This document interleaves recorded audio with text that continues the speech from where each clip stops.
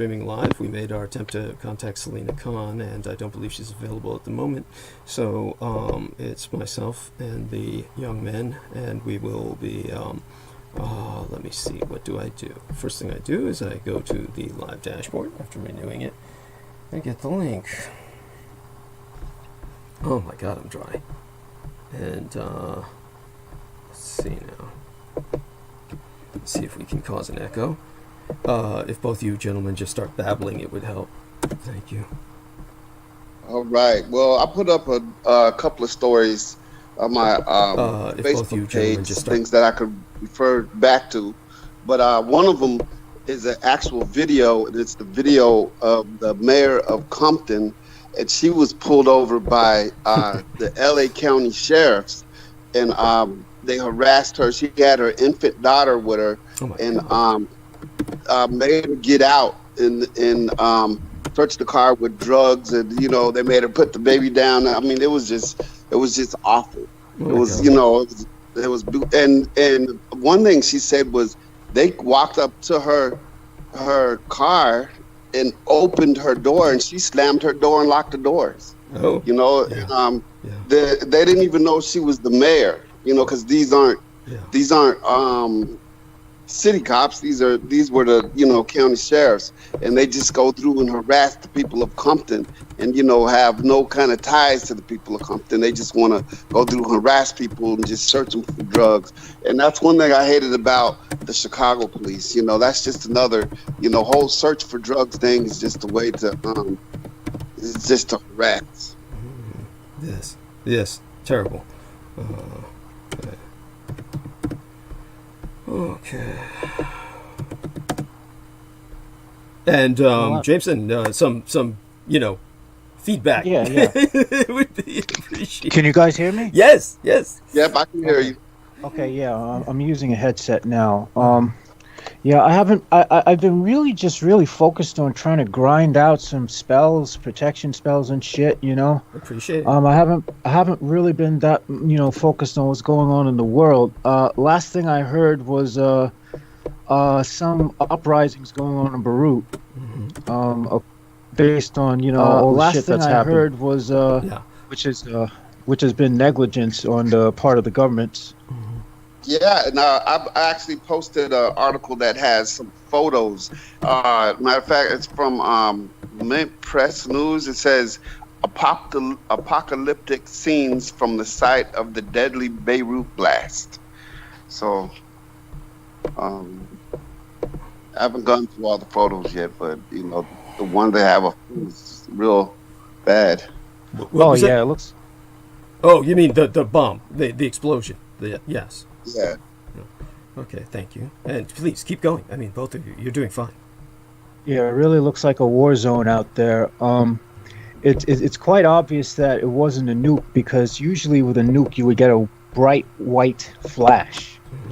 That has to be emphasized to anyone who might have been, following anyone who's like, anyone who just jumps ahead and claims that it looked like an atom bomb. Right. No, atom bomb, you would be blinded by the flash immediately. Yes. It would probably melt your eyes. Yes. Right away. Yes. Go on. Yeah. All true. And I was talking to a guy from Puerto Rico, and when I went to the pool the other day, it's a guy who is a regular, and he knew a lot about the base that I was stationed at down there, and over in Vieques, the reason they shut down the base is because the mayor of Puerto Rico, or not the mayor, the governor of Puerto Rico, wanted the bombing practice to end in Vieques, because when you got brand new Navy pilots, that's where they did their practicing for their bombs, and the whole reason that base was there in the first place was so that was for a support system for the training for the brand new Navy pilots.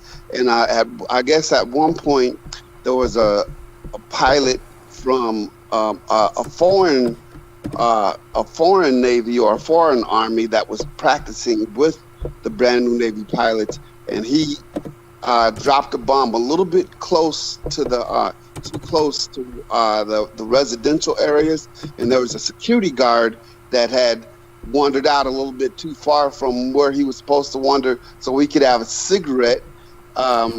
This was back, yeah, and that when that pilot dropped the bomb, it killed that security guard. So there were protests, stop the bombings, and so the governor said, the bombings got to stop.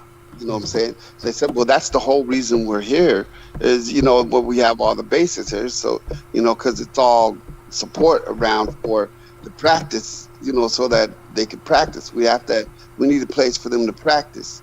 So they suspended it for a short while they worked things out.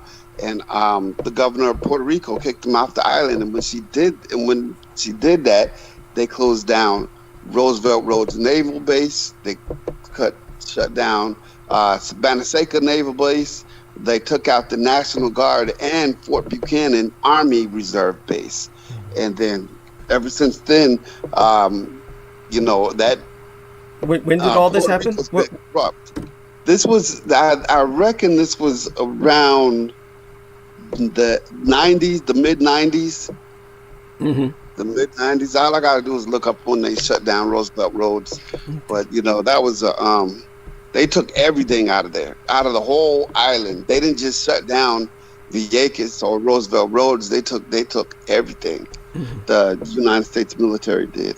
So I don't, which they did in order to devastate the economy. They devastated the economy because the economy was dependent on all that income from the military, right? Yes. Wow. And that's exactly what happened. Yeah, and that's exactly the way it is in the Deep South. The Deep South, they're completely dependent on military-based economies. The military bases are their economy in many of the states, and so they've left Puerto Rico denuded. So at that point, why doesn't Puerto Rico just declare independence? They should, because there was a group that called the Macheteros. They were called a terrorist group, but the leader of the terrorist group was a retired U.S. Army officer who was still getting the pension, even though they called his group the Macheteros. They called them a terrorist group. Mm-hmm. But that's what they were about, Puerto Rico getting their independence. All right. Okay. I really thank you for bringing that up. Now, let me see if I can maneuver this without causing too much damage. This is the laptop, which, of course, is hardly maneuverable. And when I move it, then various changes occur that cause all kinds of disruptions to programming. So let me see if I can do this without burdening us all with some unnecessary stress. I can't believe I actually got what I got done as early as we did. Everything was working against us, and I mean everything. And when it comes to what I had to do tonight was I had to sign back into the channel and everything else because of changes in password. So won't go into that now, but both of you gentlemen keep doing what you're doing, and I will, we're kind of settled with the laptop, so I'll just refresh everything on the larger screen and go on with production. And I think both you gentlemen are doing well, and appreciate both of you being here beyond expression. Go on. Speaking of Los Angeles, LA mayor threatened to shut off power and water to homes that host parties. It's another story. I don't blame them. I don't fucking blame them. I mean, really, seriously. I mean, what they're doing is they're spreading disease, right? So if you're going to have these COVID-19 parties, then yeah, take measures. That's fuck this bullshit about we have rights and stuff. You don't have a right to go around infecting people. As a matter of fact, if somebody comes by you without a mask, I'd be interested to see how the defense would work if somebody shoots them and kills them and says, well, he was threatening me, he wasn't wearing a mask, and see how that holds up in court. It'd be interesting if that goes through. And if that did, you'd see people start wearing their fucking masks, wouldn't you? That would be. So there we have that. And okay, let me see now. 10 minutes to the top of the hour. I can't believe we made it this far. Why don't you two gentlemen keep talking for the next 10 minutes, bring us up to the top of the hour. I'm going to get some refills for my liquids, and probably take a quick trip to the restroom. I'll be back hopefully at the top of the hour. Okay. Thank you. All right. Well, it seems like I might be in Facebook jail soon. I had posted something saying basically, because I was getting friend requests from, the pro-Trump supporting, gun-toting pieces of shit. And I told them, listen, I'm just going to be blunt and say it. None of this, I want the audience to realize that I'm not saying any of this out of any bigotry or racism. But basically what I said is, white trash be gone. Don't send me a friend request if you're going to put on some pro-Trump, pro-gun shit. Dead ass, I screened my request. So right. Yeah, exactly. And apparently, a lot of times if I'm gonna decline, a lot of times I'll just decline. And most of the more, I'd say 90% of the people who I decline are really fake profiles of really pretty, sexy women who have probably had their photos stolen, then put up and then just go through and they got like 45 friends and all of them are male, no female friends. Oh yeah, the bots, the sex bots, yeah. Yeah, those are also like fucking Russian trolls, Russian assets who are also responsible for spreading disinformation, putting up these what do you call it? They put up these links to like sex sites, and you go to sex sites, what they do is they put trackers into your fucking system. They put fucking malicious viruses and software into your system, and they steal your information. Yep. I mean, they have the whole thing. They have the whole thing is like at this point, it's almost automated. It's almost like a production. It's almost like a production company with the way they do it. They have it down to a science. Yeah, I was trying to look for it, but someone posted an article to where Trump said black people need to learn their history, or else they're going to repeat it. And I said, and I commented that we know our history and our present.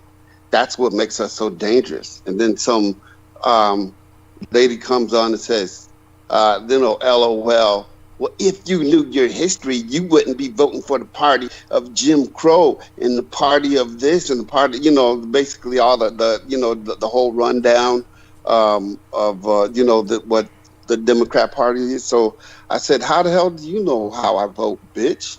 I said, how do you think Trump got in office? You know what I'm saying? I said, this generation ain't voting for the lesser of two evils because it's still evil. You know what I'm saying? And I said, while you're at it, why don't you add Biden's law, aka the 1994 crime bill, to your little list there?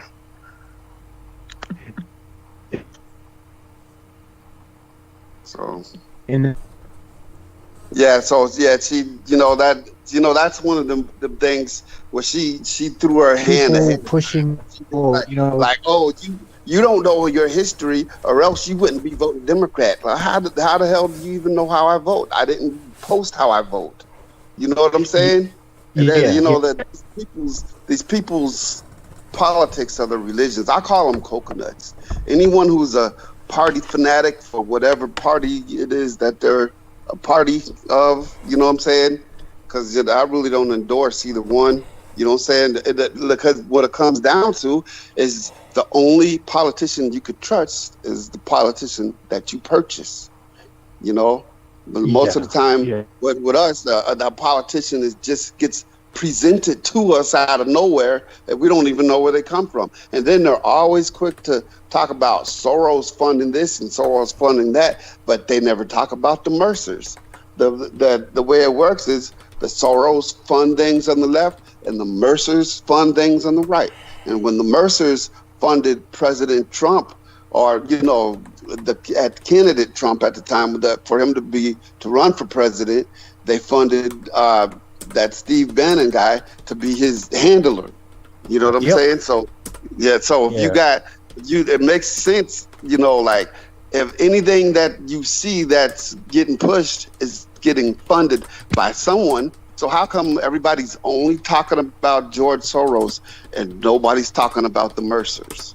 No one's also talking about the Koch brothers, who, you know, they're not talking about any of these people who are running the major right, you know, media, the major right media campaigns. No one's talking about Giuliani and his role in the whole fucking the satanic pedophile cover up. I mean, fuck. And they're saying that, you know, Trump is supposed to. Who brings that up? Because I didn't even know that before Douglas brought that up. And you could find that in public record now. And the thing that's so incredibly absurd and offensive about it is that nobody's bringing up, you know, all the kids that are being raped by the fucking ICE officials at the border. They're being used as fucking sex toys, and they're saying, "Oh, Trump is going to fix pedophilia." You fucking dipshits! He's doing it right in front of your freaking face, and he has on record, you know, talking about how he likes them young, and how he would fuck his own daughter. Oh, but that just goes right over their heads because, you know, it's cognitive dissonance. They don't want to believe it. It's absurd. You know, thank you. It's so true. It is so true, and it just adds to the pain of tonight and everything that's ongoing. So definitely appreciate you bringing that up. We still got a few minutes till the top of the hour, so both you gentlemen continue. I wanted to know if I could recite a poem. How long will it take? I mean, if it's only short, it takes us to the top of the hour. Otherwise, wait till after the top of the hour. All right, I'll wait till after, but it's going to be a funny one. Okay. You guys will probably like it. Okay. Open to that, and so until then, in the few minutes that we have, anything that comes to mind, I'm open to. Honestly, I'm just so glad both these gentlemen are here. I couldn't be here tonight without them. I wish Maria Michaela Grigorich's Skype was working. I would bring her on. But we'll have to get someone to help her arrange for her Skype. Now, it's... I don't think, for reasons she explained to me, that we can get her daughter to help her again. with that particular, her daughter was actually a guest on the show once, and but I don't know if she'd be willing to help Maria get her Skype up and running again. So hopefully she can find somebody that can do that. Is that possible, Maria? You can answer me wherever you wish. I'll check out the live dashboard, and she says hello, everyone there. Lelu Zalim, I hope I pronounced that correctly, says good day, and my salutations to both these lovely ladies. You know, hugs as well. And so Henrietis of Rigor Mortis says hello, grateful for another transmission. Oh, it almost didn't happen, and seriously considering not doing any more. So not quite sure how to confront that. So let's see now. Okay, and so Maria says she'll try and figure it out. Good. There is one thing in news that's just breaking.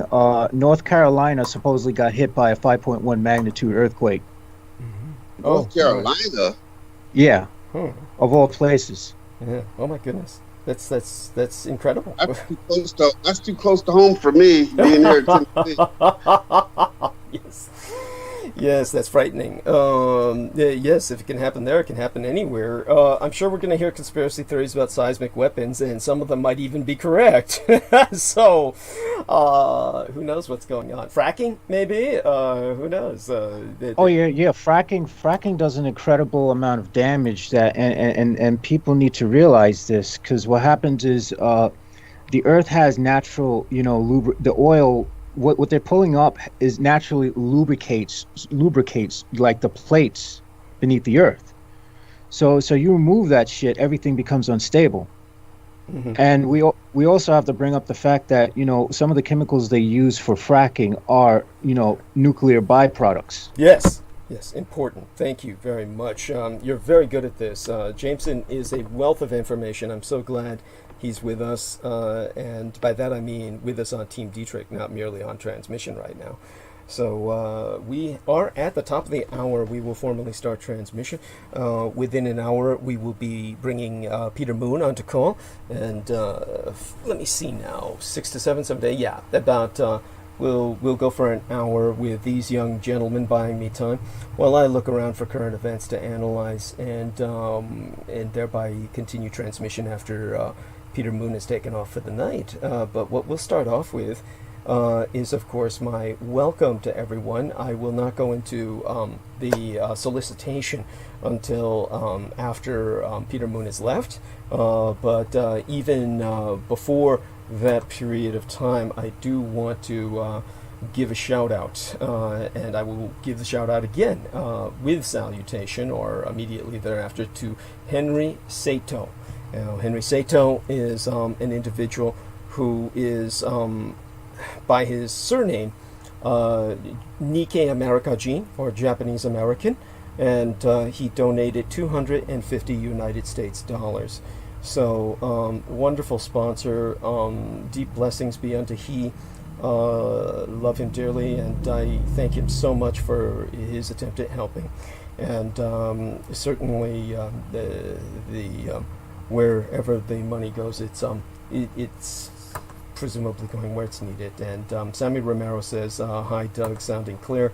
So I want to thank him for that, and definitely appreciate everyone. I've been unable to respond to anybody on the promotional banners like I usually do, because I've just been so overwhelmed with depression.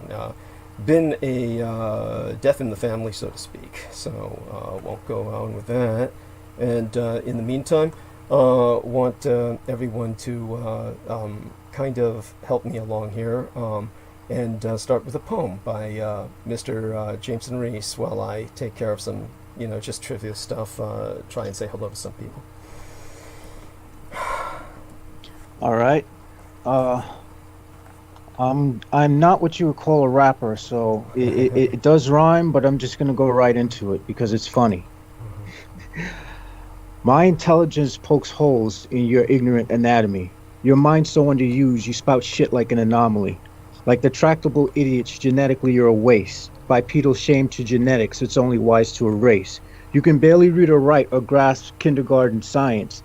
Think it's cool to be a moron in some illogical defiance. Posture threaten hex or curse, but you can barely get the gist of me. You shouldn't have offspring, as it only bring more misery. Ascendant master gurus, but y'all are mental tragedy. You can't self-reflect to even grasp your state's gravity. Have truth infused mostly with lies. Chance of reason dies. You have your brain so ruined by shit that you can't hear its cries. No end to your hypocrisy. To this, you're in denial. So lost in your arrogance, you think you're the chosen of Belial. But the Infernal knew you're full of shit, and have known it for a while. Think you're a clever con artist, yet we spotted it for miles. Lying yet transparent, that it's yourself you do not love. Yeah, well, here's a message channeled from the ones above.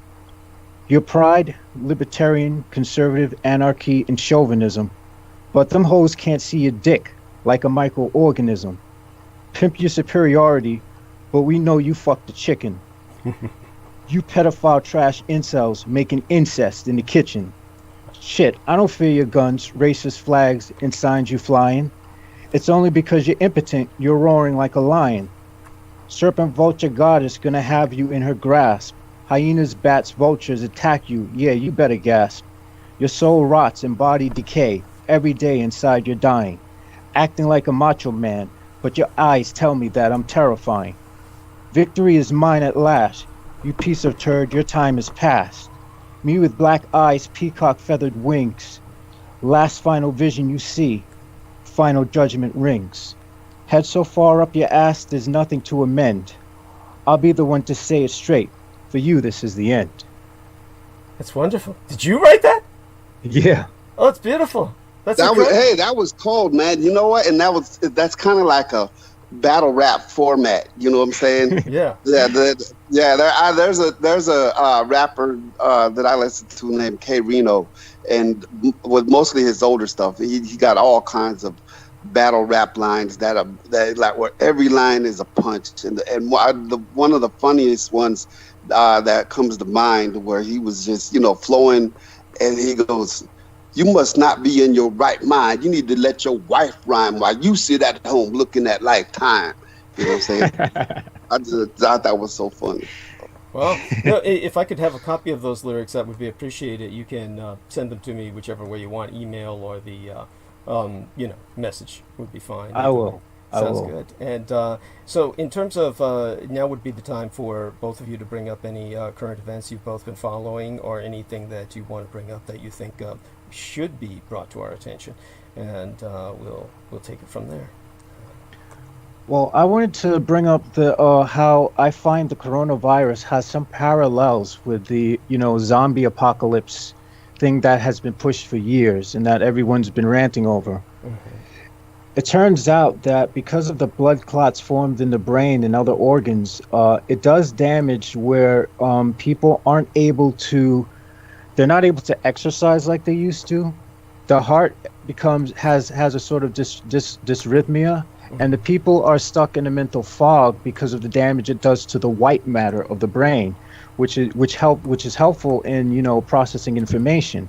So we're going to have a generation of people who are just walking around in a stupor, very slow, pretty much literally walking the streets, literally like zombies. Mm-hmm. Wow, that's so where do we go from there? That sounds bad. What do we do?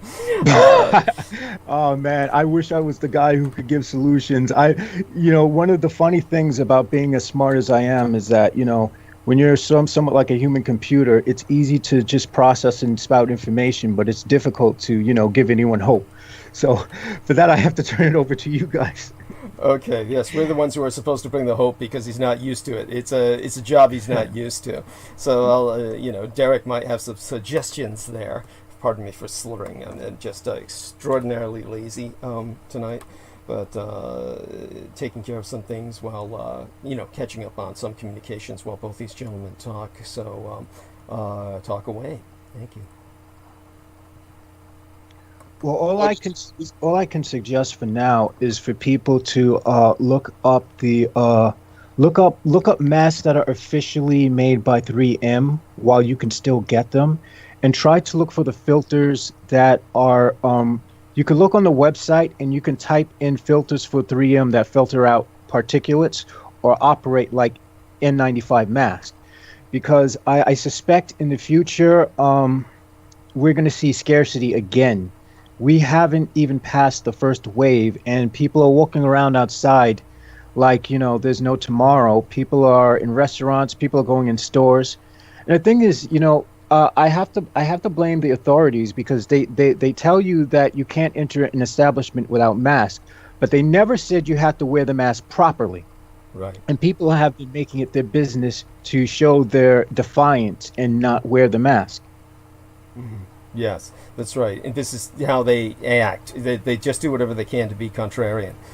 So, go on. This is one of the problems with the American attitude that's damaging, is because, and this has been exacerbated by the Russian state's bullshit, insurgency propagandists, right, who want everyone to distrust the government.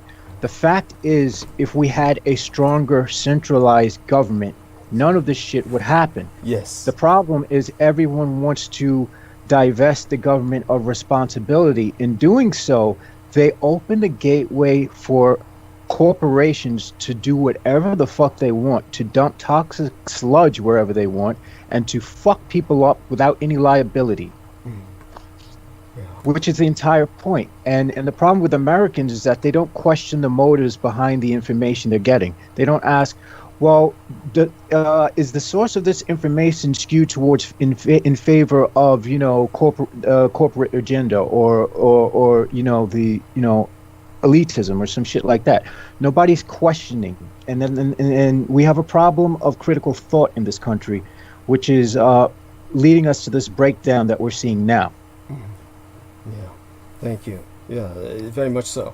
And so do continue, both of you. I mean, you started it off good with a healthy rant and no arguments from me. It's definitely something I've always argued, is that we actually need a stronger government, yes.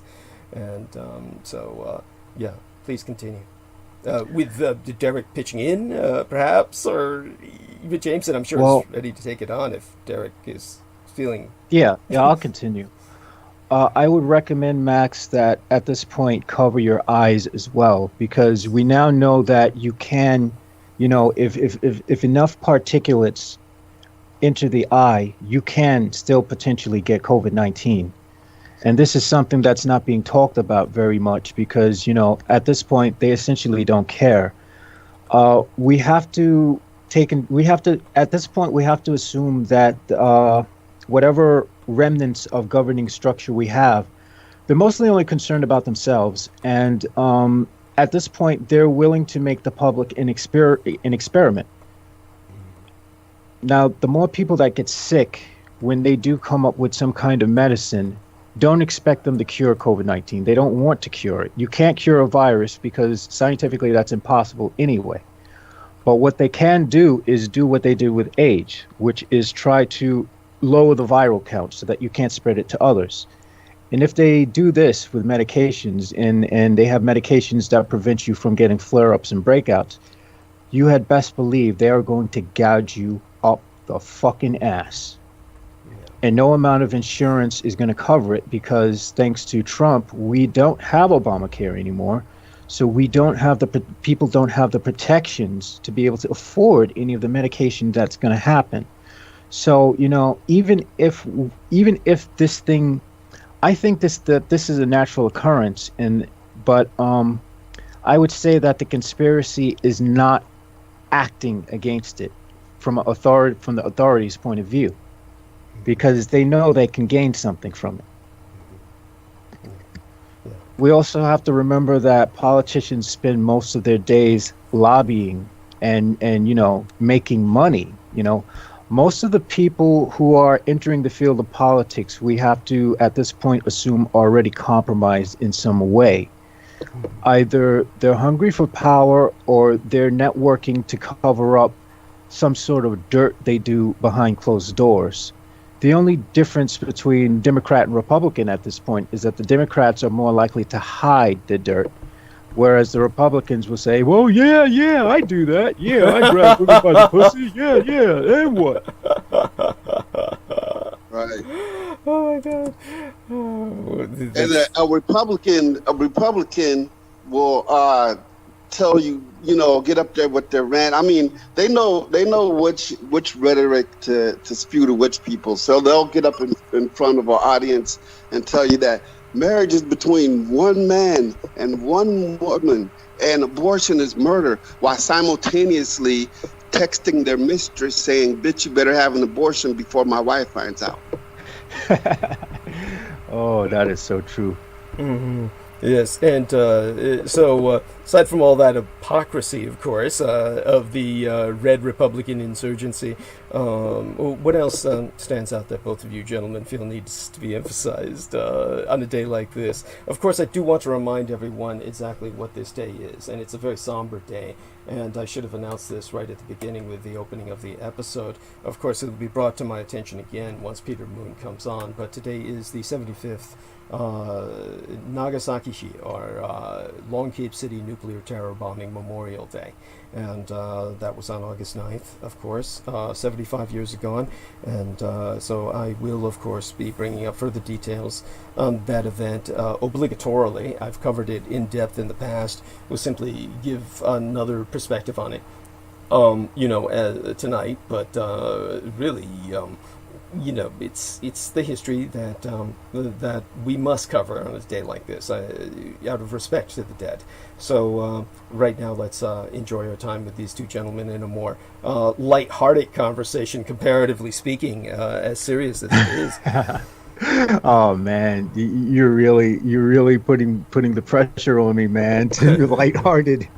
Oh man, me and lighthearted just don't go together. Oh, Have you ever looked into that and looked into ALEC, the American Legislative Exchange Council? are you talking to You me know, or JMO? that brought up, yeah, we brought up lobbying, but you know what most of the politicians are lobbying, and ALEC plays a big part in a lot of what goes on in with the law, with our lawmakers and stuff that are going. I did a podcast on it a long time ago. I kind of got to refresh my memory, but I was just asking you if you, Jamison, know much about it.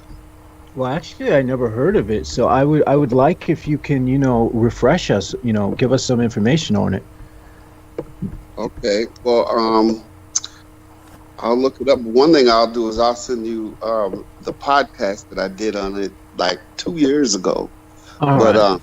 yeah, but the American Legislative Exchange Council, also known as ALEC, is a lobbying group, and basically they're the ones who purchase the politicians. Remember I said the only politicians you can trust is the ones that you purchase? Well, that's what they do. They have unlimited funds to purchase politicians, to push the laws that they want made, and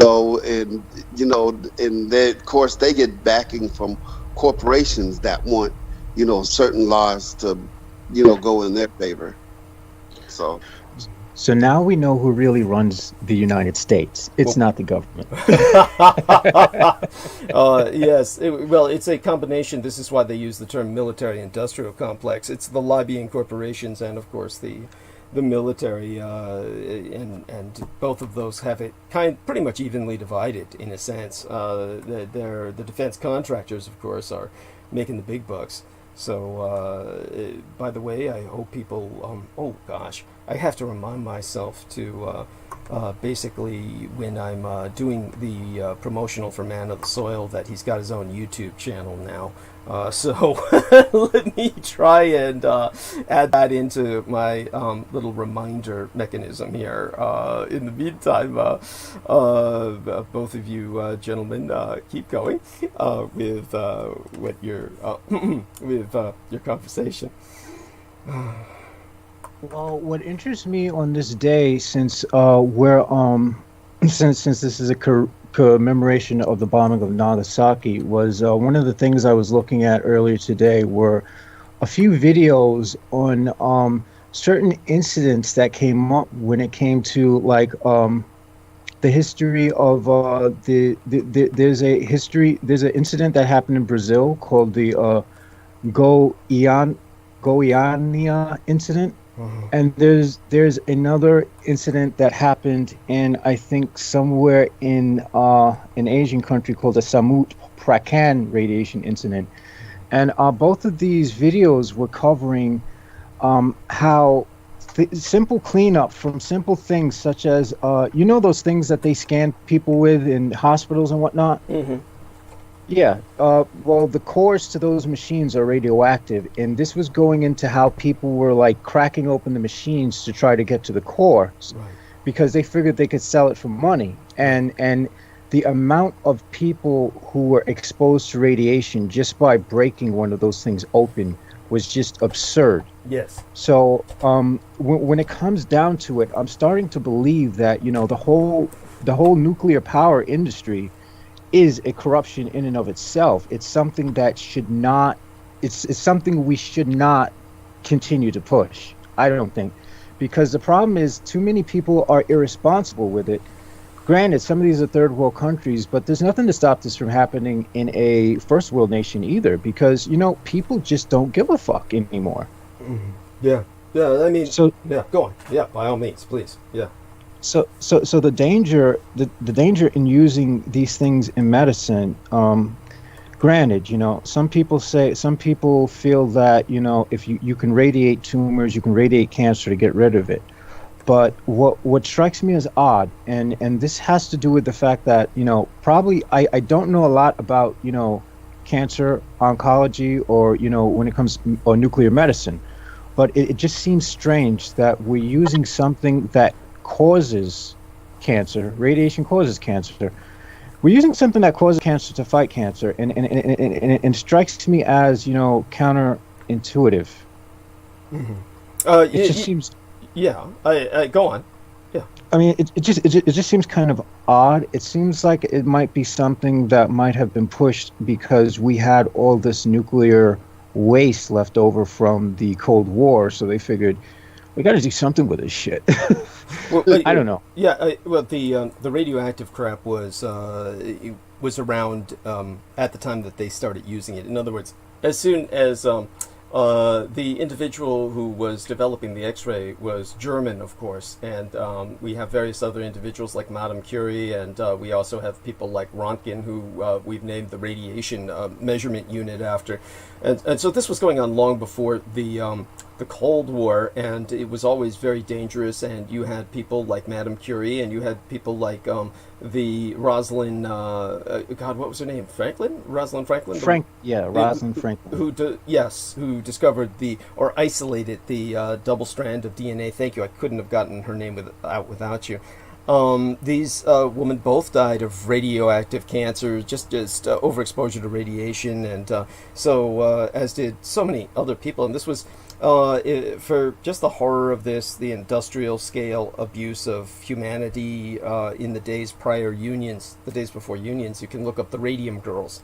And there are videos about that on YouTube, and they're simply heartbreaking, just heartbreaking. My father described that to me at length when I was young, before, generations before there was a YouTube, which will be impossible for people to imagine in this day and age. But my father was basically in an industrial area of the world, Rochester, New York, where he was born, and they were within range of many of these other industrial cities and hard industrial areas where these sorts of things were happening.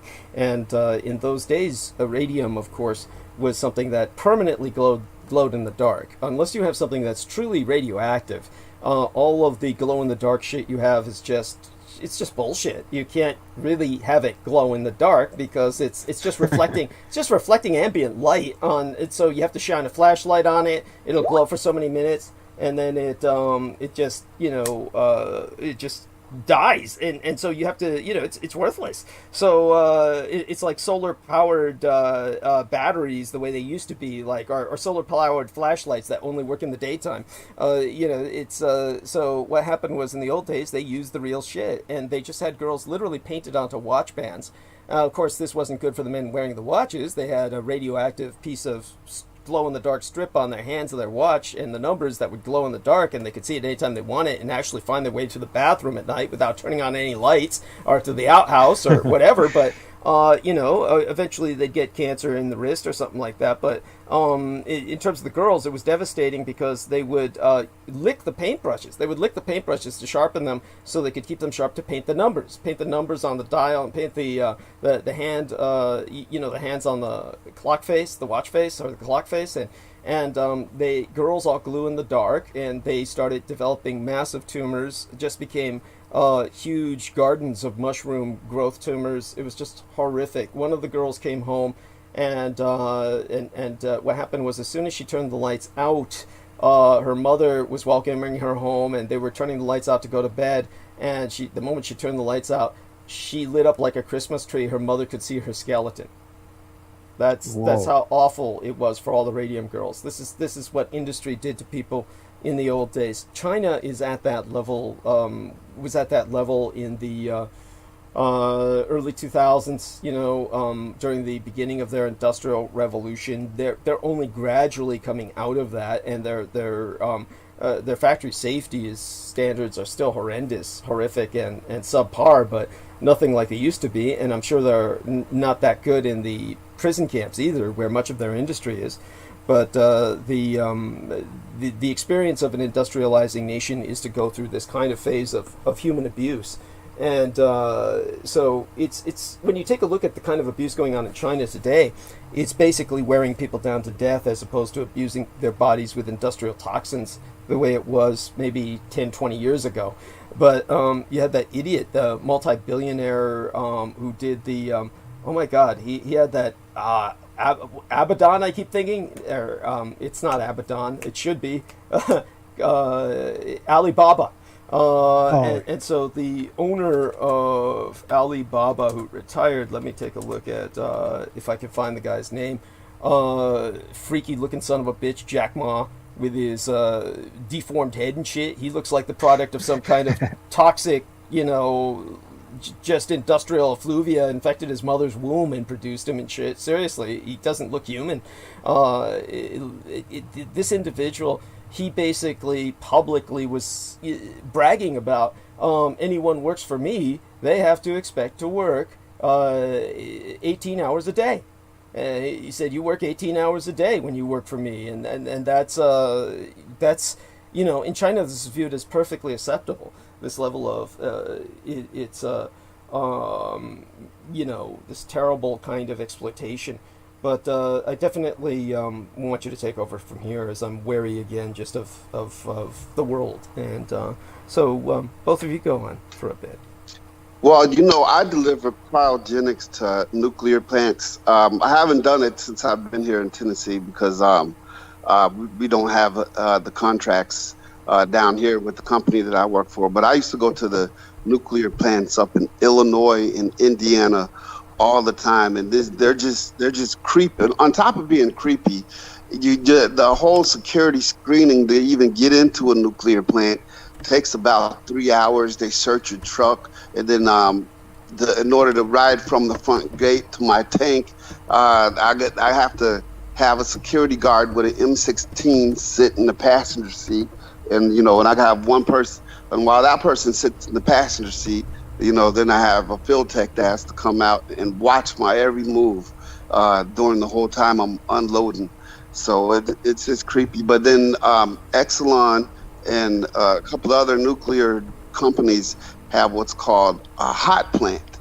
Now, if anyone works at a hot plant, there's low levels of radiation that are in the air, and people want to go there for the money, because I guess if you work at a hot plant, you make astronomical amounts of money, but you can only work there for 3 years, because after 3 years, your body no longer tolerates that low level of radiation. So it's like you're whoring out your body for 3 years of to me it makes no sense. Why would you do, that's like someone saying, hey, I'll pay you a whole bunch of money, and all you have to do is just lose your body after 3 years. There's no way I'd work in one of these places. Oh my God. I mean, that's so what kind of price are these people seen to pay? Has anyone done any follow-ups on these people after their time there? Their time in radioactive hell? I don't know, but I know we charged them a shitload of money to even deliver there. But I mean, they pay an astronomical rate just because it's not profitable, because we're sitting there for 3 hours and we're going through background checks every time we come. If I have to go 2 days in a row, I gotta sit there for 3 hours each day while they do the background check. Then go, I have to open up all the doors, everything on the truck, and they walk around it with that long stick with the mirror at the bottom, and yeah, it's real. It's it's a real pain in the ass to get up in there, But I really hated doing those. You know what I'm saying? So, one reason that they pay so much for their cryogenics is because most of the cryogenic companies set the price so high because they don't want their bid to be won. They, it's like it would be like if I'm normally charging, $1,500 for a delivery, I say, well, you know what? With everything we have to do there, I'll charge. We're going to be charging 25,000. Well, everybody, if they say okay, we'll be like, damn. They said yes. Well, now we got the contract where we got to, do this. But at least it's making it worth our while. Mm-hmm. Yeah, it's definitely that's fascinating. I really thank you for bringing that to our attention. What does that bring to mind with yourself, Justin? Or I'm sorry, Jameson. I was saying Justin White for just a minute. Never want to confuse you with him. I'm sorry. Oh my God. Well, I imagine that most of the money they're going to be making, they're going to be using to fit medical bills. So it seems like it seems like it cancels itself out. Yeah. That's at a hot plant. If you're working at just a regular nuclear plant, supposedly you don't have any. Exposure to the. I mean, you go to these places and they're like super clean, and then there's like, you'll see like rivers and bodies of water, and that's the water that runs through to cool the coolers.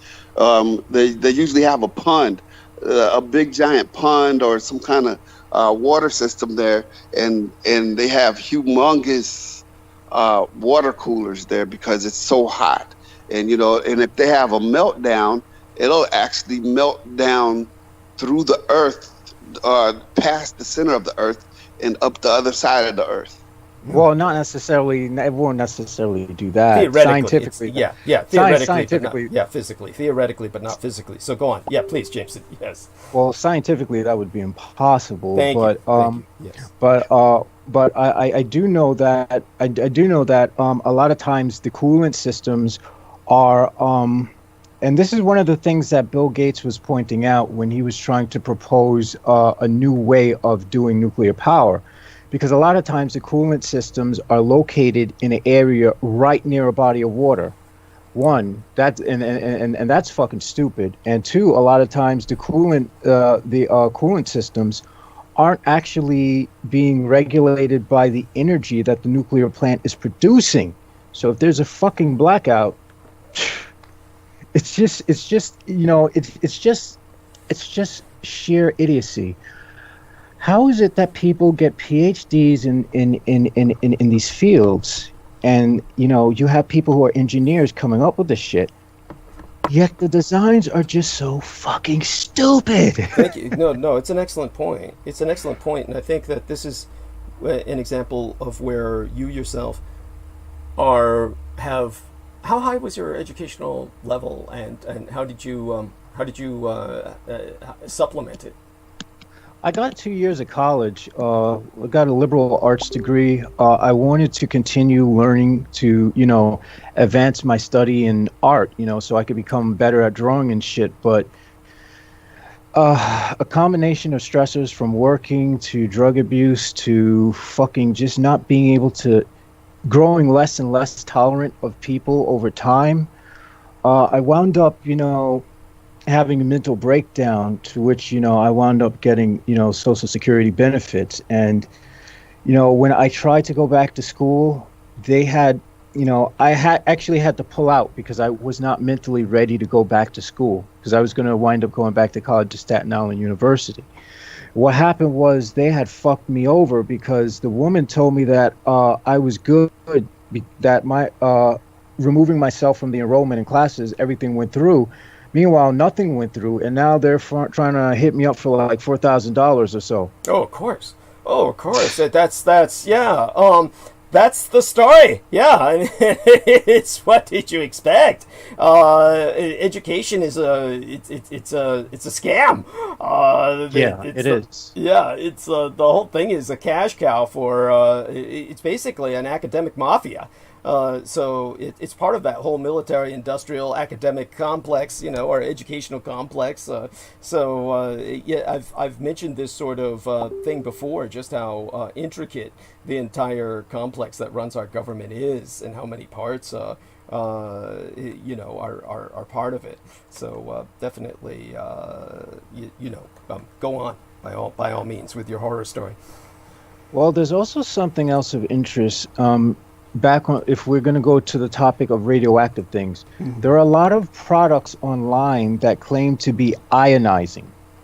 Now, studies have found out that they are to some degree radioactive, and that what they use is a form of radioactive thorium in them, and that most of them are produced in China, because where else? And so, Yes. so they have these ionizing bracelets, and granted, if you're exposed to it for like an hour, it's not going to kill you. But if you're wearing this bracelet all the time, you're one of those white light hippies. Dude, I have like this ionizing bracelet. You could feel the positive energy. Yeah, you're feeling the positive energy, all right? You're getting cooked from the inside out, you fucker. Oh shit. I mean, oh man, it's so. The thing about it is, my sense of humor has grown pretty dark and macabre over the years. Yes. And so things that should be like really, things that really should make most people sad or depressed, it's funny. It's fucking hilarious. It's hilarious because it's just so mind-boggling how you can get away with things, how stupid, how stupid people are. And not only that, how uninformed. Actually, it's kind of tragic how uninformed people are. But, when you realize how many people are like following, for example, all this fake news being sponsored by the Russian state on behalf of President Trump and whatnot, you realize that, the lemmings are going to run off the cliff. It's what they do. So it's best to step aside and take bets on which lemming falls first. Yes. Yeah, I mean, I can understand that attitude. It's definitely something that I felt at times when I was younger. I still say, of course, we should commit ourselves to aside and take action, and it's just, I think it will be more constructive for humanity that way. But well, I agree with you on that. It's just that sometimes with the way when one starts to analyze the structures in place meant to keep all this shit going as it's going, which is backwards, which is into the ground, it's one starts to feel a sense of being overwhelmed with hopelessness, and this is, I guess, kind of where I'm at. Yeah, I get it. I get it. I've been there, and as well, I've been there in terms of the rage. Just the rage one feels at the auto-destructive nature of the world, and how humans behave within that world towards each other, and so that they help the process of entropy, and they seem determined to destroy themselves. And certainly I myself receive nothing but obstacles and constant attacks within and without for anything I try to do to help or educate people. I too have lost hope, really, to tell you the truth. But so go on, both of you. Well, I've also noted, I guess I'm going to go into some local mundane shit. But it seems, that's fine enough, yeah. Fuck, why well, not? it seems like there's been a lot of power outages recently. This is even after the hurricane passed. I guess Con Edison is still clearing shit up. There must have been a lot of lightning, because there's a lot of trees that were like split in half. And sometimes when lightning strikes the trees, they literally just explode from the water inside of the trees. It literally just pop. Wow. Yeah. And it was kind of strange the other day, because it was like I would walk one block and the lights would be on, and then at some point I started predicting where I was going to see a power outage. So I was like, I bet you next block I go down to get towards Bay Street, there's going to be no lights at this place. And I was right. I was like, okay, there's a pattern here. So another block, there's going to be lights. There's lights. In another block, and at some point, it started to scare myself, because I was like, wait a minute. I'm not doing this shit. Oh, my God. Can you imagine? That would be an awesome level of power. I mean, with all the superhero films and shows we've got going on, you'd certainly be trendy. So, and beyond that, you'd be one of those angry superhero types too. So it would add that factor to it of at least again, it would make you hipster in that regard. So, go on. I've been looking at some of these. I've actually been looking at some of the cryptids. I started to become a little fascinated with some of the videos. Some of them seem, some of them seem like bullshit. A lot of times, people, especially the alien folks, especially in countries where they're less educated, they're going to, parade what I would call aborted fetuses of deformities. Because if one looks up medical defects, and the medical defects that you can find within human babies. I wouldn't recommend it to people who have a weak stomach, but me being someone who's always been fascinated by the macabre, I've learned how to stomach this stuff over time. A lot of times they parade these things as aliens or cryptids, but they're not. But yes. there are some that do fascinate me. There was one instant. Let me see if I could find it. Oh yeah, they call it the Dobie mystery. It was this weird being that had walked around. I think it was somewhere like oh God, I don't know if it's Washington or Colorado, someplace like that. But this weird being walks around in a weird way, and something about it reminded me of one time you brought up something about how the United States government had through their underground testing of nuclear weapons, which they've done well into the 90s and probably still doing to this day, that a lot of times the radiation had created some really mutated life forms and whatnot that are able to withstand radiation. Yes, are now actually able. Do you want me to go into kind of a divergent tangent on that? I'll happily do so. Yes. I don't think many people are familiar with what you're talking about, and I was speaking to you personally and privately. I have brought it up on the air in the past, but it's been a very long time. I don't believe that we have a single listener who's listening now who was there then, except for James and Reese, maybe, or Derek, who knows, with Derek Talley. Actually, he came by kind of recently, comparatively speaking. So basically the way that... what our man Jameson is alluding to is the fact that if you could look this up yourselves, everyone, this is verifiable, this is vettable.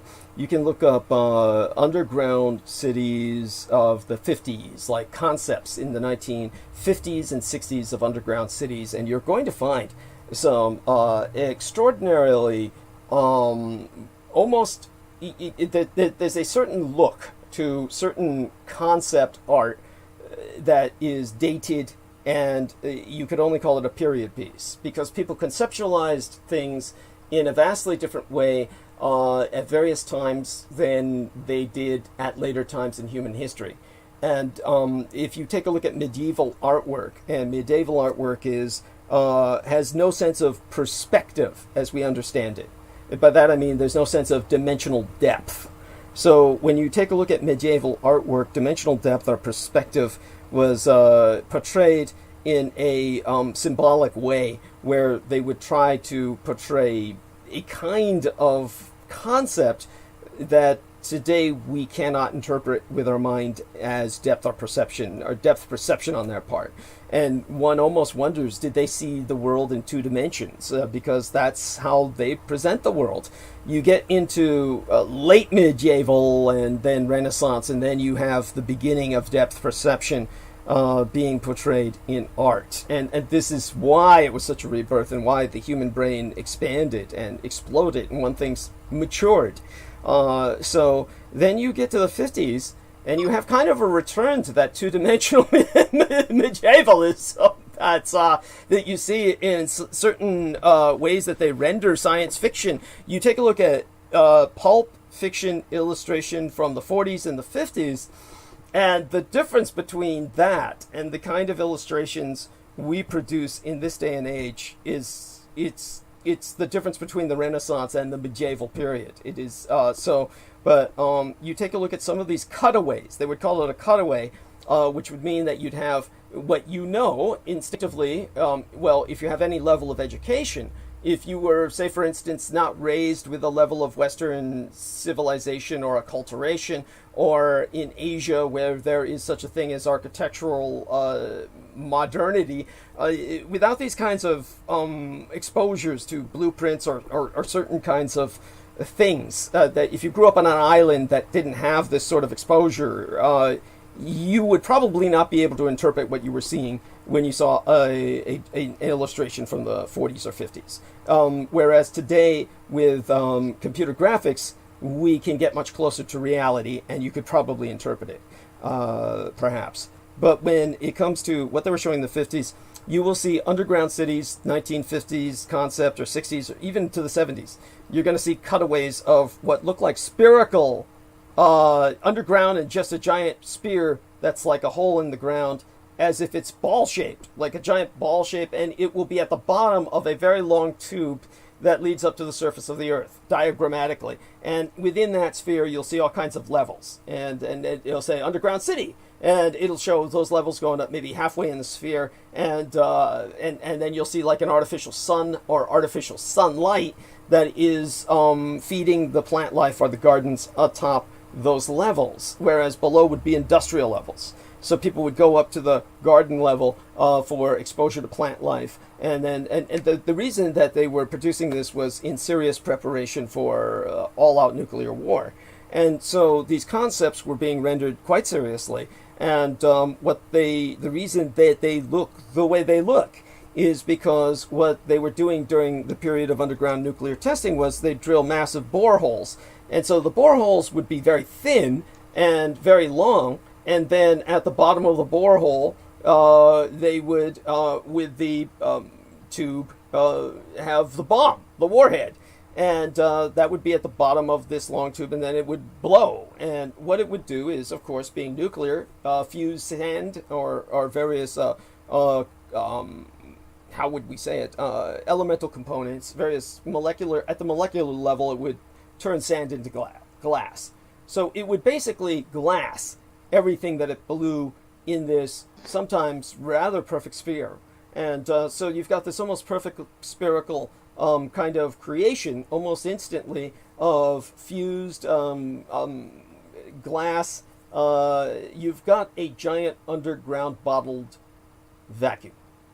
So you've just created an underground sphere at the end of a long borehole that you could pump atmosphere into. So the only problem with these spheres is they're hyper-radioactive. But because of the many that they created, because of the hundreds of nuclear tests, the environments that they implanted into these hollows, and hence the name, the Deathly Hollows, the habitats that they generated in there were hyper-radioactive environments. So they felt that this would be like the environment on Venus. So they were able to recreate their concept of what it was like on Venus in terms of an environment by pumping in gases that would emulate the atmosphere that they believed might be on Venus. You could create otherworldly environments in these super bottled terrariums that were literally giant underground bottled terrariums, or pump water into them to create vivariums with underwater life that could be planted in there. The radiation would kill or mutate everything, and therefore what they decided was, since human beings could not inhabit these underground spheres because these cavities, these lacunae, they were called lacunae, these super lacunae, they were too radiated for any human beings to ever dwell in. They couldn't serve as the survival habitats for the human race, so they decided to create a successor race to inhabit the Earth after a nuclear war in which they were certain all humanity would die, or that was their aspiration. And so the life forms that they generated were those that were tolerant of extraordinarily high levels of radiation because they fed off of it.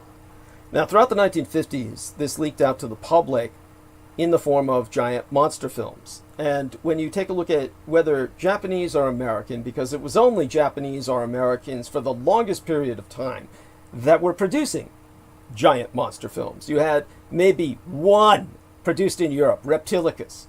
You had maybe, one wasn't produced in Korea until much, much later, like maybe the 80s, before one came out from Korea. Literally, the Japanese and the Americans were pretty much the only ones, aside the British with Gorgo and Konga. Almost no other cultures were producing giant monster films.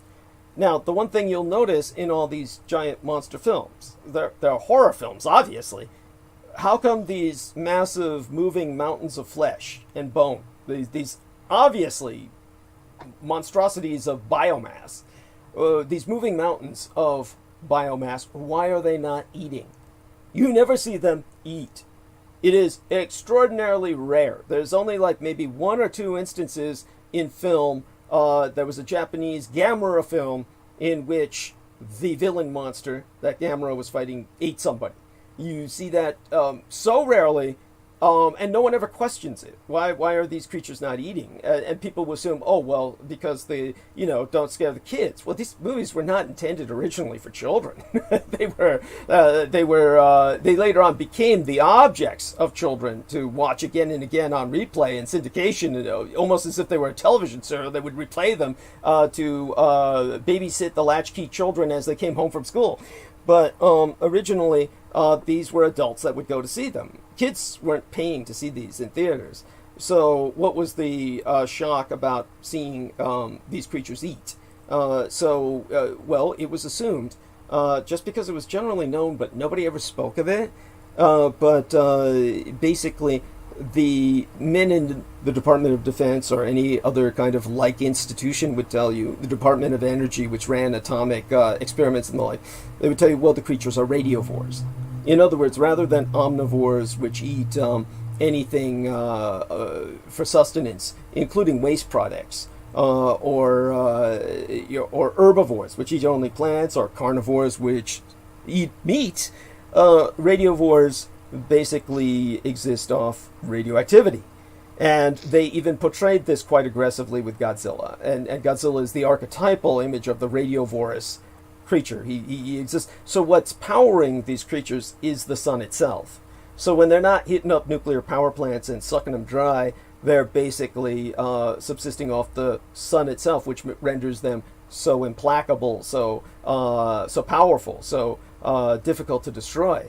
And so this is something that is presumed of the majority of what the Japanese call kaiju, which just means in the Japanese greater cryptid. So all of that came from the reality of what people were encountering in some encounters where, as Jameson Rees can back up with some of his reading in the area, there were encounters where people were literally grabbed by strange beings that they were convinced were aliens, extraterrestrials, that left severe radioactive burns all over their body, or wherever they were grabbed, like the arm.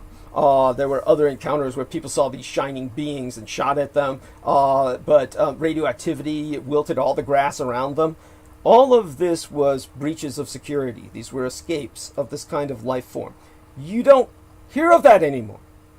You don't hear of these encounters anymore, where people are encountering the extraterrestrials or aliens that leave burns all over them, radioactive burns or scars. This is because as the security breaches became more intense and these entities began to swarm out of the earth, the military nuked the sites again.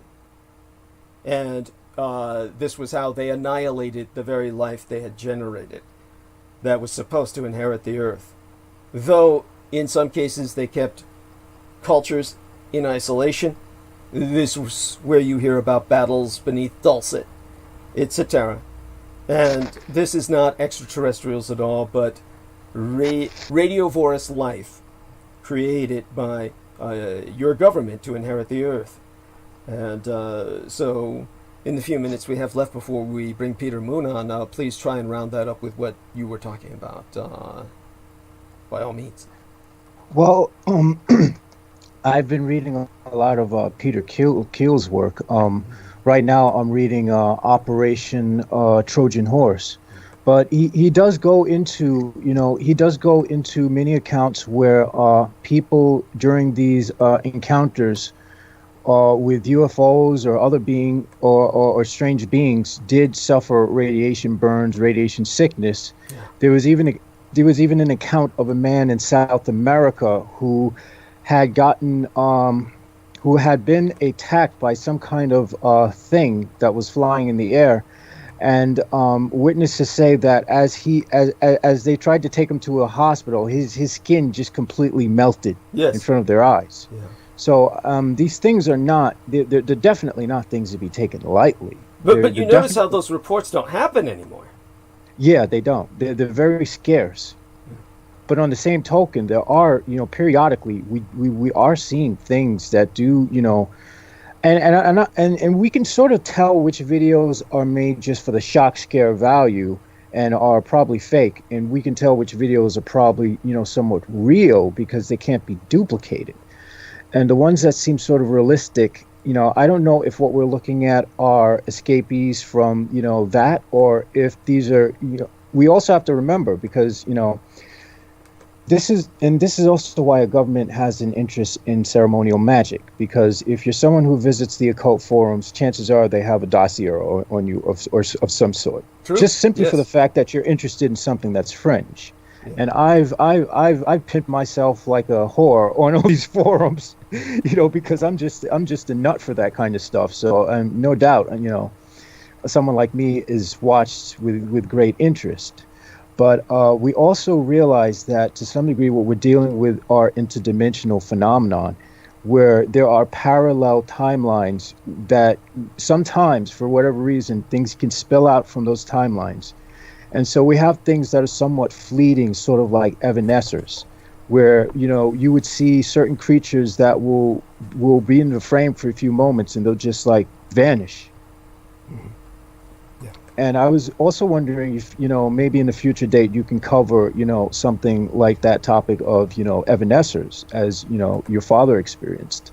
Okay. I'll go through it again, what I can, and definitely appreciate your bringing that up. Of course, tonight won't be the night, but it would be somewhat fitting because of the fact that it was a nuclear test at which my father had his experience, and the nuclear tests were, of course, all part and parcel of World War II and thereafter, the Cold War, quote unquote. So when it comes to these kinds of horrors that we're describing, I think that people need to also maintain a chronology of what kind of sightings happen when, and encounters, and then note that these encounters don't manifest at a certain time later, and yet no one ever does this. No one ever does this. I've never ever seen this where anyone does that. No one ever brings up what I've just did. Like, oh, there used to be these encounters with these kind of metallic, silvery sheen type beings that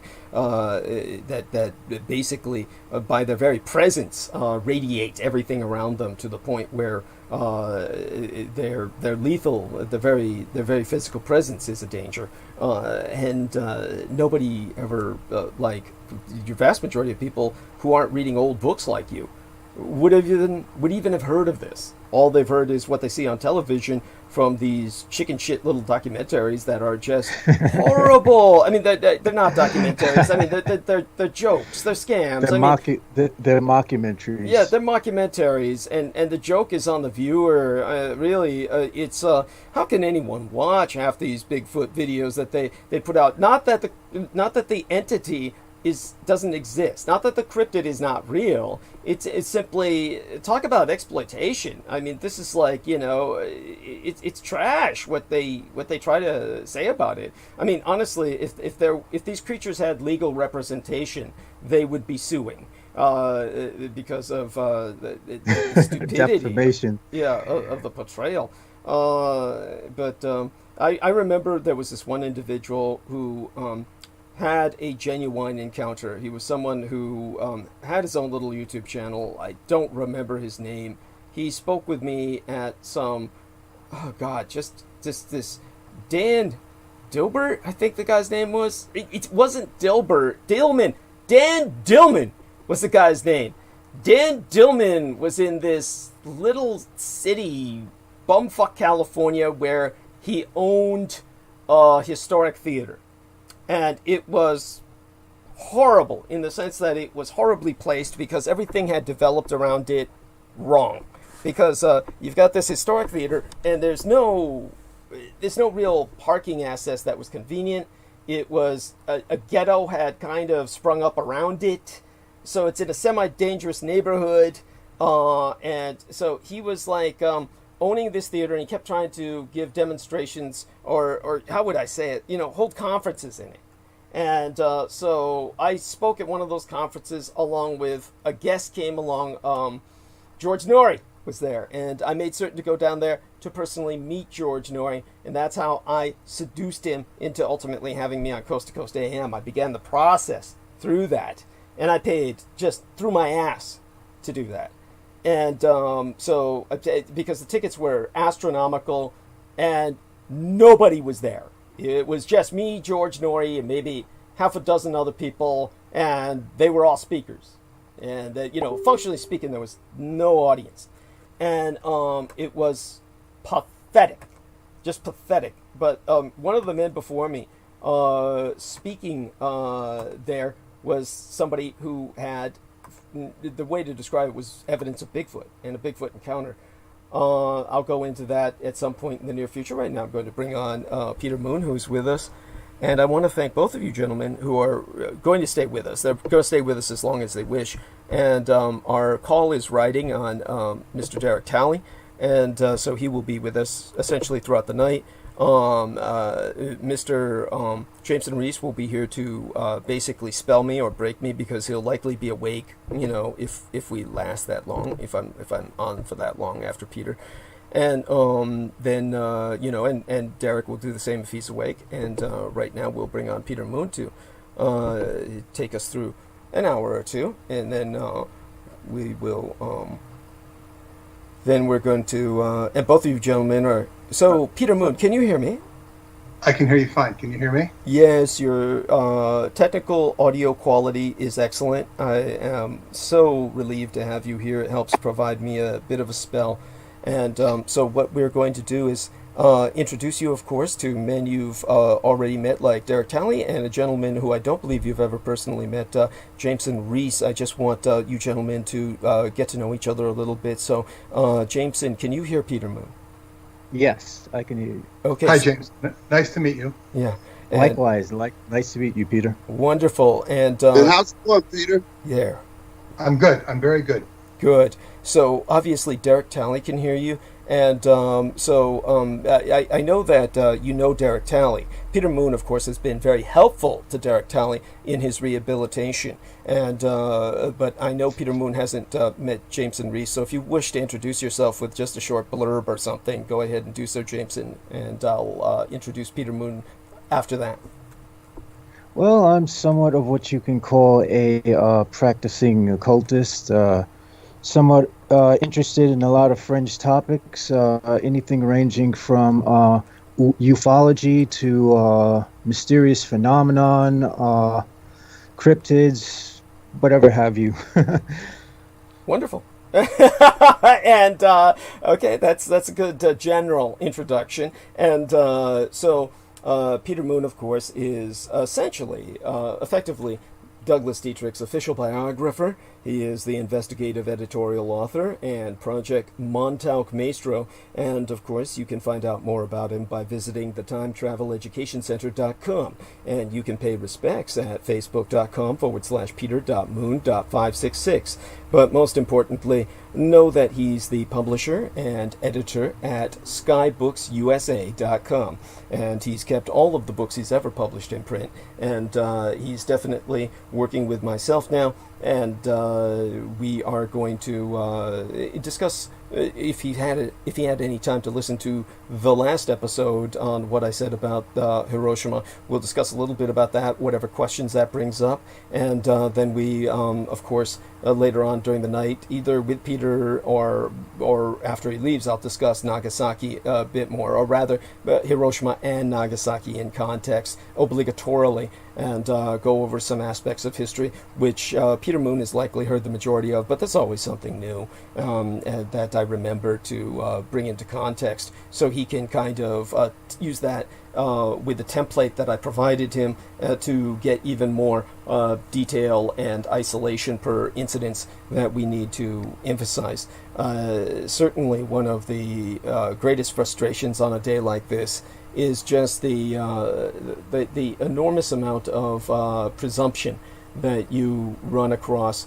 when people are attempting to basically reflect upon the 75th anniversary of Hiroshima and Nagasaki. And the big presumptions are always they're canards, and these are like false arguments that people present that are asinine or stupid, like the bomb saved lives, or the bizarre statements like that people will actually make. But in the interim, we have Peter with us, who I will get him to start talking, because honestly, he's finished up some things with Radu's book that have brought him a deep sense of closure and satisfaction. And at the same time, he's suffered through 2 blackouts, which both Jameson Reese and Derek Talley were alluding to, that we've got a lot of blackouts going on lately. And Peter Moon, of course, was at the blade tip of a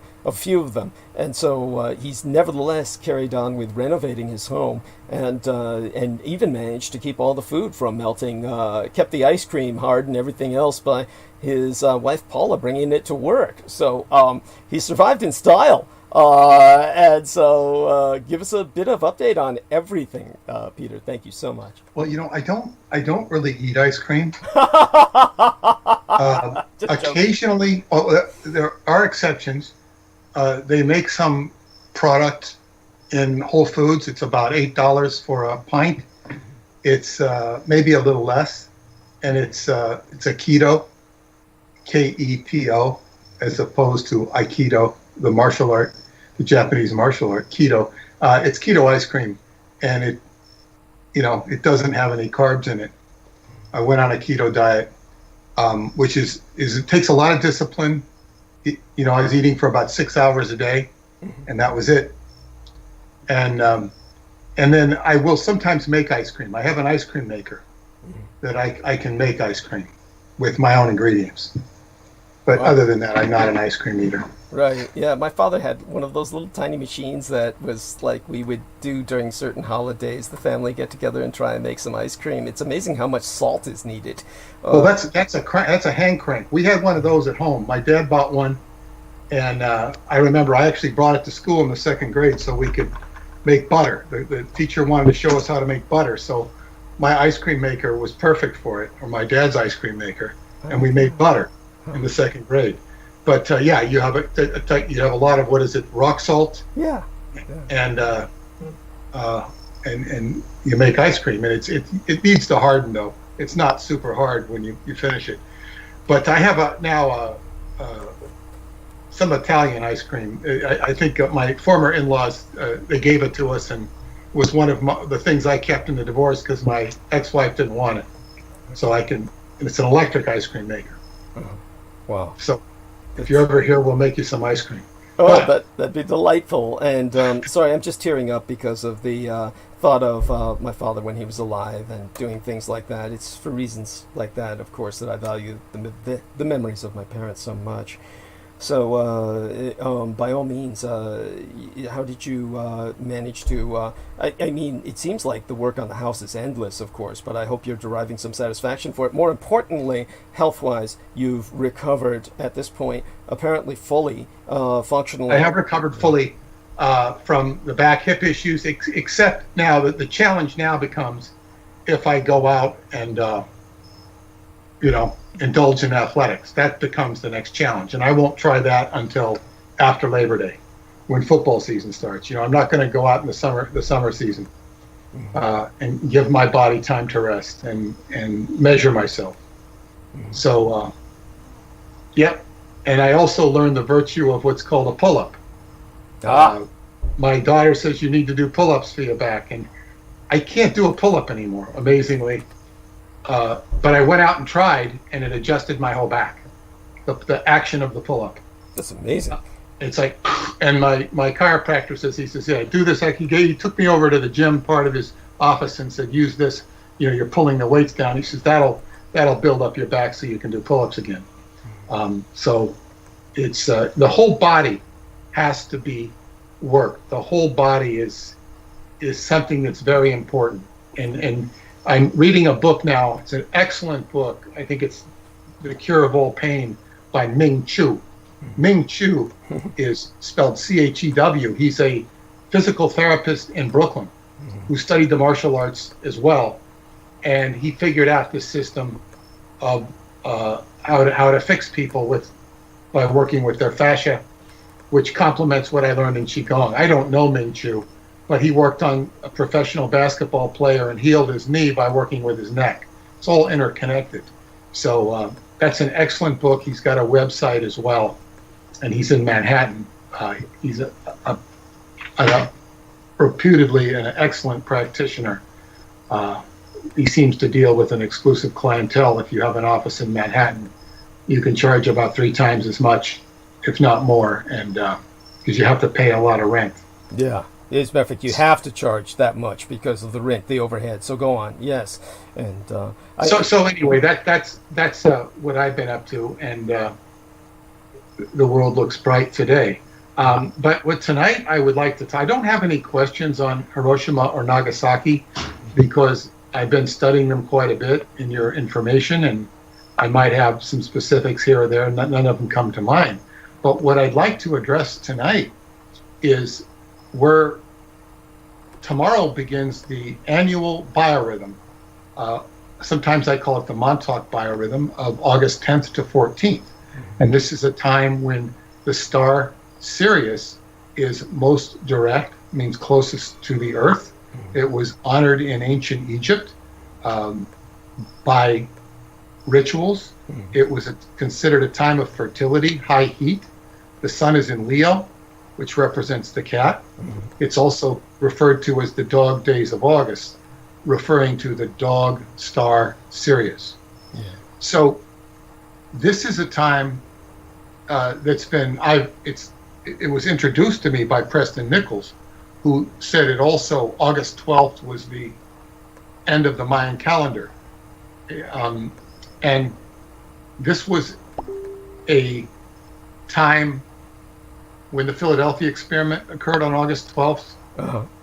There was an experiment in Brentwood, Long Island, ITT Center, which was the forerunner of the HART project, called an ITT Brentwood project. And 1983, August 12th, was the culmination of the Montauk project. And I can tell you that on or about that date, probably on that date precisely, Preston Nichols changed completely and utterly physiologically. Wow. Like how? Well, I had a friend. I haven't seen her in years, but she knew Preston long before I did, when he used to come to Psychotronics and New York City.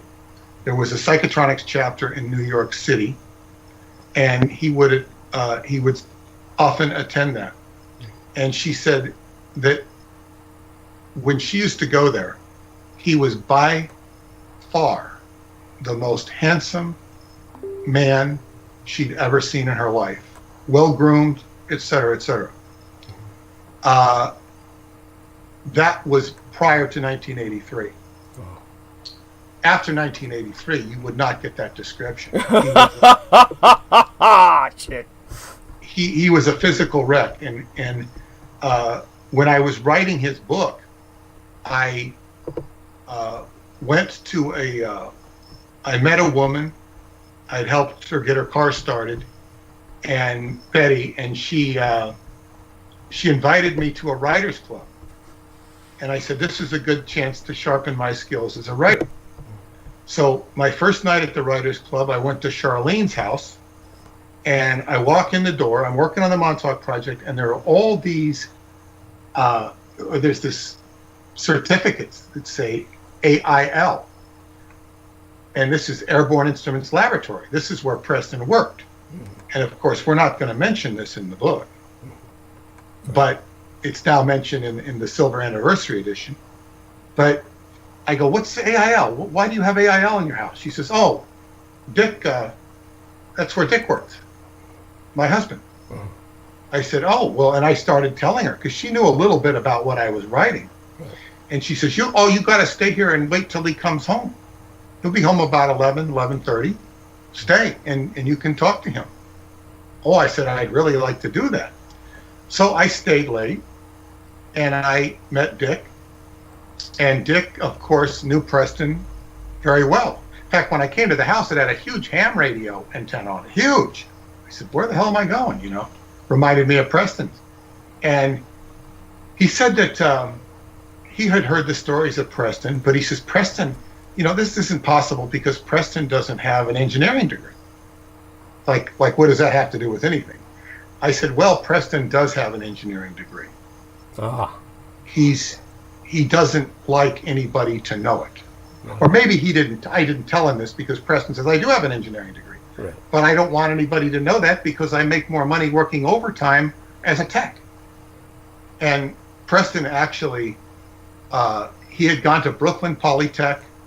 He had a big fight with his professor who stole his work, because Preston was far smarter than the professor. And he ended up quitting, and he later went and got a, you know, what are these equivalency degrees at Tampa University, where you know, it's sort of a mailed certificate. You take a test, a challenge exam, and they give you. And they made a big deal about this in a documentary. Said, Preston says he's an engineer from Tampa University, but we checked and there are no records. I mean, it's like, you know, they're trying to discredit him. Right, of course. I mean, so common and predictable. Go on, yeah. He knows far more than any regular, ordinary engineering grunt. And he can hold his own with anybody scientifically. He still can, even though he's passed away. He might not, I mean, you know, he was just a scientific genius. He was also a guy who like, you know, he comes over to see me and I'm having problems with the stove, and he fixes the stove. You know, he could fix a boiler. He could fix anything. He was a mechanical genius and an electronic genius. And he also understood the esoterics of electromagnetics. And he could go into what he called the weird and crazy stuff, which he enjoyed. Right. But so anyway, I'm talking to Dick, and Dick says, yeah, I've heard Preston stories, but he said, but the one thing he did say that was odd about Preston is he says, we have a very strict dress code at AIL. He says, Preston never followed the dress code, never had to, which was odd. Yeah, that you is know. odd. Yeah, but it speaks volumes. Everything. Yeah, it does. It says everything. And he would be working on secret black projects at Airborne Instruments Laboratory. And I had other strange goings on with Airborne Instruments Laboratory. So when I decided to publish the book, I looked at different printers. And one of the printers I looked at was the first one I looked at was in Long Island. They do a quick turnaround of 10 days. And of course, they charge a lot more for that. So if you want it quick, I ended up going out to Kansas. Not going out there, but using a printing company at Kansas because it was considerably less expensive. Yes, there you go. Yes. It was, they were much less professional, and I had to pound them over the heads frequently. And I understood why L. Ron Hubbard used to get so damned angry when people would screw up, you know, the printing jobs. Yes. And they wouldn't, you know, they keep submitting wrong things and you know, just, you know, how many times can you tell somebody to correct it? You know, correct the lines, and they keep giving you back the same shit. Oh, you it's know, just they awful. Giving me. So anyway, I went to this printer, and I meet the lady, and she's very nice, and she takes me in, and she says, well, let me show you the press. And we walk in, and there's these boxes full, and they all say AIL on them. I said, oh my God, I'm going to the same printer that AIL uses. You know, well, this is so weird, you know. Uh-huh. And I said, I'm not going here. I and I told the lady kind of a bit about it, and she laughed, because they probably did most of their business from AIL, who didn't really care about the price. The other time I had a run-in with AIL, there was a company that I went to do a logo for. I met these people. It was Magnavox, I think. Mm-hmm. And I said, okay, we'll do a logo for you. I want I think I took a $450 or whatever it was, $425 down payment, right? Mm-hmm. Yeah. And then I would do the job, and they deliver the other $425 when it was finished. Mm-hmm. And I took the money, and then they would never answer my calls afterward. Of course not. No. By the way, Magnavox is a company I haven't heard of in years. I doubt they're still with us, but go on. No. So I said, what the hell is this? And so finally I just give up. In other words, they don't talk. Okay, I got your money, so we haven't lost anything on it. Yes. Whatever work we put into it is okay, so fine. So it must have been about 6 months later, I get a call from this guy, Mark Schlamm. And Mark says, hi, He says, are you the person that did this contract? Because I always did a contract. He says, yeah. He says, would you like to get paid? I said, well, sure. He says, well, come out, finish the logo, and we'll do this. So I think I went to the office, but he ended up coming to my house, which was my office, with my wife, which, she did the artwork. And he brought his girlfriend from Paris. He was a Hasidic Jew. He did a ritual. He wanted to, I don't know if he brought his own glasses. He did some ritual with the sink, to drink his water or whatever.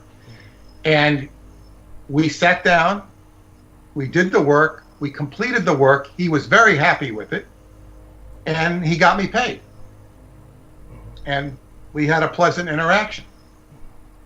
Then it must have been about a year later. And he calls me up and he says, I'm Mark Schlamm. Do you remember me? I said, da-da-da. I said, yeah, I remember you. He says, how did I perform when I was working for? I said, oh, you were great. I said, if I didn't have you, I would have never been able to complete the job. I'm very happy with you. He says, would you be willing to say that in a document? I said, oh, sure. And basically what had happened, he said that he was referred to by the company as a Jewish piece of excrement. Oh shit. And I'm sure they didn't use the word excrement. Right, yes. And so I apparently had a lawsuit against these people, and I backed him up, and and then he went out of his way to get me a job with this lady who just returned from Israel, and she needed some artwork. I remember I went up to her house in Connecticut, got the artwork done, got paid, but he went out of his way to do me a good deed that he didn't need to do, just because I'd done him a kind act. Wow. Yeah. And this is the way Jewish people are, Yes. It's and I, as I say, he was professional. The rest of them were not. Right. So, and I've had instances on airplanes, because I will often run into Hasidic Jews on airplanes, where they're real anxious, sitting next to a Goya, which is the word for a non-Jew. Right, a genteel. Disparaging word. Yes. And then when I talk to him, showing that I don't have an issue about him being Jewish, it's like relief. It's like all this relief comes out of his aura, oh, I can talk to this person. I think sometimes they're so paranoid about, being discriminated against. Yes, I've noticed that. It's definitely, how would I say it? It's some kind of intergenerational trauma that it's on display. And it's sometimes painful to watch, and it can get sometimes tedious. There was one individual who was, it's hard to describe him, a nice guy, but he was definitely a believer in aliens. I mean, really a believer in aliens, and this guy was like passing out pamphlets and shit. But he was of Jewish heritage, and it was like he would bring that into any of his presentations or various other kinds of columns. He would write columns, and he would talk about just a kind of. He was always on the alert. He was on radar. But then again, I can relate. I mean, as someone who's complexly post-traumatically stress disordered myself, my radar is always on. And so there's a security awareness that other people cannot appreciate, and other people find offensive. And so it's something I can relate to. So there you have that. And so please go on. Well, yeah, and there was sometimes if I'm sitting there in an airport for a few hours in between flights, I will engage them and talk about Kabbalah. Mm-hmm. And usually when I'm talking about Kabbalah, I'm usually, it's in the past, it's been some project that I'm working on with my writing. So I engage them. I don't engage them 100% on what I'm into, but it's always interesting to get other perspectives because they've always been educated to some degree in it, and I find their conversations can be interesting. Then again, I once sat next to in Paris. I sat next to this girl from what's that place called? Palestine. Mm-hmm. She was, I suppose you could call her a cute little thing. And we're sitting, in Paris, you sit kind of opposite. You're kind of facing each other, and you can put your feet up. And I was doing it to sleep and lay down, sort of lay down, and you could sleep. And then we got to talking, and she explained what it was like to be in Palestine. Her and her mother. Later, she introduced me to her mother, who came over and brought me candy and stuff. She was very nice. They had a salon it was either a restaurant or a salon in Toronto, mm-hmm. and they had another one in Palestine. And she talked about how when if they wanted to go to Jerusalem, I don't know if maybe they were in Bethlehem, but they had to go into Jordan. Uh-huh. They had to go into Jordan. They couldn't fly into Israel. They had to fly into Jordan and take a bus from Jordan into Israel. And they were met with checkpoints and treated like Palestinian pieces of excrement, I guess, Yes. And it was horrible to have to hear what they had to go through. Oh, it's just awful. Yes. And they were just the sweetest people in the world. Sweetest people in the world. Yeah. It's the first time I think really met somebody who was hardcore Palestinian. Okay. And go on. Yeah, they weren't into the violence of it. Right. What were you going to say? Oh, I was just going to say it must have been an eye-opening experience. And for one thing, most people are expecting, of course, a terrorist. And I myself am, in my darker moments, am prone to this kind of humor when, of course, I would never say this in the company of someone from that part of the world. But I remember one time the individual I knew named Floyd Buckland, who had traveled a great deal of the world himself, one of these kinds of, for all intents and purposes, nigh homeless white guys who just made a thing of it and owned it and just kind of turned into kind of a wanderer and then kind of like a house sitter. He just, my father described it that he had life by the balls. And so, in other words, he was able to get by in a way that certainly was admirable, considering the fact that he had no money.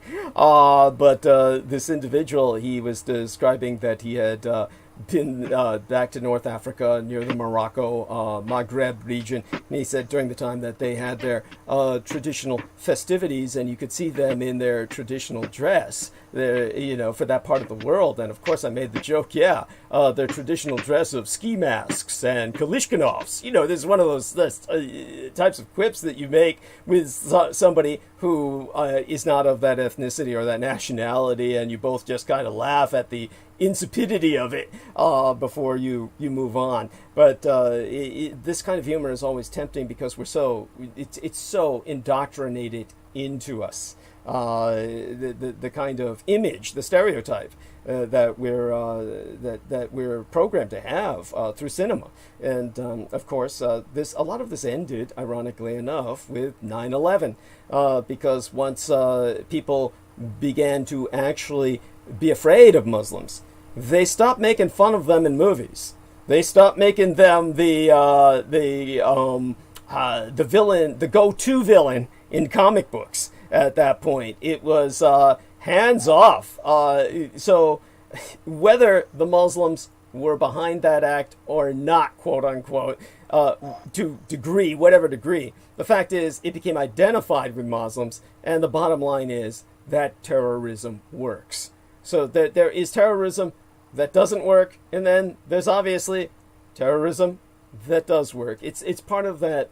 The adult world it's a supermassive playground of the mind, and what works sometimes is useless in others, and so it's just amazing the effect it can have at times, and then at other times it doesn't. But I think you get my point, and beyond that, I don't know if it reminds you of anything else, but I'm really... It does. It's something you'll find very amusing.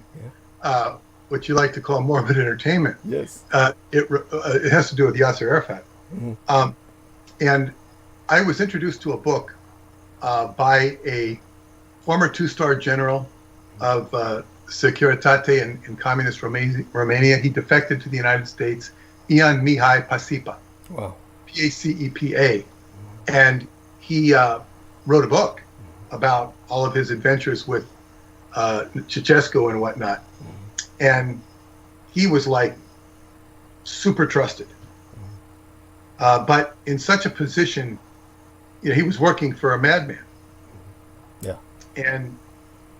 But he used to interface with Yasser Arafat. And he described, I don't know if this was a first-hand account or a second-hand account. I think it was a first-hand account, but it had to do with the fact that Yasser Arafat was playing, the communists off of the United States, off of the communists. He was having a grand old time, playing both sides. Of course, the Romanians were in the middle, which is a whole other interesting story. But what the Romanians would do is, with Jimmy Carter says, "Oh, I'm making outreaches into the communist world through Romania. We're making friends with the communists." So they would give the Romanians technology, and in this open sort of glass-nosed atmosphere. Yeah. And Romanians would tear apart the technology, and reverse engineer it, figure it all out, and sell it to the Russians. Right. They were working the United States big time. Yeah. And then they thought Jimmy Carter thought he was making good inroads. Yeah, he was making inroads into Russia, but at the expense and at the profit of Romania. But anyway, he described Yasser Arafat as a voracious homosexual who he would hear him, I guess, in the next room or whatever. He would sound like a tiger, while his foil, who was also, whoever it was, his partner, would sound like a hyena. One would sound like a hyena, and Yasser would growl like a tiger. So that's a little insight into Yasser Arafat's homosexuality. And it's one I could have done without, but it is funny. Yes, it's one of those images that doesn't surprise me. It would obviously be quite feral. What else would it be? And it's definitely something that I did know that he was homosexual. I'm presuming he liked young boys and effete ones at that, twinks, so to speak. Would be. I don't know what his preference was, but he did have a Christian wife, and he would attend Christmas Mass in Bethlehem. Interesting. That's right. I remember that barely. barely remember it, only because now that you bring it up, it does jerk some memory bells. But yeah, he did have a Christian wife, and that was never emphasized. Oh my God, they did everything in the world to cover that up in terms of conventional media. I'm sure, of course, she was what's called a beard, of course, in the homosexual community, that he just maintained her to look like a hetero to the rest of the world. But I'm certain that she was chaste and they never had sex. I mean, talk about a truly Valentine's Day type of relationship, because the Sainted Valentine, his holiday, is actually the holiday of chaste lovers who love each other sans consummation. So it was probably something like that, and unless they produced children that I was unaware of, just obligatorily. Well, you know that Valentine's Day was created to obfuscate Februa. Okay, the Februa, which was the fertility ritual of the Romans. Right, yes. Which, yeah. So anyway, yeah, this guy is a fascinating book that he wrote, talking about the ins and outs of world politics during that Red Scare time period. And anyway, that's a comment. But back to August 10th to 12th. Mm-hmm. I was talking about the Philadelphia experiment, and this day was a very special day, and I learned about it through Preston Nichols. So every year August 12th would hit, it would be impounded with some significance in my life. One time it happened with a woman calling me from Montauk, helping me interpret the Book of the Law. Mm-hmm. Yes, and of Aleister Crowley, if you'll explain that to people. Yeah, the Book of the Law is Aleister Crowley's book that was written, transmitted between April 8th and 10th in 1904, 8 months after he did a sexual ritual in the Great Pyramid of Giza with his wife Rose Kelly on August 12th, 1903, August 12th. He's in the Great Pyramid. Or no, that's the day he gets married to Rose. Excuse me. He gets married to Rose. Then he goes and later and has sex in the pyramid with his wife, and he is led to the Bullock Museum exhibit X666, and it's the stele of Mentu, which is the god of war, which rhymes with Montauk, and basically he transmitted this diatribe, which was decoded by a very unique man, Buddha, who just passed last week. Oh. Buddha John Paroli. And I credited him in my book, The Montauk Book of the Living, as he was able to decode this and show that how when Crowley was, or Iwas was writing, he was actually describing human DNA before DNA was discovered. And showing how it related to the Holy Kabbalah, right. Because Kabbalah is an effort to explain DNA. Yeah. That's all it is. It's an effort to explain life. That's why it's called the Tree of Life. And he discovered that Crowley was actually doing this. Now Crowley never understood this himself. Mm-hmm. The Book of the Law was always a puzzle to him, and he said someone would come after him who would discover the key of it all. And if this isn't the whole key, it's a big key. So I learned this from John Paroli. John, I never met him in person. We had at least 2 common friends, and then he would tell me all about the backstories of the OTO, the Ordo Templi Orientis. They ran him out of town on a rail because they did not like him having the information. Now, it was interesting that the archivist posted his death, and I said, he always said he never knew you. He says, oh yeah, I wouldn't let him in the order. So he went to New York.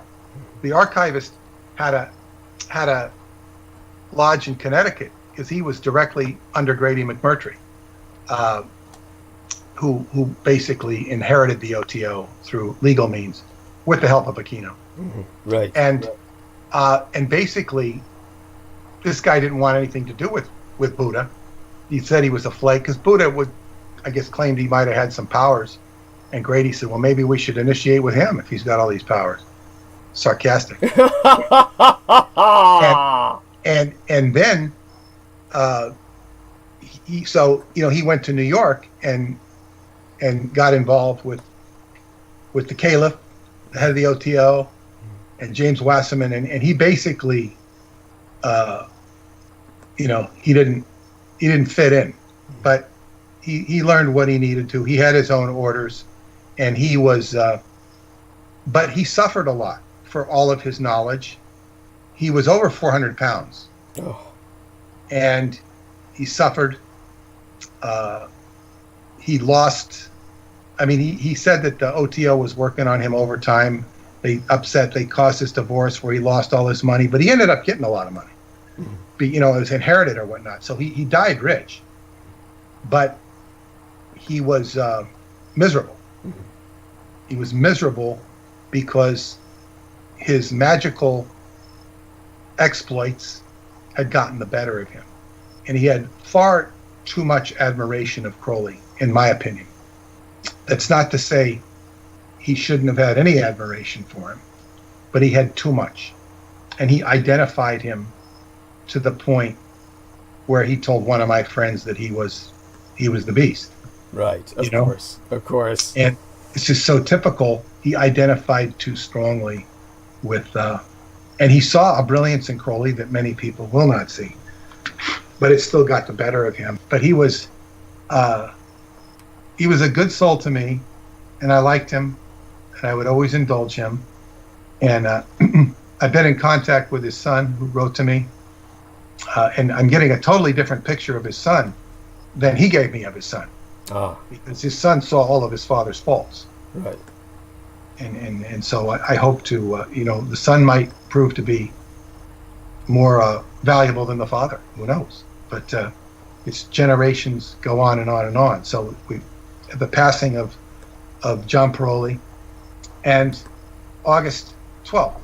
So I would have revelations of this. It would come through my dreams. I one time took the Book of the Law. At the end of the book, it says, take the pages and paste them on the wall. So I had a copy machine. I copied all the pages, 8.5 by 11 size, maybe, and I pasted them on the bedroom wall. Boy, did I have dreams. Boy, did I have dreams. And revelations, coincidences, so it was, and this one woman I knew who had been in the OTO, and I later had a lot of problems with. She says, God, she says, nobody does this. Nobody in the order does this. It says to do it in the book. Interesting. Yeah, so I was like writing it like you'd write a wave on the ocean. A wave is unpredictable. You don't know what it's going to do, but you write it. And this is the current I was writing since the day I discovered who Aleister Crowley was. It led me right to Preston Nichols, led me to Montauk, and ultimately to further revelations about the Book of the Law. August 12th, because again, that was the day that Aleister Crowley married Rose Kelly. And I believe Rose Kelly is a descendant of Edward Talbot Kelly. Right. And who worked with John Dee, because the name Kelly used to come up a lot. And it would come up through women who were being manipulated by a man called Kelly. Interesting. They were being sexually manipulated by some man named Kelly. It could be the first name, it could be the last name. So I found that the name with Kelly was very psychoactive, as was the name Green. Right. Green is related to the name Wilson, and of course you have Kelly Green. And what of Ned Kelly? Did he have any relation in Australia to any of this? What Kelly? Ned Kelly in Australia. Did he have? Who the hell is Ned Kelly? He's an Australian folk hero. He's an Australian. You'd have to look him up. The name is familiar. Yes, just an. I'm sure. Yeah, I'm sure he's connected to it all. Okay, that would be intriguing.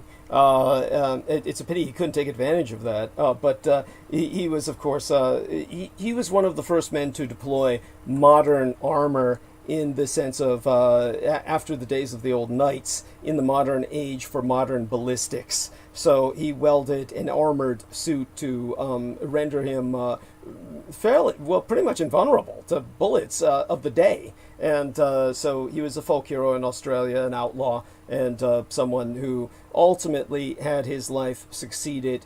He was aiming to create an Irish-Australian republic down under, and so the tragedy of his life was, of course, the British considered him a criminal and simply hung him. So that he's remembered in Australia, but it's a sad, tragic story, which I guess is typically Australia. And what's his name? Mick Jagger played him in a film, of all things. It portrayed him, so that's bizarre. Whenever Mick Jagger's in a film, it's rather bizarre to me. And so that's the, in a nutshell. About Ned Kelly, but yes, he's probably connected in some way with the family, and obviously they didn't help him out much. But other than that, please go on with what you were talking about. It's August 12th is the theme here, mm-hmm. and I've got at least 3 videos on August 12th mm-hmm. on YouTube. Look up August 12th. 1983 Peter Moon, or 1983 August 12th. I've got different videos, but it was on, and the biorhythm is actually from August 10th till August 14th. So in 1999, I was told that there would be a big Grand Cross in the sky, and the astrologers internationally were looking at this Grand Cross. It was momentous times. And August 11th, 1999, and I was told there'd be this big change, and I'm just kind of like on the outside looking into this change. But I was also told on this day there would be a big shadow. There's an eclipse line that casts a shadow over the Earth. If you were looking over, you'd see the shadow, and the shadow began in Cornwall, England, at a spot called MEMŻRIAL. MEMŻRIAL is called a quoit, a Quoit. It's a stone dolmen. They call them dolmens, where there's one's like a big donut, and one's like a phallic symbol opposite the donut. And Aleister Crowley's bastard son, Amato Crowley, had written to me and said that he had been stuck through that donut hole by his father on August 12, 1943, which created a line of rough water right to Montauk. And this was included in my book, Montauk Revisited. Of course, he's a very disputed character, but he proved himself to be very astute, despite whatever misgivings he did or might have had. So anyway, he said that was on August 1943, August 12th. It doesn't appear in any of Crowley's diaries, he said, because Crowley kept 2 diaries. Which the OTO didn't like to say, no, he keeps 1 diary. We have it, Right. Crowley was an intelligence agent. He's not going to tell everybody everything. But whatever. So but the significant point, and people were looking at my work, astrologers and stuff, in regard to that, because it started, I pointed out that point on the globe. But now, of course, it was already a recognized point on the globe, but I magnified it by writing about it in 1993, 1994. So here it was 4.5 years later, or 5 years later, in 1999, and it just happens to be Montauk night, and we're having Montauk night, and in walks David Anderson. On that biorhythm, to August 11th on, and it's eclipse. Eclipses are big deals. You may not realize it, but big changes come with eclipses. And as I say, I noticed in my own life, my daughter would move in and out of the house on eclipses.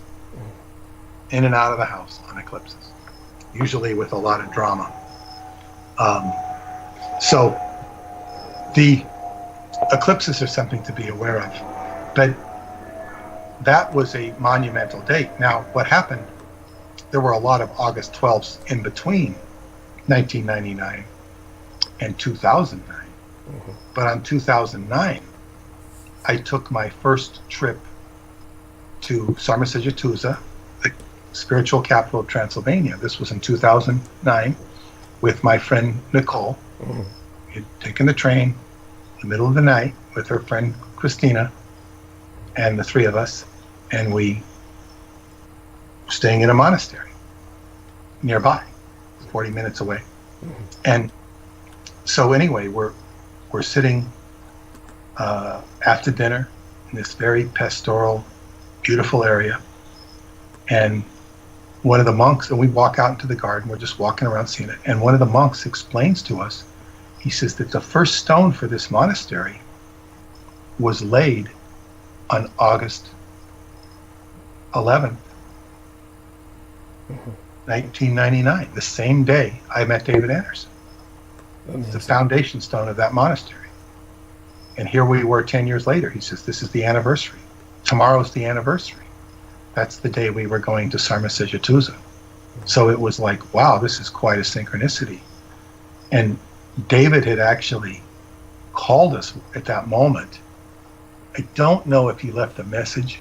I think he left a message because he couldn't get through, and he said that he wished he could be with us, but sorry he couldn't make the trip because, of course, we invited him to come along. And then, so that day would loom large. Now, it was also in 2003. 2003, Al Bielek went on the air with Art Bell. Right. And he predicted that there would be a blackout, a major blackout, between August 10th and August 14th in 2003. The show, I was alerted. I don't know if it wasn't Art Bell, it was George Norrie. Okay. And 2003, yeah, okay. Then. Yeah, and it was, I was alerted by Wade Gordon, one of my authors, that this was going to be an ambush on Al. 48 hours ahead of time, I was warned it was going to be an ambush, and I told Al. There wasn't much he could do, but despite whatever when they put up a anti-Al Bielek website, they put the link up on Coast to Coast website. That's amazing. I mean, they don't usually do that. So that's... Well, they did it, and this was actually after. The reason he was on there was because, according to Wade Gordon, they had plagiarized his book that I published, Brookhaven Connection. Jim Mars plagiarized it, went on the air and plagiarized it. That Jim Mars is a piece of shit. I'm so glad he's dead. Human piece of shit. And I always knew that. Go on. So Wade coached me. Wade had been in the radio business his whole life, on the fringes of the radio business, and he taught me. He says, this is who you want to communicate to. This is what you want to say. And he told me what to say in very couched, polite language. And basically what I was saying, without saying it in a very nice diplomatic way, something unfortunate happened, basically threatening a lawsuit without threatening. Yes. Being gentlemanly about it. And they were going to quid pro quo. And what he said is, they said, oh, we realize Peter's not a bad guy at all. We want to have all his authors on. He's really nice. It was Art Bell that said all these bad things about him. It was Art Bell. Oh my God. And so they were going to have all my authors on. The first author they had on was not my author at all. It was Al Bielek. Right. So, I said, and they just set him up to attack, and they never had any of my authors on, except they did have Wade on. That was the trade-off, because they had Wade on, and they yanked the show off after 45 minutes. They went dead. Mm-hmm. The producer told me, we did that for his own protection. It was complete drama, and without any warrant. So that was the last I ever heard from Coast to Coast. They corrected their crime or the crime of Jim Mars. It really wasn't their crime.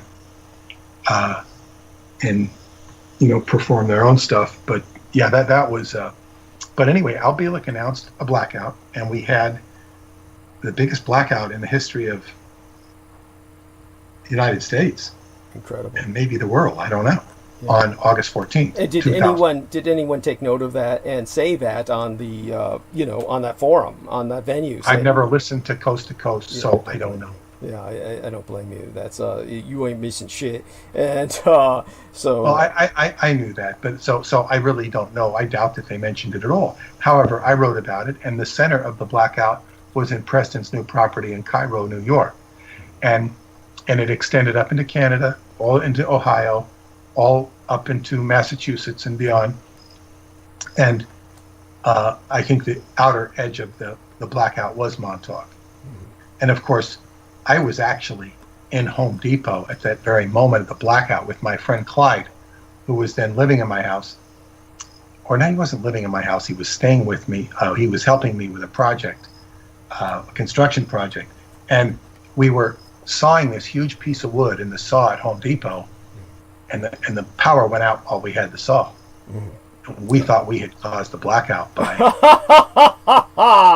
Then it started to work again. We continued to cut it, and we just had to leave the board in there and leave, drive, and it was, and then suffer the go home and suffer the blackout. And I guess he went back to New Jersey where he was living at the time. But that was, and then years later, I would find out that there was an even bigger event on August. That time period in August 2003 was when they discovered the chamber beneath the Sphinx. It was opened. It was breached in August of 2003. So that was a big event. Now we have, and every 20 years is a very strong biorhythm. It goes 2003, 2023, 43, 63, 83, 2003. Now we have another one coming up in 2023.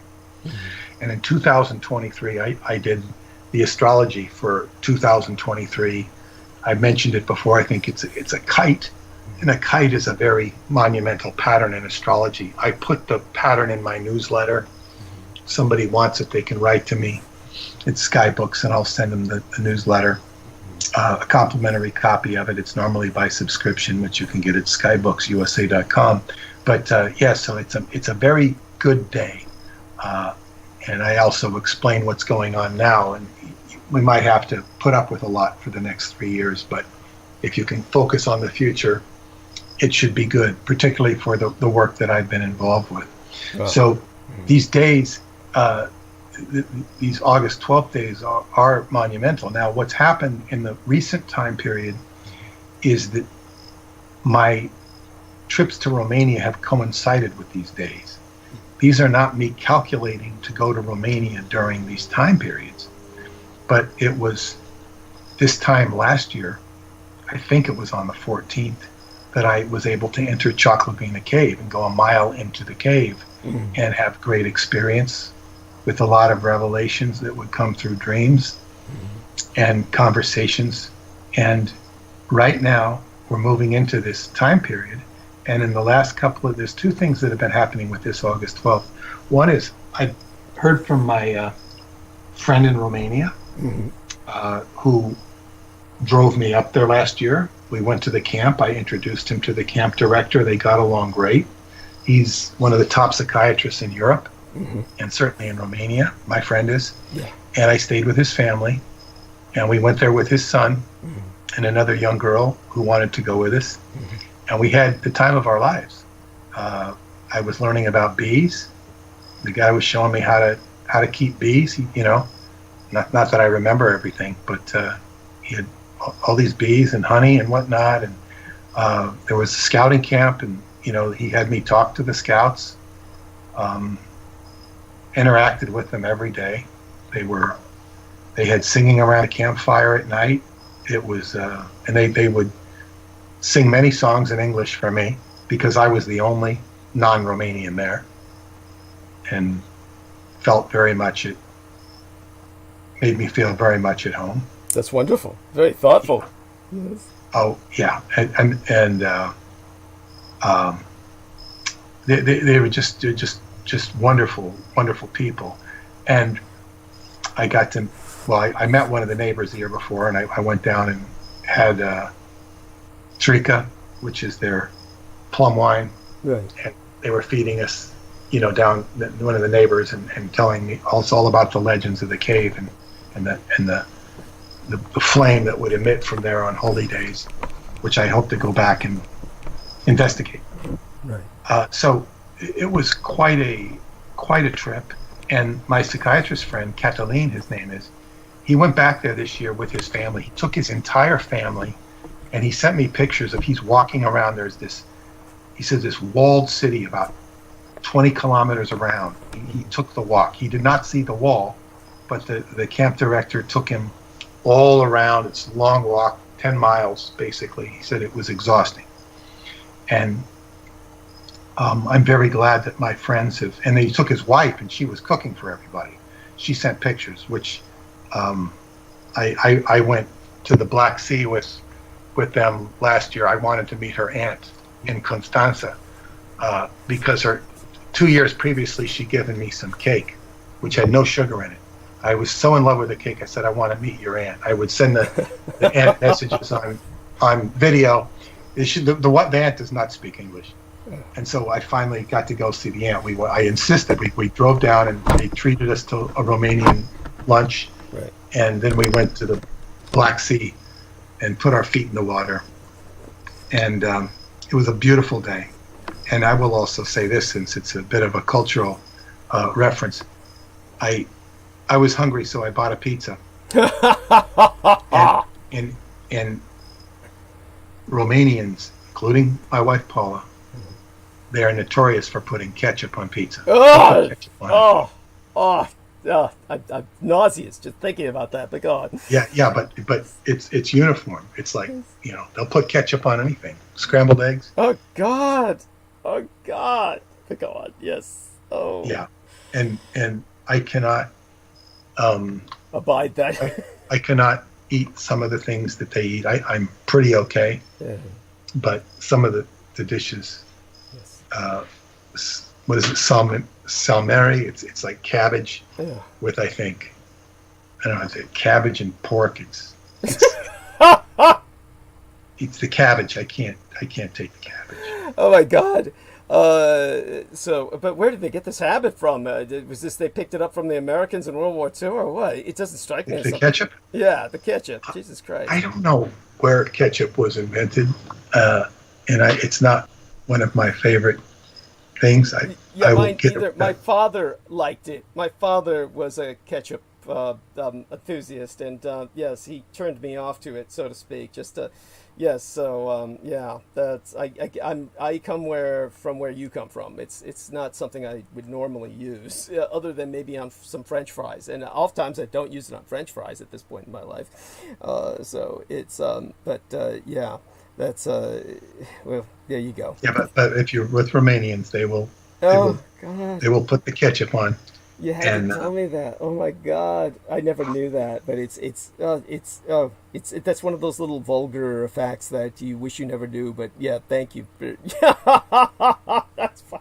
But they put it on. Well, yes, and my family took quite offense at one of my Romanian friends, who's a very dear friend, and she said she was describing her own people, Romanians, as she says, yes, every Romanian has a bottle of trika in one hand, which is a plum wine, and in the other hand they have a roll of toilet paper.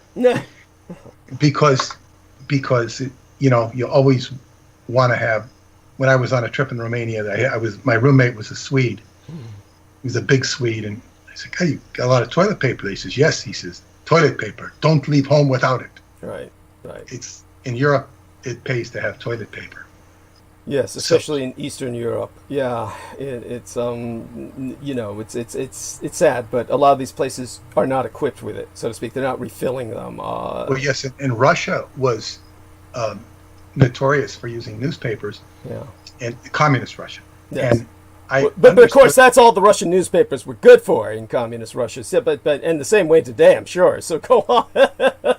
Well, yeah, and I think that that was one of the reasons that motivated the people to overthrow communism, because they were now understanding that they had a very bad reputation across the world for all the women wore babushkas, you know, and all the and everybody was wiping with toilet papers. They felt that the world was making fun of them, and this was one of the sort of things you don't hear about. You know, Russia has decided to overthrow Mikhail Gorbachev because they're embarrassed about, you know, their toilet habits. Oh yeah, it was definitely one of the factors. There were so many. I mean, oh my God, you could ask what did not lead, or, you know, what on earth could possibly not lead to the collapse of that state? I mean, actually, the question would be, how did it last as long as it did, would be the question. And it was a lot of foreign aid, really, just a lot of American foreign aid. But most of all, it was, aside from total lack of amenities. And I've kind of gone into the latest transmission preceding this one about how America is beginning to feel like a failed Soviet state. It feels very much like it. And in terms of aside from the basic lack of amenities, it was also simply the fact that you couldn't maintain a state that size anymore sans modern technology, and they just did not have the postmodern technology. You can't maintain a state that size sans postmodern technology, and they just didn't have it. And they had no capacity for producing it. And that's what led to that was one of the factors. I mean, there's so many, but that's one that stood out for me. It was a tipping point where everybody looks just like all the world's under the COVID-19 spell right now. People were all, and you know, it's like it's starting to lose a lot of momentum right now. Yeah. Just like communism had momentum, lost momentum. But back to August 12th. So right now, and there's another factor. So right now, my friends are over there at the camp. I stayed with his family, you know, in Bucharest. I stayed with them. And they're starting to...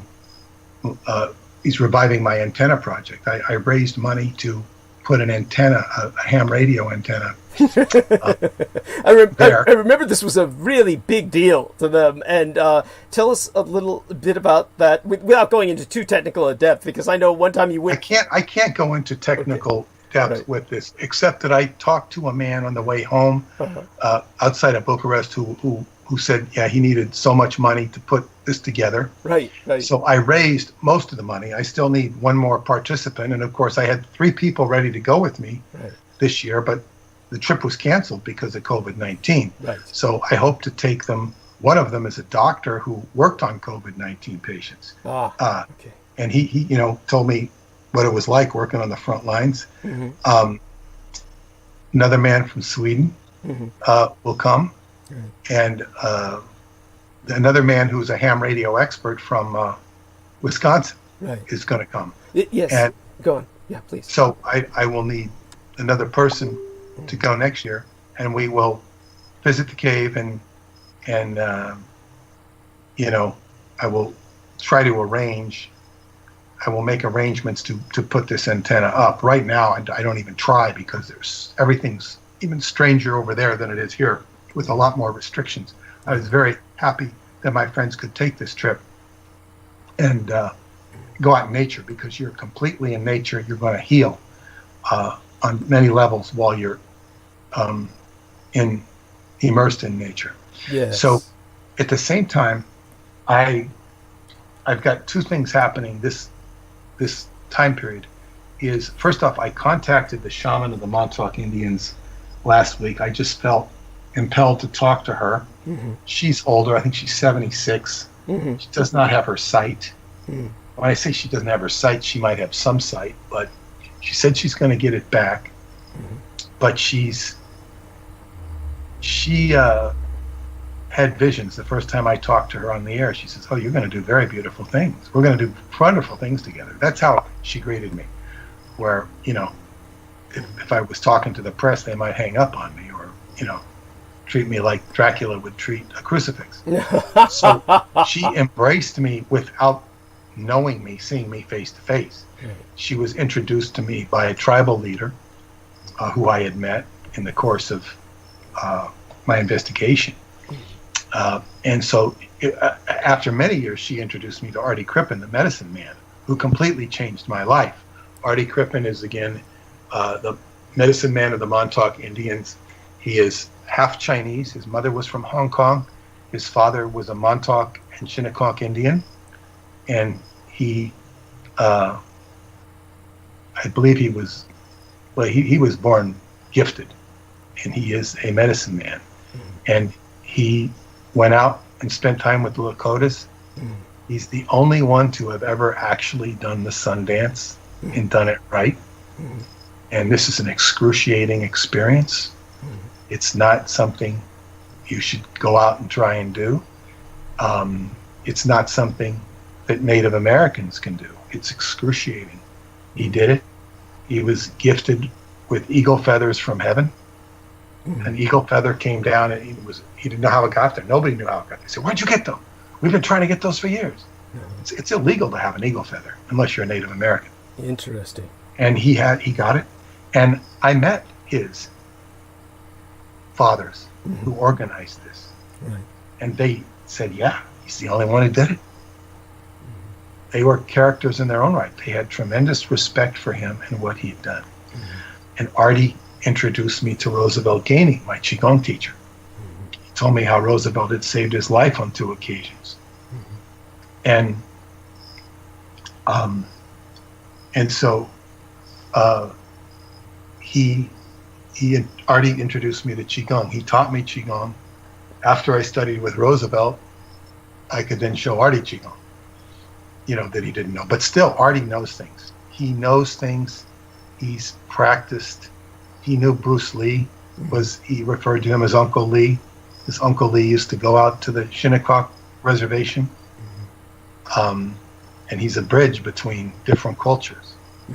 And Artie, Sharon had told me that Artie has been kicked out of the tribe.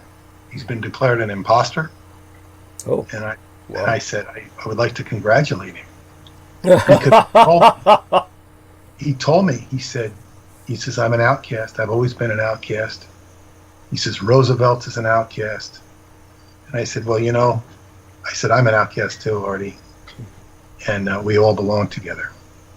So the 3 of us got along very well, although we're only together, the 3 of us, on a few occasions. But it's like I made efforts to renew contact with him because he's incredibly gifted.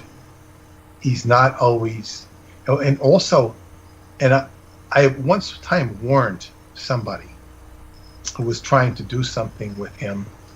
There's something in Native American called Hayuka energy. Hayuka is the trickster. You cannot deal with these people if you cannot deal with Hayuka energy. In other words, it can trip you up real bad.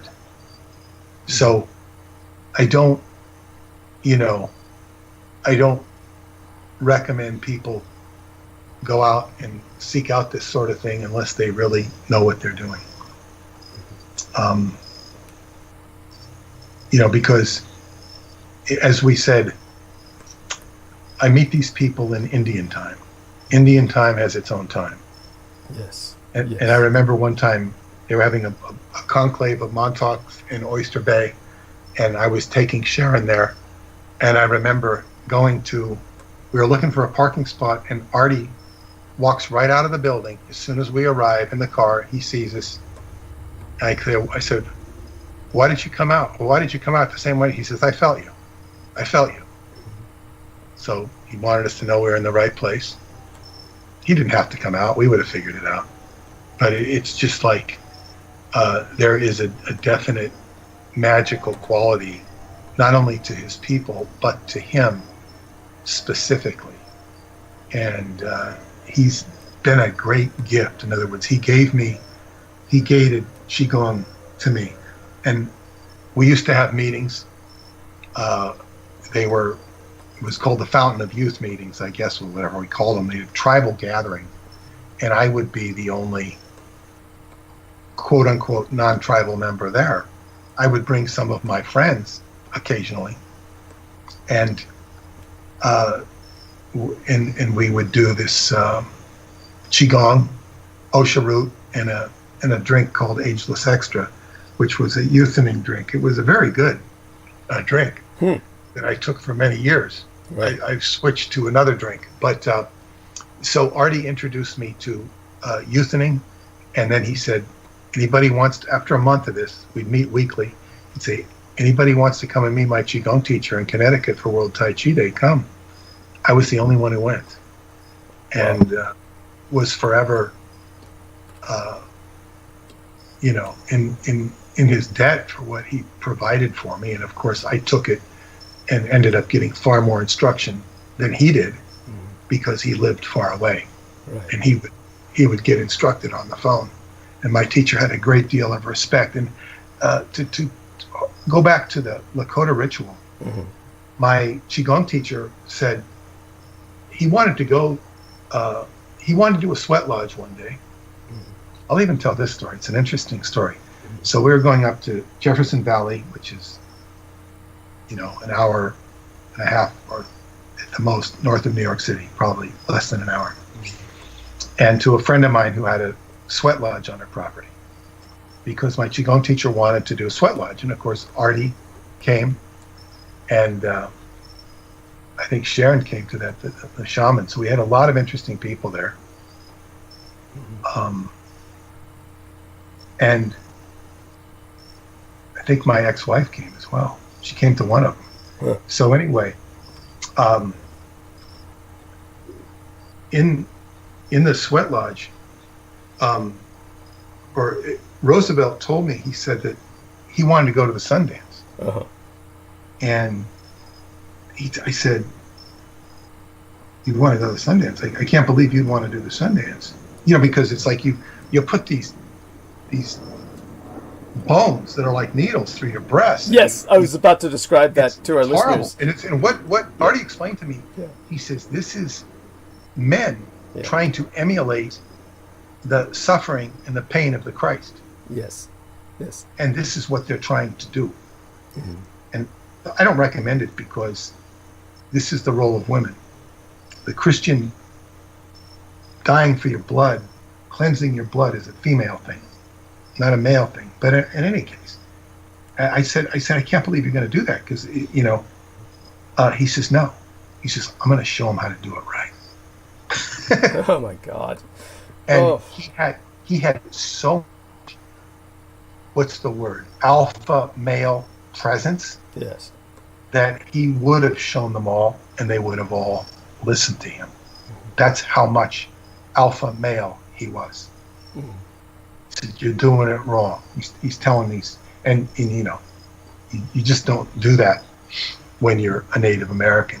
He told me some pretty harrowing stories of what he would do in groups of people, including, I think it was a union meeting, having a leather jacket and pointing a gun at everybody. He didn't have a gun in there at all, but he acted like he had a gun underneath his leather jacket and shifted the whole tenor of the union meeting, because he was the first black to enter, I think, the Steel Fitters Union in Brooklyn. Right. And he shook down the whole meeting. Did the right thing, you know what I'm saying? Because they were all acting like assholes. But he had some pretty harrowing stories of executing his alpha male presence, and he was also quite gentrified and very gentle at the same time. But Yes. One of my favorite times was seeing him where we used to work out in Brooklyn. They play baseball, softball, and they apparently one time they had hit a ball, and I think it hit one of the students in the head, one of the female students in the head, a home run, and they weren't supposed to play anymore. And he said a softball is much more dangerous than a hard ball because it's much bigger. Ah, okay. And they were playing, and he went over there and started shaking his fist at him. he's scared. He's scared. I mean, these are all like, these guys are athletic guys, you know, in their 30s. And he scared the living daylights out of them by just walking over there and shaking their fist. You better not come out here anymore. They just like, not one person would stand up to him. And it just kind of quieted down. So he was really an amazing character. And such a good teacher if you could get on his wavelength. That was the whole trick, because some people, and he was used to having people talk shit about him, because that's what they would do. That's what they do. That's what they do with you, you know. Right. So we also have this August time period is Mr. Ford, who listens to these broadcasts. Mr. Ford from approximately St. Louis, coming out. He's a Moore. He's a Ford, and he taught me about the connection with Jainism. Jainism is the ancestral religion of what actually became the teachings of Wali Farad. Wally Ford passed a legacy that was taken to town by Elijah Muhammad. And Mr. Ford's going out to Montauk for the first time. Amazing. And I don't know if I'll be able to connect with him or not. I was asking him how he's getting out there, and I don't know if I would love to meet him. I always thought I'd meet him in St. Louis. But so he's a Moore, and he's got a lot of deep knowledge that's very kind of people might interpret as abstract. And the indigenous energies are now stirring up, and things will change. There's also astrologers are saying something big's going to happen on August 13th. Recommended that people store up on food because there could be food shortages.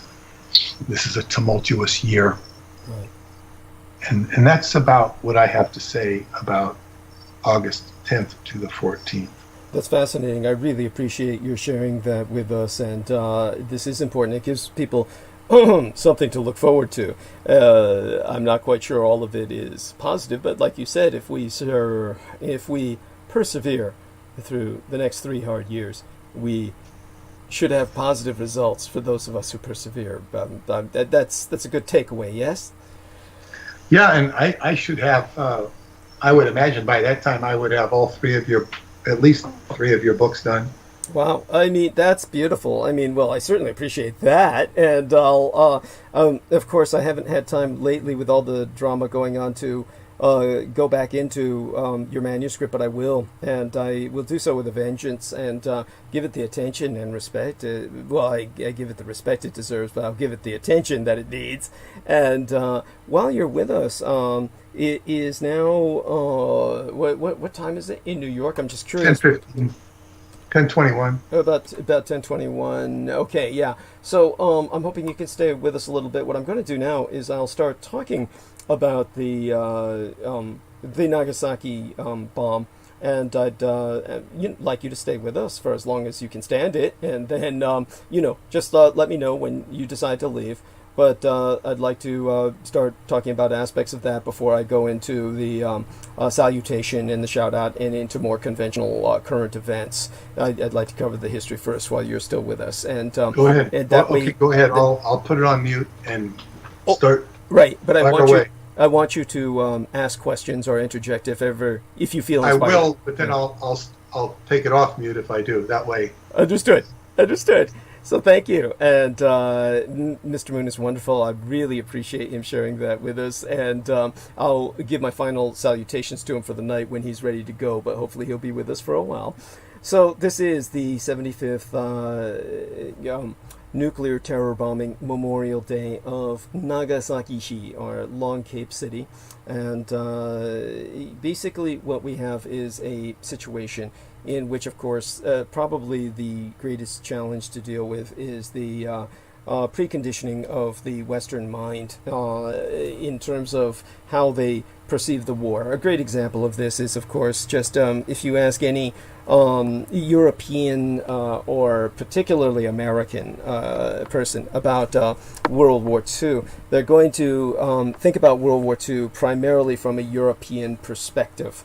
And then when they go into Asia, they have a far more clipped and just almost comedic kind of caricature of World War II that starts with Pearl Harbor and ends with the atomic bombs. Now, I've gone into this in great depth before, and of course this is the horror of America's perception of the war, which has not served it well. And it is one of these facts that, say for instance, when you're taking a look at conflict simulations, which of course many people who are well, nobody other than myself really remembers the old days with the Department of Defense, and there are, of course, hundreds of people who are older than I am who would remember this, but almost nobody my age and below who would. But back in the old days, the Department of Defense, of course, would do wargaming completely different from how they wargame today. And wargames are extraordinarily important. Conflict simulations are really a way to greatly appreciate reality if they're applied correctly. And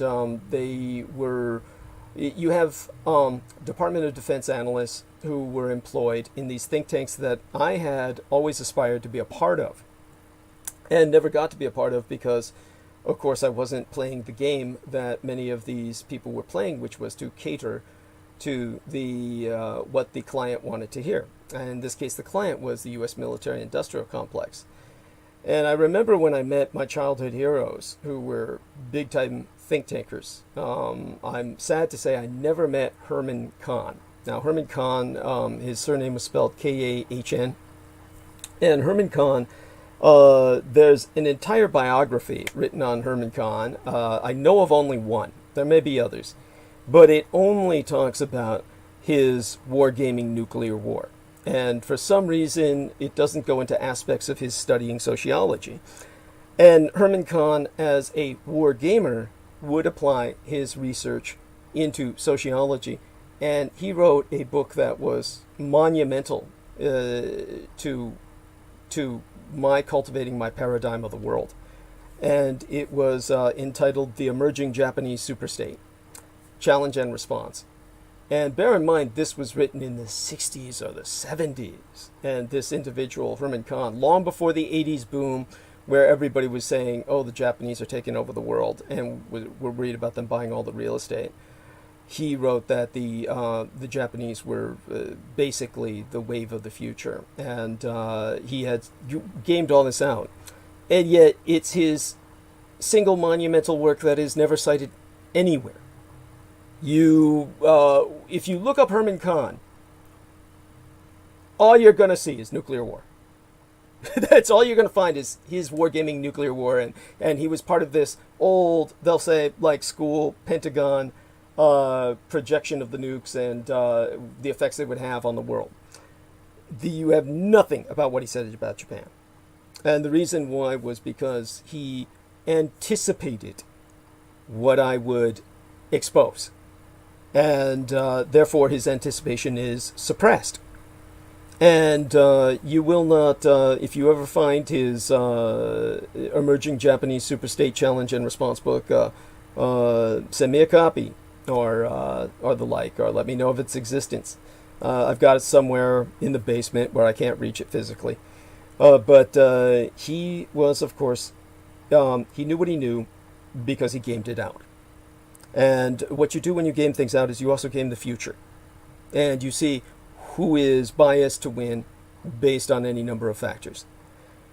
And in terms of the kind of factors that many of the people at the Pentagon worked with, or rather the think tankers who were contracted to game for the Pentagon, these were all civilians.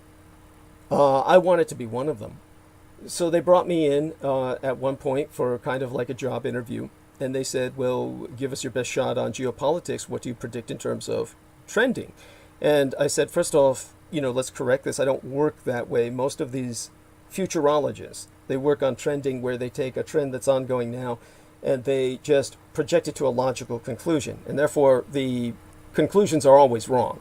They're fixed too much in the contemporary events, when in reality, trending has to go back in history, and then you run into a concept called cycling.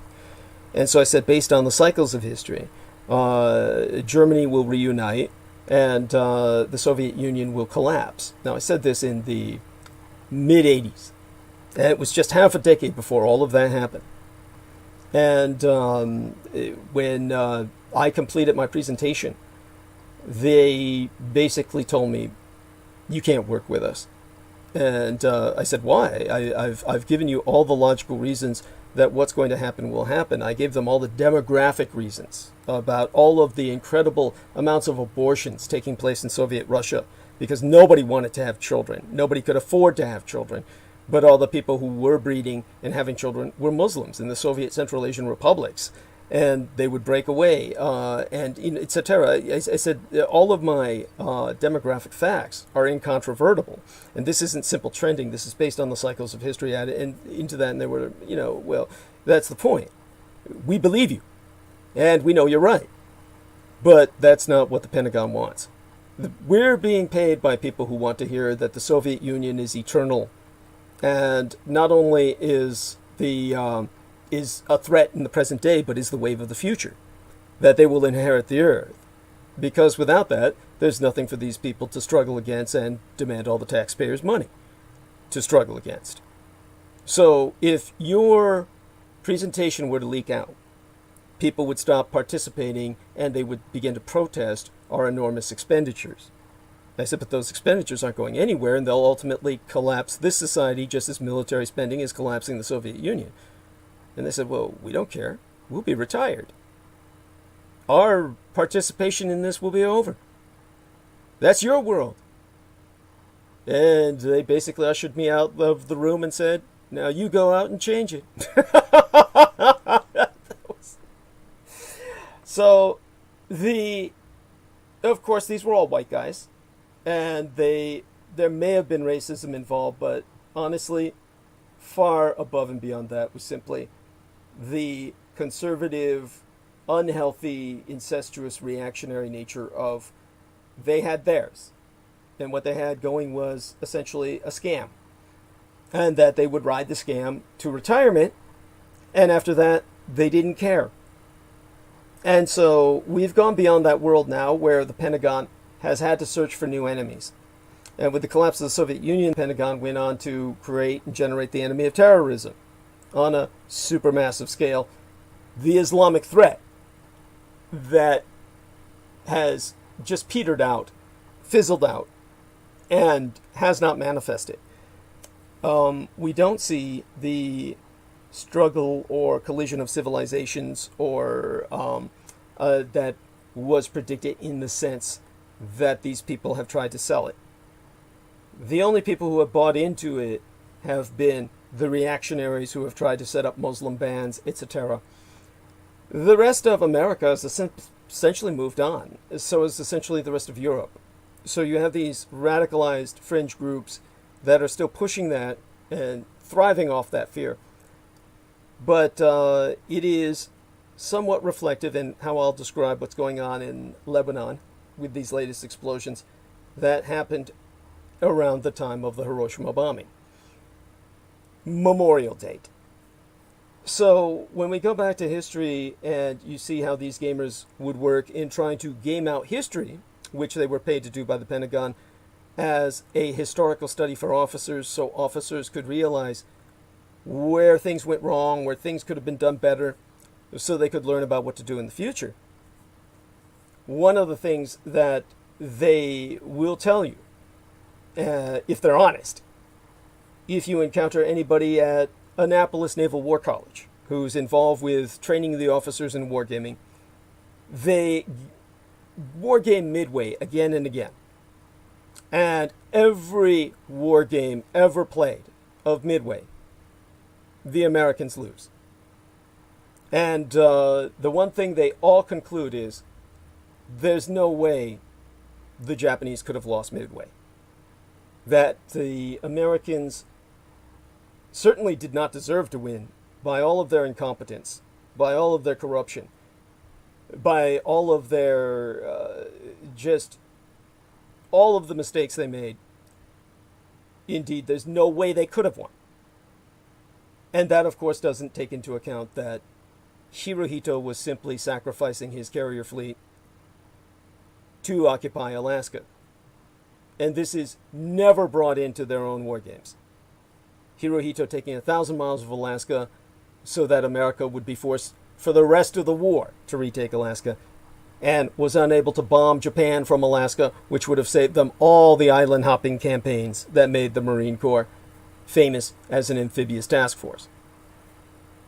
So when you take a look at these war games the Americans do design, and like good capitalists, the fascinating thing is, once they took all the classified information out and redacted that, like good capitalists, the companies who were contracting with the Pentagon, like Simulations Publications Incorporated, Acronymus as SPI, Simulations Publication Incorporated, would sell these as boxed editions, what they'd call bookcase editions, and they'd sell these war games to the general public so that people could play them.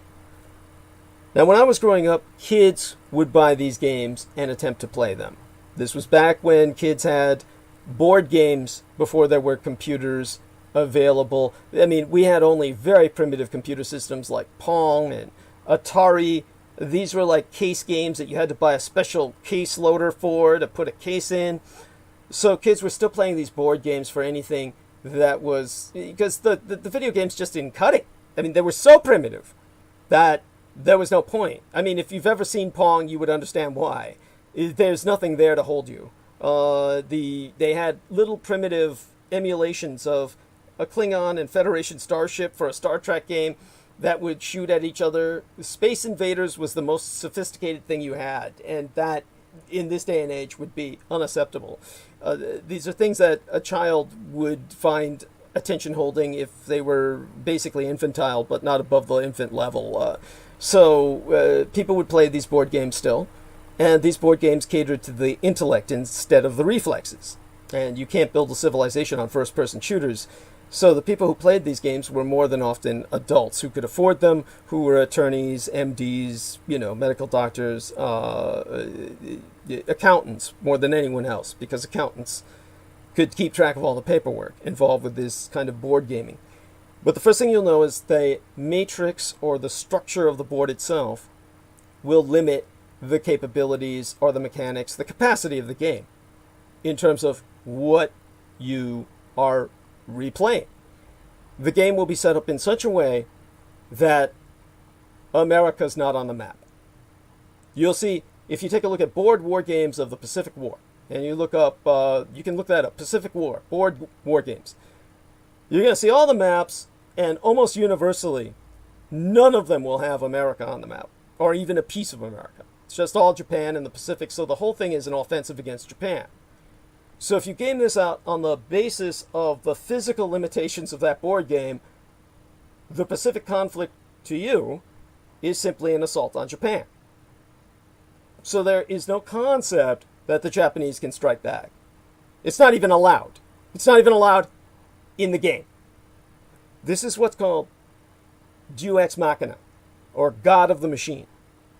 That means that the universe created by the God of the Machine has a limited capacity, a limited envelope that you cannot go beyond.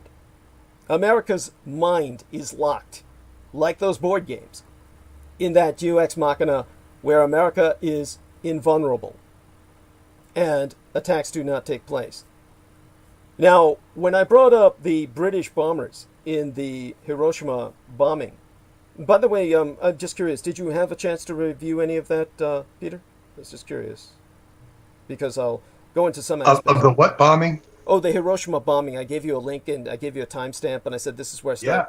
So, I haven't. No, not that. Not the listening. Just the long document you sent me. Oh, okay. So you haven't been able to listen to that other one. So what I was talking about, and was the fact that I won't go too deeply into it here, was the fact that the Americans built the B-29 bombers in such a manner that the bombers were incapable of dropping the atomic bombs. The atomic bombs were they were shaped too differently for the American bombers to drop them because they were such unique bombs. They were such unique ordnance. The Americans had never built ordnance like that, and it was Axis built, the uranium bomb.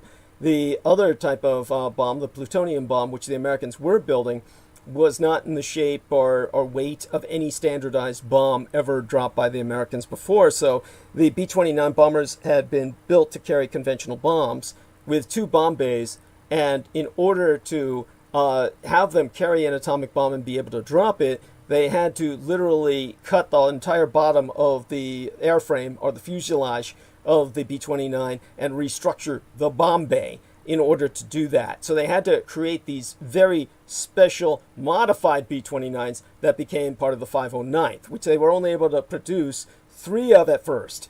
And those 3 ran a test of dropping dummy nuclear weapons that were the size, shape, and weight of the plutonium bomb and the uranium bomb. And the bombs basically blew up inside the plane on testing, meaning that they were dummy bombs, but the fuses went into click, and if it had been a real bomb, it would have blown up. And in other words, they were unable to drop the bomb in time to even get away from the bomb. That it would have been a suicide mission, and the plane would have had to have crashed, and no pilot would have flown that in America. That they were going to, so the Americans were at a loss. And because of that, they had to turn to the British, who had 4-engine bombers that were Avro Lancasters that had nowhere near the range of the B-29s. But the Avro Lancasters could make it out of Burma with refueling in midair by other converted Avro Lancasters that would refuel them in midair. Then the British bombs would make it. They had a far lower ceiling. They had far less capacity to outrun the bomb. So it would have been a very close thing. It would be considered a highly dangerous mission. Not necessarily suicidal, but bordering on extraordinary risk. So they trained a group of bombardiers in Britain to fly black, unmarked Avro Lancasters. Unlike the Americans, for whom all of this was political, to the British this was a war crime. This was an act of terrorism. So these pilots who were part of the bombardier group to bomb Hiroshima, the Black Lancasters, they were disowned. And they were considered rogue pirates by the British government if they were captured by the enemy. They would be disowned, and the British government would deny any part in the operation. And they basically, the planes had no markings on them. This was unheard of in World War II, by the way. This is very unusual. In World War II, nobody did that. Produce all black, planes with no markings on them, no national identity, even the Japanese didn't have that for the bombs that forced, the unconventional aeroframes and aero dreadnoughts that forced America into surrender. They had national markings. They were just marked differently. But the British, they just took away all the markings on these individuals. And if Americans are cynical about this or skeptical, just remember the British, their Avro Lancasters dropped what was called the Tall Boy bomb. And the Tall Boy bomb was the closest you could get to a nuclear weapon. It was a conventional weapon so large that it produced the equivalent of a 9-nuclear explosion. And in Europe, they had dropped these. So the Tall Boy bombs had been carried by the British Avro Lancasters, who could carry America's nuclear bombs and actually drop them without the bomb blowing up inside the plane.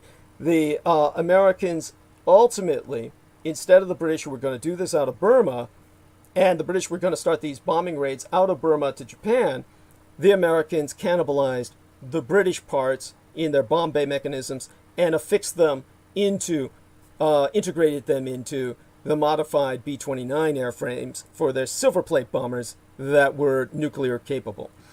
That was made possible only by British technology, without which the Americans could not have bombed the Japanese with nuclear weapons at all. That's how fucked up the Americans were. So this is just like at Midway. After Midway, they were still begging the British for British aircraft carriers. because the Americans didn't have anywhere near enough, unlike all the propaganda that they dominated the seas. All of this is bullshit. So this British unit, the Black Lancasters, which was literally only half a dozen planes, 6 Black Lancasters, has been totally scrubbed from history. And the Americans will make you think the British were never involved in the bombing of Japan. But then, and you can verify everything I'm saying, in 1945, with Operation Ichigo, the Japanese retook China, wiped out all of the American air bases, isolated the capital of Chongqing, from which Chiang Kai-shek was commanding the war effort, and forced him into switching sides. So he played both sides, knowing full well he was going to turn Axis, and participated with the Americans all the way up to diplomatic level negotiations, while siding with the Japanese and letting them know he was on their side and they could maintain their bases in China. And he knew, as a reward, he would get Taiwan. So that's how that was working out, and the Japanese were on the point of retaking Burma. So if you take a look at the war according to the British and their total level of fantasy concerning World War II, the British were claiming that they had cleared out Burma just months before. The British version of VJ Day, or Victory over Japan Day, like the Americans had, their version of VJ Day is February 29th. And then you'll say, well, 1945, right? The Brits drove the Japs out of Burma in 1945, right? No, their version of VJ Day is February 29th, hearkening back to 1944. Because the British made this official claim they cleared Burma of the Japanese in 1944. Early in the year at that. Like 2 years. Almost before the end of the Second World War, as most Americans imagine it. So if you take a look at the British in their VJ Day, their Victory over Japan Day, it's hearkening back to February 29th of 1944, when the British claimed they drove the Japanese from Burma. And so then what happened was, again, all politics that played a part in this. When you say, why didn't the British bomb Japan? When there was 2 factors involved that were almost simultaneous. When the British had the Black Lancasters ready, and they had hundreds of Lancasters ready in Burma, 1,000 alone for refueling purposes, 1,000 others all meant to bomb the Japanese that would be refueled so they could reach Japan from Burma. All of this with conventional bombs, of course. Only the Black Lancasters would go nuclear. The British were going to carry out the war with this logical extension of air power. Then what you had was Winston Churchill promising more blood and sweat and tears and saying, you know, we're going to keep fighting. We'll never stop. You know, you've got more to go. He was going to take all of the carriers out of the Atlantic, as many as he could spare, and send them over to the Pacific. Voting began on the 5th of July in the United Kingdom. They had their general election in 1945. And this was right after the Americans and the British had declared victory in Europe. Then you had this entire situation where they said, now it's time to concentrate on the Pacific. And so here you had it, early May in Germany, 1945, when the Allied powers were in Potsdam. And then they were going on with their negotiations into July. It was on the 16th of July and the 2nd of August that the Allied powers were delivering the Potsdam Declaration. Now, unfortunately for Churchill, the vote was coming in. And when they held the general election, then Winston Churchill's screaming, "We got 4 more years of war. 4 more years. And I can promise you, millions more are gonna die. Millions more are gonna die." And the Brits were saying, "Fuck this shit. We've got to get rid of this guy." Then they voted him out of office. And by the time all the veterans got their votes in who were overseas, by the way, Peter Moon's going to take leave of us for tonight. Say goodnight to everyone, Peter Moon, and do recommend they go to Skybooks USA. And okay, well, thank you for having me. It's nice to talk to everybody. And skybooks.usa.com, you can sign up for the newsletter there or get books. And in the meantime, I'll be busy August 10th to 14th working on your book. Thank you. I appreciate that. Blessed night, and give our love to Paula. And I see that here. Yeah. Okay, guys. Yes. Good night. Good night. So when all the overseas troops were sending their votes home to England, by the time all the votes returned from overseas for the final count, it was the 26th of July. And by the 26th of July, Winston Churchill was voted out of office in a landslide. And yet, on the 16th of July, he had been part of this Potsdam Declaration, still in charge while the votes were coming in. And then as soon as he was voted out, everything he did was null and void, because the British weren't going to do any of that. Because the new Labourite government came in, and they said, "We're bringing the boys home."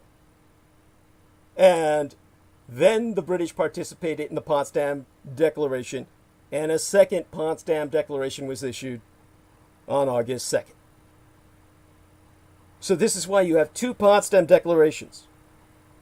And one of them is on the 16th of July, which Churchill participated in, and then the other was on August 2nd, which the legitimate British government participated in. And by legitimate, I mean the legally voted in British government that voted Churchill out during wartime, because during the time Churchill was participating in the Potsdam Declaration, he was in a gray area where the voting had started, and he was a lame duck administrator, and he was not really legally the prime minister, our leader, because that was still in question, because all the votes hadn't come in yet. That's why they had to redo Potsdam. So you had that going on, and then you had the Japanese sweep the south of China, which Lena Shea put up a wonderful part of a book on the DouglasDietrich.com. And she has that there for people to see in terms of the part she put up from Stilwell and the American experience in China. All of that, of course, is something that people can access, and they will find out everything I say is true. The Japanese swept through South China, and they were sweeping into Burma. And that's when the British took a bunch of their super expensive wings of Spitfires that had just arrived in country and buried them in their grease wrap. They weren't even assembled. They were to be assembled on site, fully assembled, even though they weren't industrially to be fully assembled, but they were to be put together, their major parts. They had been industrially prefabricated. They were to be reassembled, but they were still in their grease wrap, and they buried a wing of these planes, which is like, we're talking dozens of them, scores of them, probably well over 100. And a single Spitfire is worth, millions of dollars in this day and age. So the British did this because, bear in mind, this is after Hiroshima. This is after Nagasaki. And the British buried this knowing the Japanese were on the advance. The war was lost. The British were in retreat. Okay. None of this gets in your history books. This is the reality of World War II.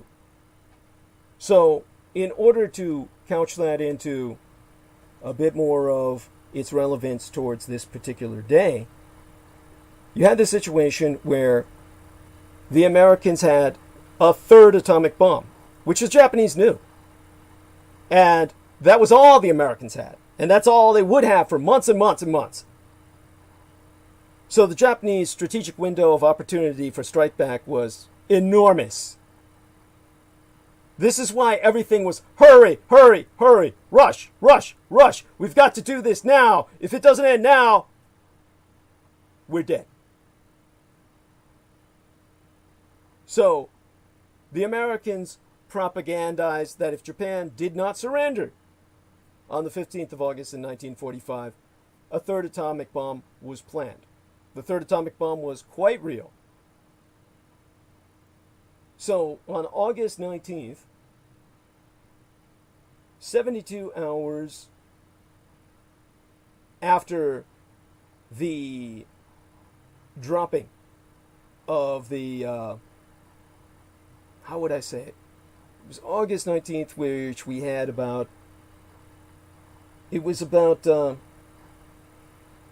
3 days after something decisive took place within the U.S. government concerning politics. They started planning for this redefinition of the war so that Americans would accept its end. And they were propagandizing how the bombs were decisive in factoring into that end. But it was about 72 hours after the bombing of Hiroshima, the 6th, because we had the 6th, the 7th, the 8th. The 9th is about approximately 4 days later. More like 72 hours later, close to 3 days. But it was on the day before the supposed bombing they were going to do of Kokura, the National Armory, Nagasaki being bombed by mistake, which I've told everyone at length before, how the whole story behind that.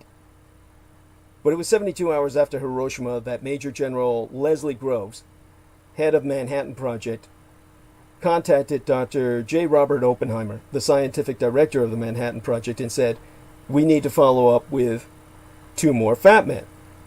We need to basically drop 2 of these plutonium bombs. And so Colonel Paul Tibbets, the commander of the 509th Composite Group, said, well, it's going to take 5 bombs to even get the Japanese anywhere near a strategic damage. It was his calculation. This was all insanity because he was factoring in bombs that didn't even exist and wouldn't exist for months. It would take many months before they were able to mass produce assembly line plutonium bombs. So they only had 3 to work with. But they had 15 silver plate B-29s that got converted at the last minute so the Americans could drop the Hiroshima bomb and then follow up with the clusterfuck operation that was supposed to be the Kokura National Armory, but there was too much air power and they were basically foiled and got shot to the point where their fuel container leaked into the bomb bay, flooded the bomb bay with highly flammable, high-octane aviation fuel that was going to blow the bomb. And that's when they panicked and just retreated, flew the opposite direction, and dropped it over Nagasaki before they all died. So you went from that Potsdam Declaration that involved, just so people understand this, the Soviet Union and France were not involved in the Potsdam Declaration. When they reference the Potsdam Declaration, the 3 parties involved were the United States, the United Kingdom's Greater British Empire, and Nationalist China. And Nationalist China was just there to foil the Americans so they could claim, yeah, we're still on your side. Chiang Kai-shek was actively at that point working for the Axis. Give me a second to take a break because, oh my God, I just have to sometimes interact with people while I'm doing this, and there's an important interaction I have to take care of. And so let me answer this person, and I thank you for your patience. Okay. Now, in terms of I'm going to have to drink water too. Now, the Potsdam Declaration said, per the American stance, and bear in mind the Chinese said nothing, which tells you everything. When anybody references the Potsdam Declaration, nobody knows the fucking Chinese were even there, because the Chinese refused to participate. The Chinese were just sitting back and saying, okay, all you white guys, we're just here to provide you moral support. You white guys take care of this. We can't handle the Japs. So the American stance was officially, and you can look this up, which is proof beyond revocability, irrevocable evidence that the Americans lost the war. The American stance on the Potsdam Declaration, flat out, full stop, abolish the monarchy and try Hirohito as a war criminal. That's the Potsdam Declaration. You can look this up. The British favored retention of the monarchy because Emperor Hirohito was a Knight of England and he was a field marshal in the British Army. And he considered all British action against him to be mutinies in the field. So the British said, because he's knighted by the British government and a member of the Order of the Garter, even though we revoked his membership, he's suing us for re-entry into that status. And by the way, legally, Hirohito won, and the British had to allow him back into the Order of the Garter. Again, if that's not proof the Japanese won the war, you've got your head so far up your ass, you're high on your own fumes. So the Potsdam Declaration, by the time of August 2nd, the Second Potsdam Declaration, final status of the emperor is totally compromised between the British and the Americans, and Chinese non-participation into total ambiguity. If you read the Potsdam Declaration, it makes no sense. So when people say, oh, the Japanese accepted the terms of the Potsdam Declaration and that shows we won, what fucking terms did the Japanese surrender? If you read that, the terms make no fucking sense. There is no status of the emperor, which was the only thing that mattered to the Japanese, that is stated in any way, shape, or form that takes a stand. The Potsdam Declaration is what my dad used to say, clear as mud and as twisted as two pretzels fighting. It was delivered on the 26th of July by the Swiss, the neutral nation. But what the Americans always repeat are 3 lines on the Potsdam Declaration to make it sound all tough and bullshit. And those 3 lines were, we shall not deviate from them regarding the Potsdam Declaration demands. We shall not deviate from them. There be no alternatives. We shall brook no delay. Promising prompt and utter destruction. If you read the Potsdam Declaration before those 3 lines, you're going to say, what conditions? There's nothing here that states any condition per the emperor. There's nothing here that makes any fucking sense. And so the Japanese rejected it. And, of course, the Japanese were continuing to communicate through the Soviet Union, which they were still at peace with, in no legal state of war. Prime Minister Admiral Kantaro Suzuki being very much responsible for much of this interaction. The Americans were therefore planning for Operation Downfall in December of 1945.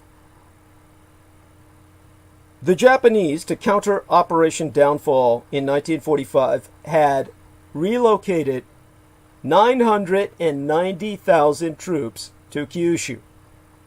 These were frontline combat troops, backed up by the Volunteer Fighting Corps, mobilized in June of 1945.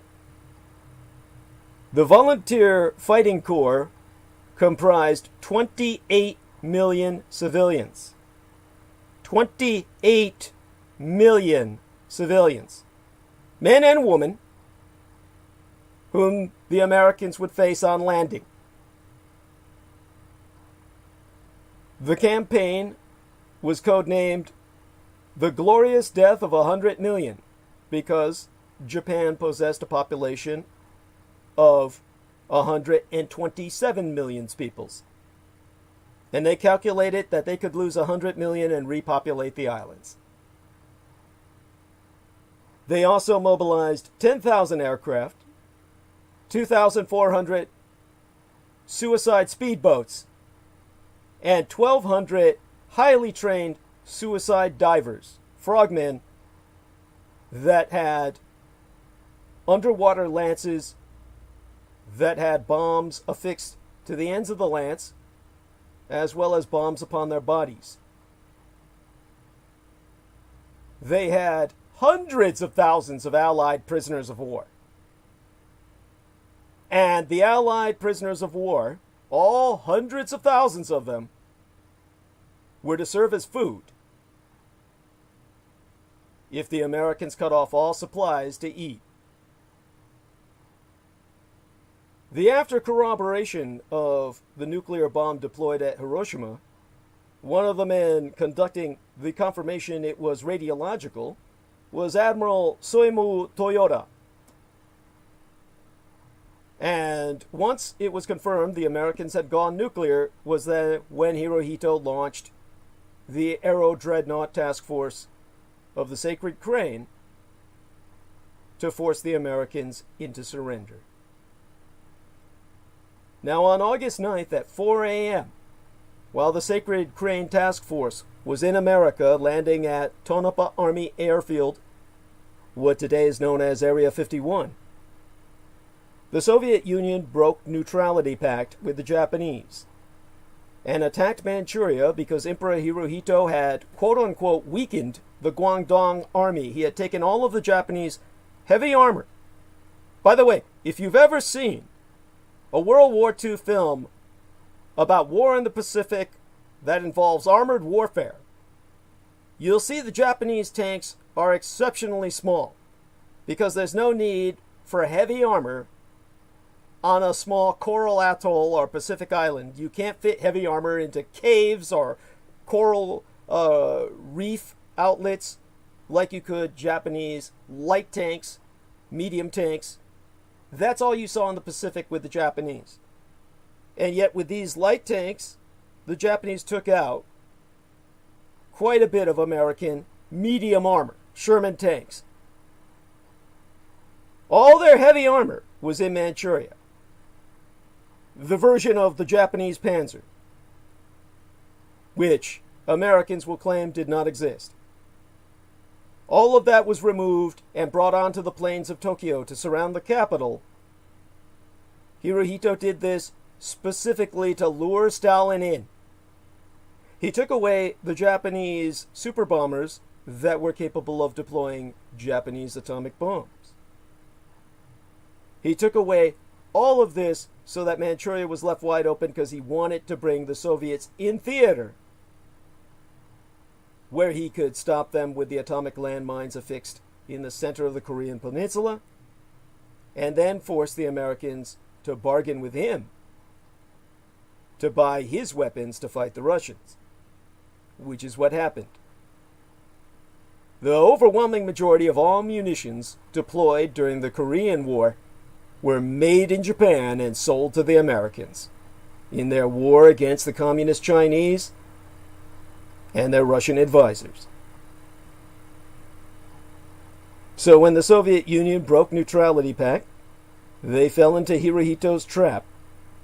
Stalin had given direct orders, which you can verify, for the Russians to invade Hokkaido within 10 to 14 days of launching Operation August Storm on August 9th. The Russians never made it into Hokkaido. Unlike in the south, Japanese forces in Hokkaido were comparatively weak and small. Yet they defeated the Russians without any suicidal tactics whatsoever, only advanced technology. They had amphibious Kami tanks, Kami or God tanks. The amphibious Kami tanks had never been deployed in active combat in the Pacific.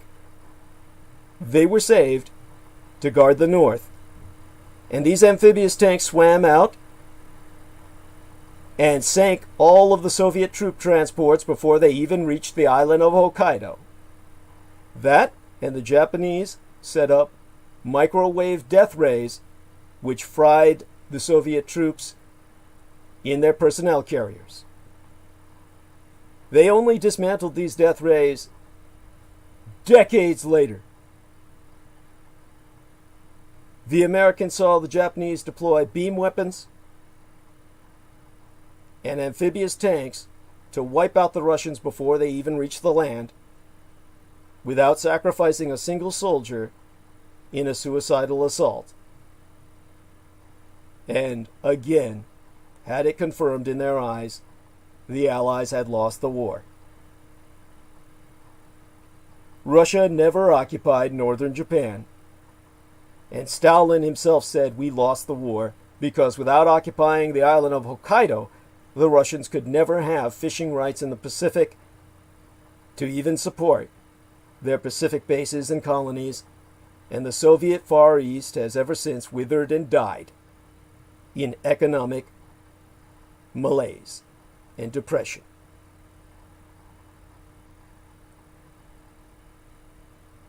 Now, at that time, General Korichika Anami, because of the Russian threat, was prepared to enact martial law. Now think about what I'm saying. All throughout World War II, the Japanese had not been under martial law. That means, to that point, nothing was considered serious. Truman comes out at that point and says about the atomic bomb, "We will continue to use it." And so an imperial conference was convened with Foreign Minister Togo and the Suzuki cabinet that night. And on August 10th at 2 a.m., the Foreign Ministry telegraphed that it would not accept the Potsdam Declaration on any conditions what prejudiced the prerogatives of the emperor. The Allies deemed this unacceptable and declared they were going to drop a bomb. Well, no bombs dropped on August 11th due to inclement weather. And journalists in America, you can read this in the fucking headlines, said the United States had declared a ceasefire. Now, this is one of those Roswell moments. This is one of those Truman Show moments. Like the time Truman held up the newspaper that said Dewey beats Truman in glee, smiling, because Truman had beat Dewey. Even though the papers misprinted a headline because all the bets were on Dewey. Because everyone knew Truman lost the war. Again, think about what I'm saying. There is a headline photograph, a Pulitzer Prize photo of Harry Truman bearing a headline when he ran for president after, quote unquote, the end of World War II. And everybody was saying this guy's going to lose the election because he lost the war. Everybody was betting on Dewey. So you see the headlines were printed by the millions. Dewey beats Truman. Truman won by a margin, by a hair, and by this hair split vote. He held up this headline, and that is a Roswell moment. It's like when at Roswell, everybody says, oh, the first headline said it was aliens. And then they withdrew it. And that way they said, that confirms it was aliens.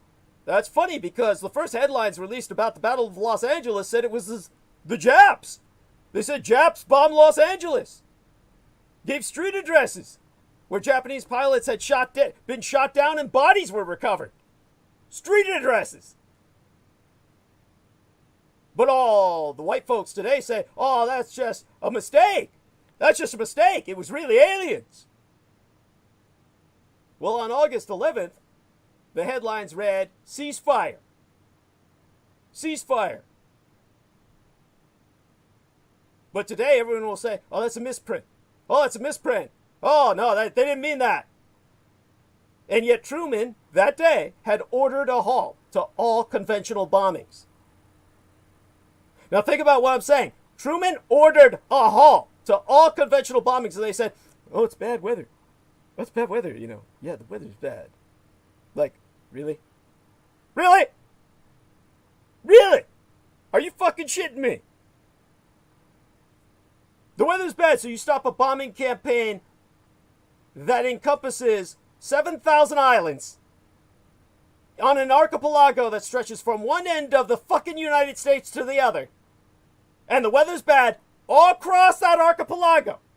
That entire fucking arc. You can't drop a single bomb. Ooh, yeah. Yeah, that buggers belief.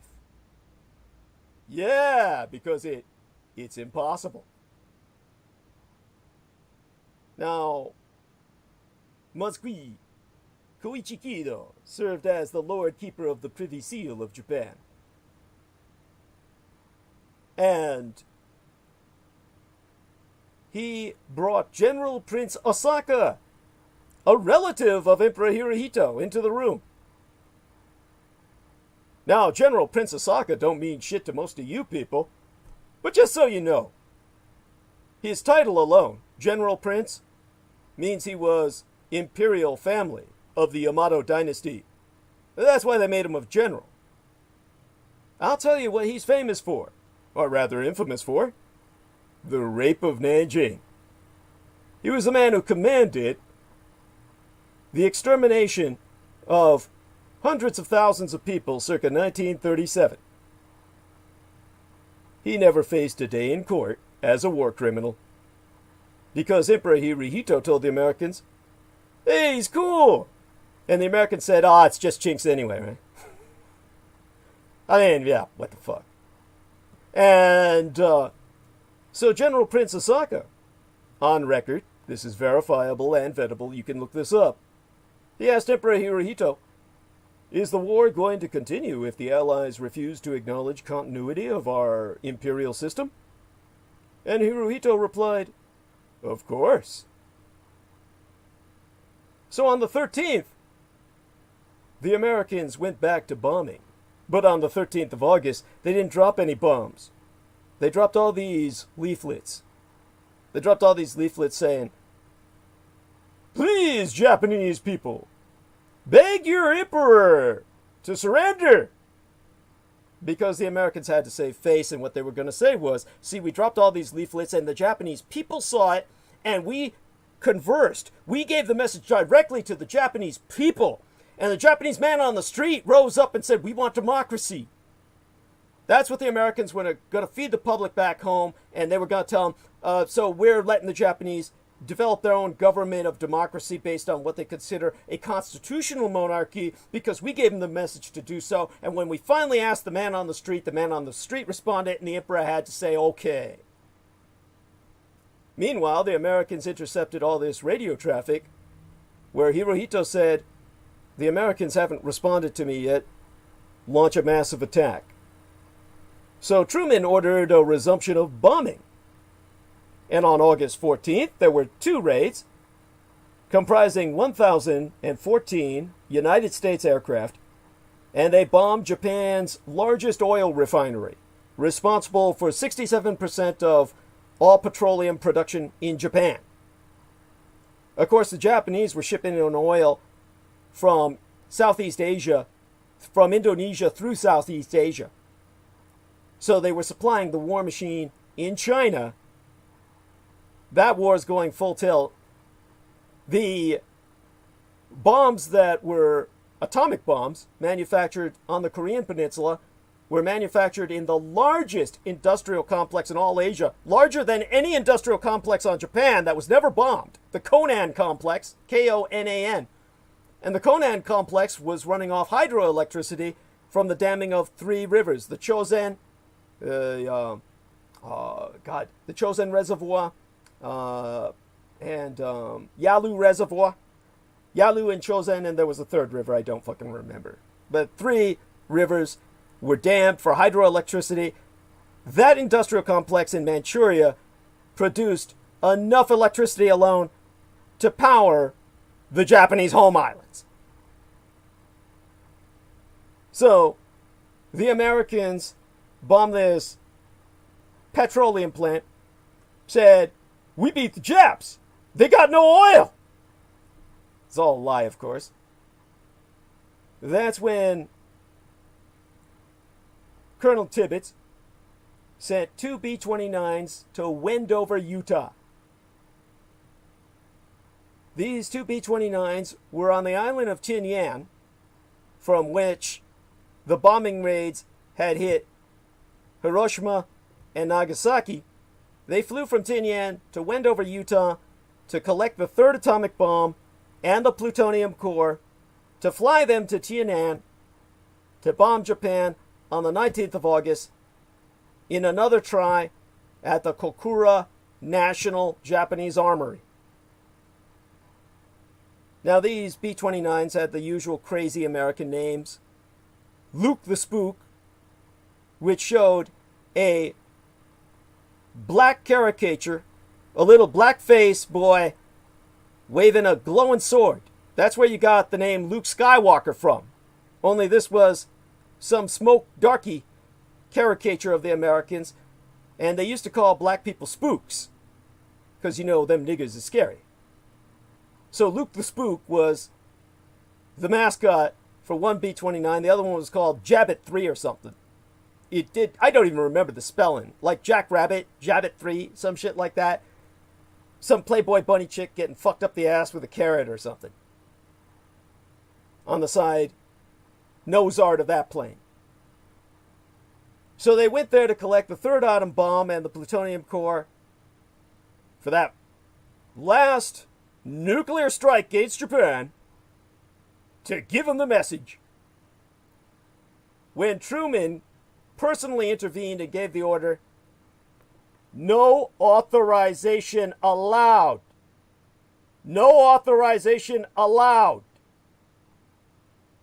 And so Luke the Spook and Jabbit 3 never entered history, along with the Enola Gay and all the other bombers of the atomic age, because they sat over there in Wendover, Utah, and never went back to Tinian. Because Harry Truman said, it's not going to happen.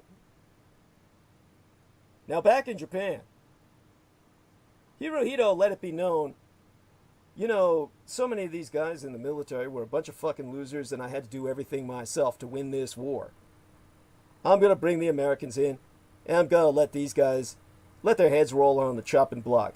I won't look like the villain, the Americans will look like the bad guys, and I'll get rid of all the assholes. That's when the military plotted a coup, or elements thereof, who knew they would be tried for war crimes. The coup was plotted on the 12th of August, led by Major Kenji Hatanaka and General Anami's brother-in-law. General Anami was a high-ranking member of the military who had access to Hirohito. Now, the 14th of August was when Emperor Hirohito told the Americans it was decision day. The Americans will tell you, oh, that was the decision day we gave the Japs. And in a record, or rather, Hirohito was going to record the imperial rescript at 11 p.m. Now, at 2 p.m. that day, General Anami committed suicide by ritual seppuku, what the Americans bastardize as harikiri, which means belly slit, which of course the Japanese would never use a term like that. Seppuku is, of course, disembowelment, self-immolation by disembowelment. General Anami committed that because he did not want to take part against the emperor any plot, and he didn't want to face trial as a war criminal. So he killed himself. Now at 9:30 p.m., the coup was launched by the 2nd Regiment of the 1st Imperial Guards Division under Colonel Haga. It's not what you think. The Imperial Guards were not traitors to the emperor. They received false orders. They demanded Lieutenant, as the British would call it, or Lieutenant General Takeshi Mori, the commander of the 1st Imperial Guards Division, to join. He refused, and Hatanaka killed him. He then used Lieutenant General Takeshi Mori's official chop. That's a giant block which contains a signature, so it's carved in ivory or jade. And this signature is used as an official rubber stamp that has the authorized signature of the official on it. So he used Mori's official chop to authorize the army to take the Imperial Palace and the Imperial Household Ministry. Now, throughout all this time, Hirohito was comfortable in his luxurious bunker beneath the palace, known as the Gobonku.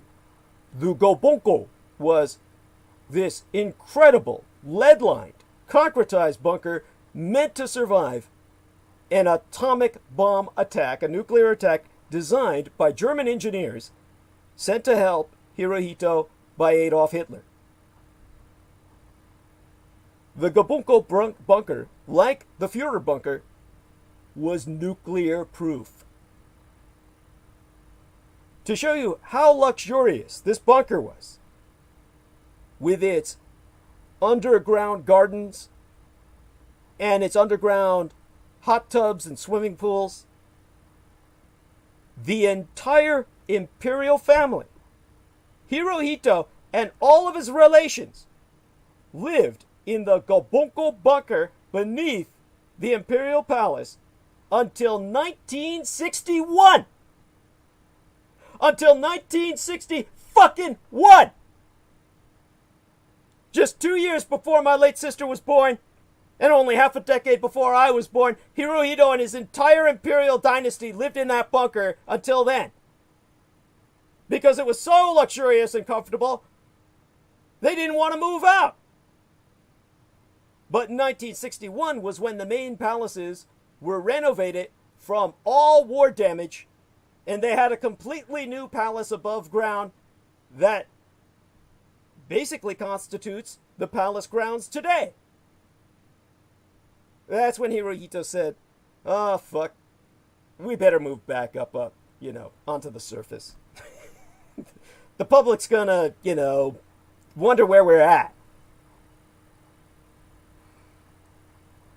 Now, Prime Minister Suzuki escaped assassination by the military junta attempting to take over Japan. Hirohito had used the radio in the bunker to call loyal troops, and the loyalist Imperial Guards were en route.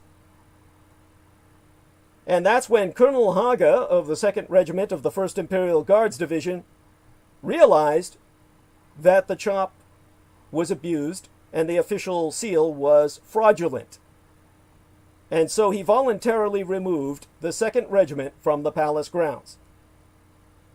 All of this with Hirohito not even having to confront the rebels in person at all. Then, on August 15th, at high noon, Hirohito received transmission from the Americans, the cable, that the Americans had sued for peace. On August 15th at high noon, Emperor Hirohito made his broadcast. And 1 hour after that, knowing he had failed, Hatanaka shot himself. Now, for those of you who have no idea about how much bullshit you've been fed, historically, you can vet and verify a United States plane was downed over Japan by Japanese fighters on August 18th. August 18th. This is after the Americans told you Hirohito surrendered. Remember, his transmission was heard not only all over Japan, but all over the fucking world. There's no way that enemy troops could not know about it. There was no way Japanese troops could not know about it. And Japanese planes are still shooting down American planes. There's several things to derive from this fact. First, the Americans will tell you, oh, we wiped out all the fuel. Japanese have no fuel. Oh, there was no air cover. We're bombing Japan with impunity. No air cover. Yeah, Hirohito surrendered on the 15th. Yeah. Then on the 18th, a U.S. plane gets shot down by Japanese fighters. Why didn't the Americans say, why, you treacherous Japs, we're going to drop another bomb? Why, you lying motherfuckers, you're in for it now. Why didn't Truman resume bombing? 'Cause you fucking lost. 'Cause you lost. Then the United States troops only arrived in Japan from August 30th onwards to clean up the mess they made, clean up all the debris from the fire bombings, clean up the radioactive rubble in Hiroshima and Nagasaki. The Japanese continued their war against the Soviets till early September 1945, wiping out all the Russians who swam to Hokkaido after their personnel carriers, their amphibious personnel carriers, were sunk. There were Russians who were using flotation devices, literally lifesavers, we would call them, to reach the Japanese mainland, at which point the Japanese were bayoneting them to death. Millions of Japanese troops remained under arms in Japan itself and all across Asia.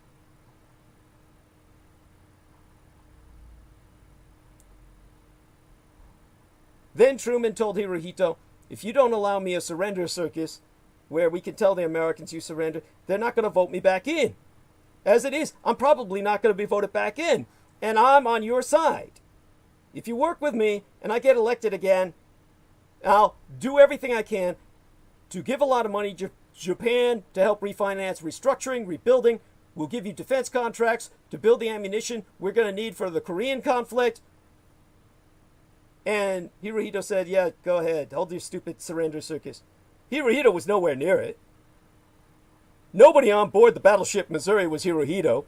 Nobody brought any samurai swords to turn over to the Americans to show the surrender of the Japanese Yamato dynasty, what they would call Yamato Dashi, or Yamato spirit. Where's the fucking swords? Look at any of the pictures. Oh, I get it. It's because the Americans knew if all those old Japanese men wearing tuxedos and top hats had any samurai swords, they knew they'd turn Teenage Mutant Ninja Turtle on them and kill them all. You know, all the thousands of sailors on board the Missouri, they must have said, oh man, we can't handle that shit. Yeah, those 9 Japs will take over the entire battleship with their samurai swords if we let them carry samurai swords.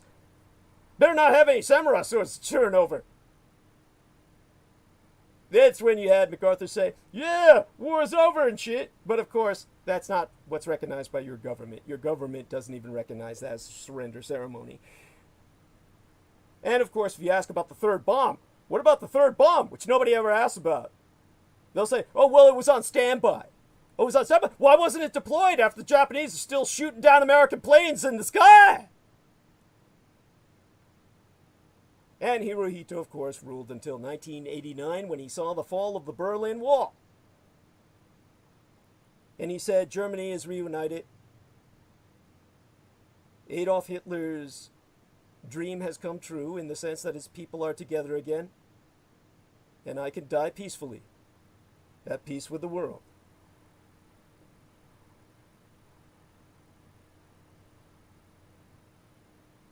Now that's World War II. This is the day that must be commemorated for all the reasons you don't even know. Now, I'm hoping people can still hear myself. And I'll need some confirmation, some feedback as to whether that's the case. And looking forward to that. Now, as soon as I get that, I'll go on with the Lebanon subject.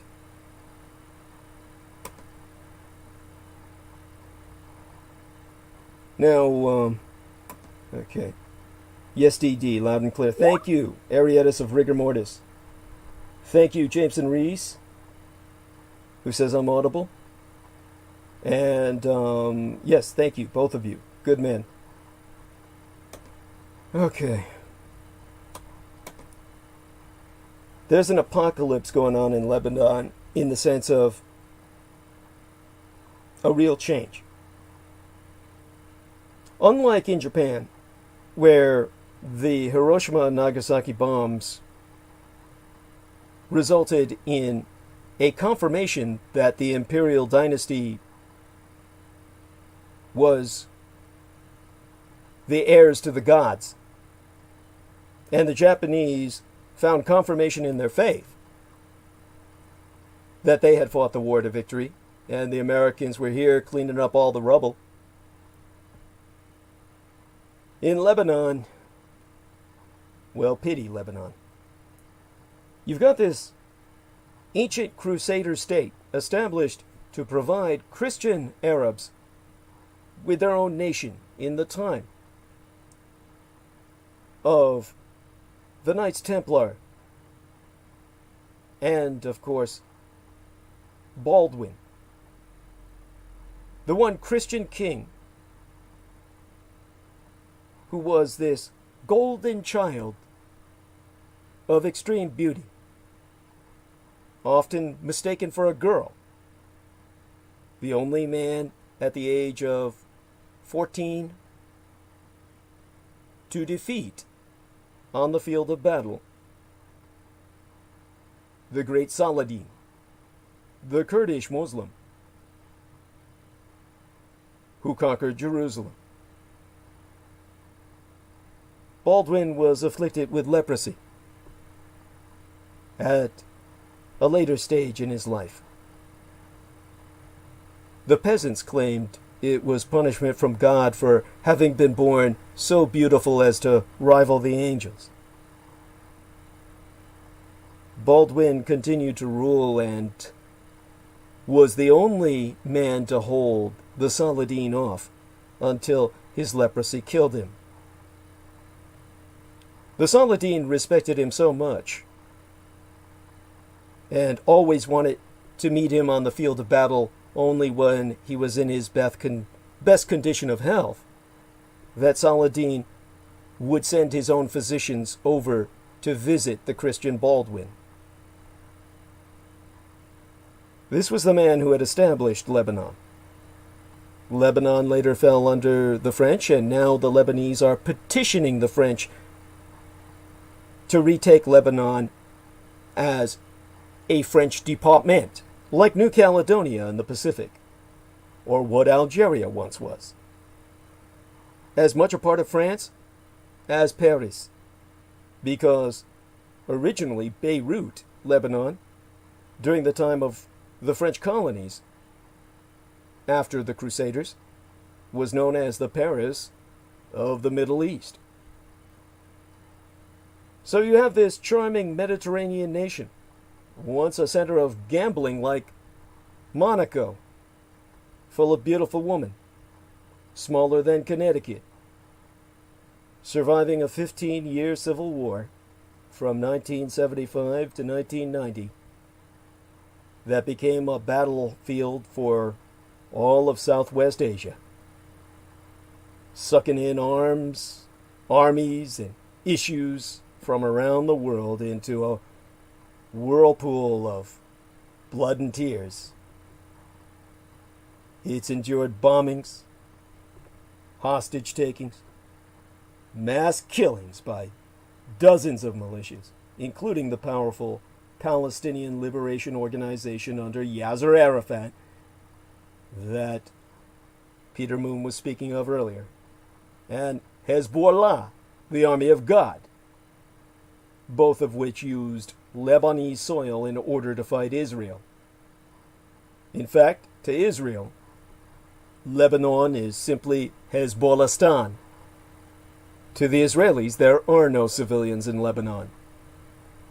Just as to the Americans, every Jap was an enemy. That's how the Israelis see the Lebanese.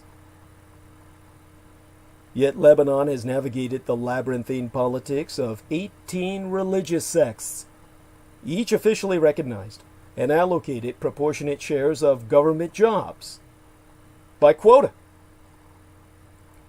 It picked up the pieces after the assassinations of presidents and prime ministers, cabinet members, and members of parliament, and occupations by Syrian and Israeli troops.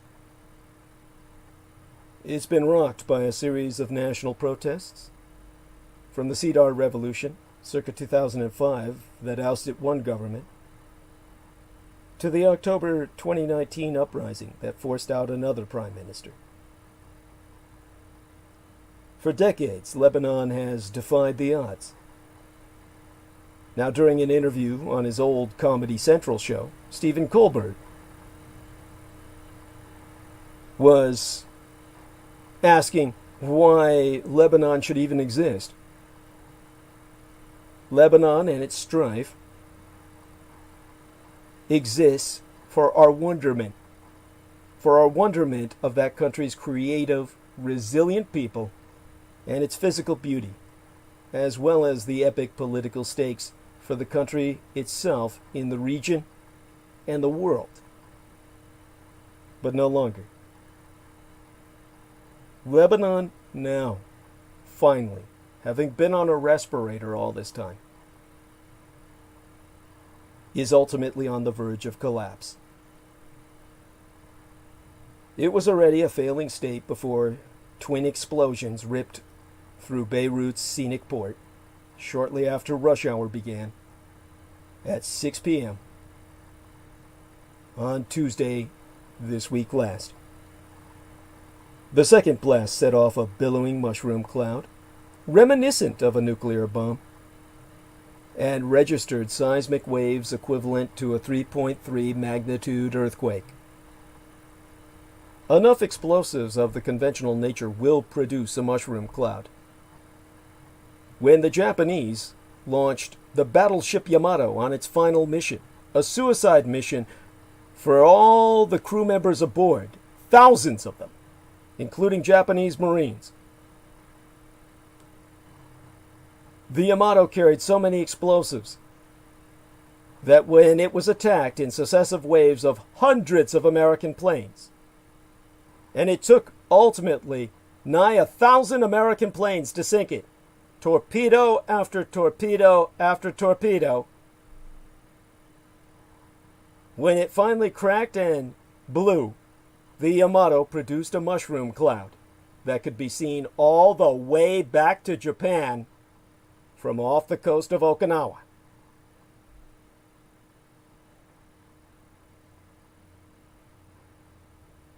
In terms of the Beirut blast, the explosion was heard as far away as Cyprus, an island more than 120 miles to the northwest.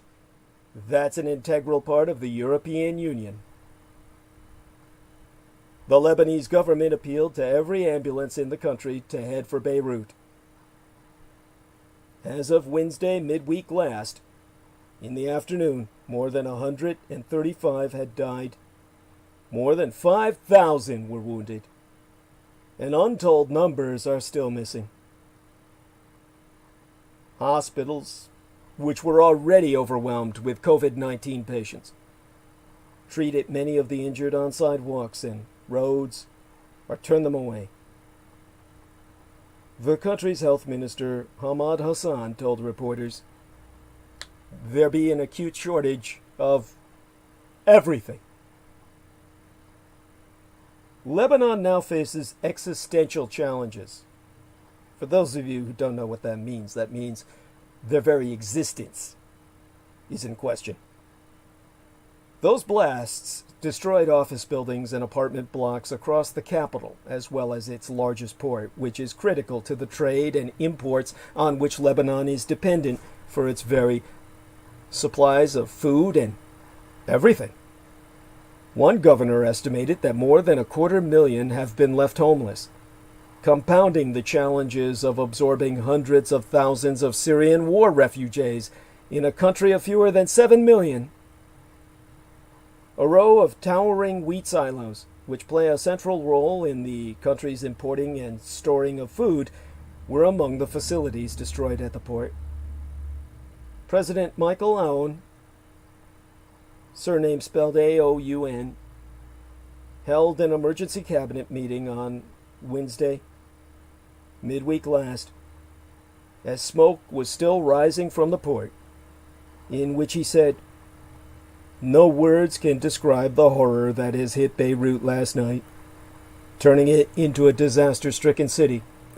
The apocalypse was literally the headline in the Lebanese daily, which still prints in the French.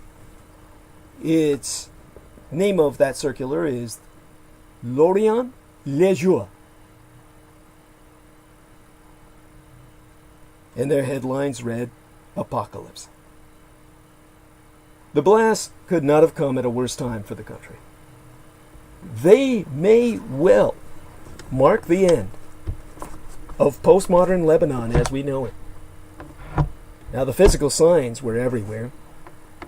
Once famed for its robust nightlife and rich cultural outlets, Beirut recently has had no electricity for up to 20 hours a day before the blasts. Rescue efforts were hampered by these power outages.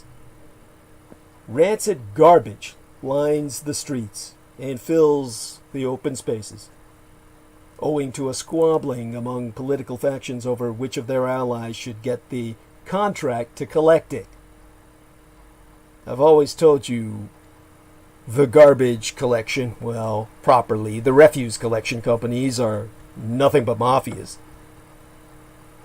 As for potable or drinkable water, it's all too often in short supply. Yesterday, last month, Michael Bachelet, the former Chilean president and the current United Nations High Commissioner for Human Rights, warned that Lebanon is fast spiraling out of control, with many already destitute and facing starvation. Once the banking center and economic pulse for the entire Middle East, Lebanon is now facing an economic crisis sans precedent in its history. The International Crisis Group has been investigating, and in June they produced a prognosis, again before the blast, that pretty much said terminal. The price of food and basic commodities has risen by at least 50% every month since May. 1 in 3 Lebanese is unemployed due to a long-standing economic crisis exacerbated by the coronavirus pandemic, as confirmed by the United Nations. As of April, Michelle Bachelet, the former Chilean president, reported a staggering 75% of the population needing various forms of aid. The national currency has lost 80% of its value since the October uprising, which was triggered by a new government tax on WhatsApp usage, but quickly escalated into demands for a political overhaul of the power structure dominated by warlords turned politicians since the end of the Civil War 3 decades agone. The Levantine state is in even worse shape politically than it is physically. MEMୖRIAL, the head of the Beirut office at the Carnegie Endowment for International Peace. That same Wednesday midweek last was quoted as saying that the devastation is far beyond anything I have seen, and I have lived through multiple wars in this country. But she added, Lebanon has been collapsing in an exponential manner prior to this explosion. In a report published a fortnight, 14 nights ago, 12 weeks ago, Yahya warned that 4 of the 5 key pillars that have sustained Lebanon since it gained independence from France in World War II, having been liberated by those evil Nazis, they're all now crumbling. The power-sharing agreement among sects is deeply dysfunctional. Lebanon's middle class is disappearing. The country can no longer pretend to be a merchant republic, its long-standing role in the Middle East. Personal freedoms, including freedom of speech, which provided for rich intellectual debate unknown in other parts of the region, are disappearing as repression and intimidation increase. Even the military, the one national institution that works, well, sort of, has been weakened by the economic crisis. And so from what I read of Yahya's report, and I can read the Arabic, I read it in the original Arabic, she wrote, Lebanese politicians are pushing their country over the precipice, 8 months into a complex crisis that is threatening Lebanon's foundations. They have yet to take steps to stem the collapse. Now, since the Civil War ended in 1990, that was before I even participated in Operation Desert Storm, Lebanon has been built largely on a political Ponzi scheme. Paul Salem, the president of the Middle East Institute, and himself the son of a former Lebanese foreign minister, has gone on record to say that the state is now grievously wounded, but not yet dead. It faces 2 stark alternatives. Civil society protest movements that have struggled for 15 years to provoke change can push even harder for reforms and new leadership, or the criminal oligarchy, a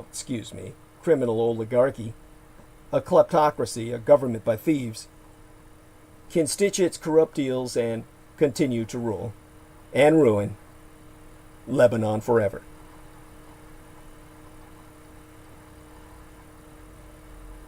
There's been a new variable since the October protests, when a wide cross-section stood up and rejected the corruption, an old sectarian way of doing everything. If nothing is done, then Lebanon is heading to becoming a truly failed state. If you want to know how much more worse could it possibly get, think Somalia. Somalia is the bottom of it all. Somalia is where states, that's what it looks like when states fail. When there's no sanitation, no refuse collection, even conceivable. Now, at his briefing on the pandemic on Tuesday, the day of the Beirut blast, President Trump described the blast as a terrible attack. He said, "It's a bomb of some kind."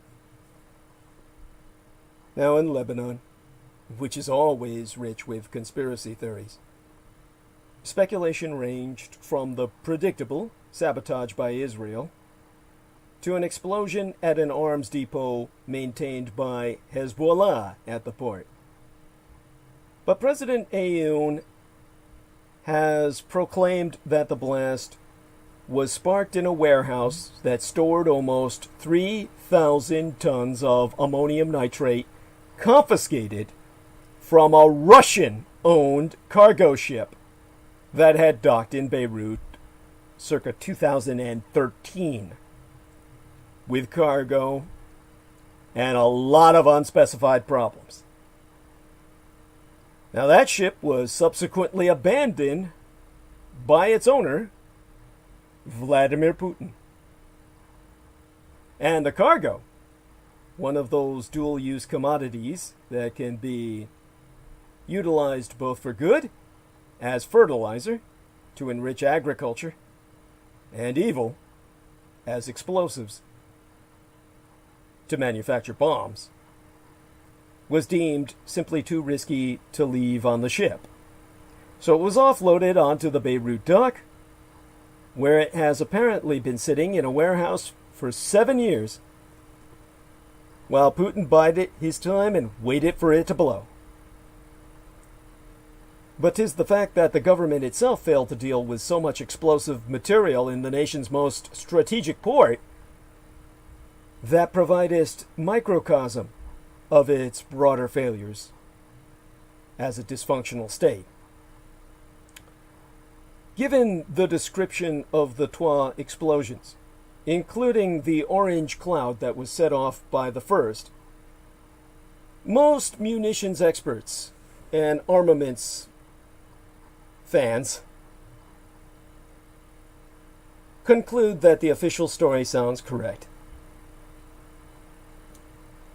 Now, Darrell Kimball, the executive director of the Arms Control Association, whom I trust more than some kind of NRA puke, concludes that storing 2,750 tons of ammonium nitrate in a hot warehouse in the middle of a port city is not an attack. It is tragic incompetence. Incompetence so tragic, well, it's an attack of a sort. An attack on sensibilities. As if, well, Jeffrey Feltman, a former United States ambassador to Lebanon and the former United Nations Undersecretary General for Political Affairs, has been quoted as saying, as if the Lebanese people needed more evidence of the abysmally low performance of their successive governments. Well, this was the clincher. It's the punchline of a killing joke. The political aftershock from the twin blasts and the criminal negligence that they have exposed will be much bigger than the explosives themselves. Rami Khouri, the director of global engagement at the American University of Beirut and a non-resident fellow at Harvard's Kennedy School, has been quoted as saying, "There will be enormous public pressure to finally force the political elite to get out of their lives. This will ultimately be seen as the decisive blow that brings down the system." Now the interesting thing is I'm transliterating from the Arabic, and this is what the guy is saying. Exactly as I quoted it, there will be enormous public pressure to finally force the political elite to get out of their lives. You can read into that. And he followed up by saying this will ultimately be seen as the decisive blow that brings down the system. Now, during the 9 months since the October uprising, Lebanon has felt new rumblings among young activists, the media, professional associations, and civil society, getting ready to replace the crappy old system. The sectarian divide of power and its 50-50 split between Christians and Muslims of all government and civil service jobs will remain, because it was this division of power that ended the Civil War. The primary focus will instead be ejecting the corrupt political elite, who have created a spoils system that excludes all but their own. This is a turning point. It's not the end of Lebanon. It's the beginning of a different Lebanon. Now, despite their exhaustion, the Lebanese will almost certainly rise up against the political mafia yet again, possibly in even greater numbers, to demand accountability and more. Some heads will roll. Some officials will certainly have to resign. but more meaningful and enduring change, we can only wish the Lebanese well and pray they once again defy the odds. Now, personally, I'd recommend what they've petitioned for: to be recepted into France as a department thereof and be directly administered from Paris. That brings us to police issues. You would have French gendarmes patrolling the streets, or at least the French Foreign Legion. It reminds me of the United States, where the Minneapolis City Council's proposal to dismantle the city's police department is going to take us more time to figure out, which means it won't be on the ballot in November. The city's Charter Commission voted this week to take us 90 more days to review the council's proposal to replace the police department with an agency with a broader public safety approach. It's one of several local debates in the wake of high-profile cases of police violence in recent months. In Louisville, Kentucky, the police chief and chief of public services walked out of a city meeting on recent protests this week because they said pending investigations kept them from answering questions about the death of Breonna Taylor, the 26-year-old emergency medical technician who was killed by police during a raid in her own home that hit the wrong apartment.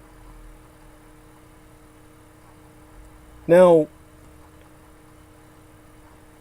Lena Shea brought to my attention the story of a woman hating, the medical term for that is gynophobe, a misogynist, a man who is hateful of women because he can't get any sex or any affection or anything at all. He wound up attempting to kill her. Well, to kill the United States District Court Judge Judge Salis. Again, I would never have known about this except for Lena Shea. I provided her a link to a video, which tragically, let me check my messages to her. This video was published on YouTube some time ago, August 3rd. That's a world away from us today. It's August 9th. The Hiroshima and Nagasaki bombings were closer to each other, August 6th and August 9th, than August 3rd is to this August 9th, this month, this year. Close to us, close together. It's published on YouTube. It's had 252,891 views. And the Mercury has 108 subscribers. It's a statement from the U.S. District Judge Judge Salis on YouTube. Its comments have been disabled because of all the death threats.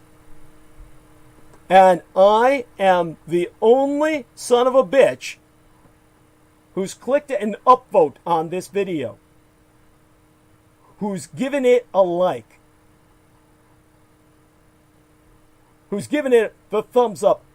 Please, people, go there and give this video a thumbs up. Statement from U.S. District Judge Judge Salis. She is begging. Now, she's giving, or rather delivering, officially, a heartbreaking statement after her son was killed and her husband was critically injured,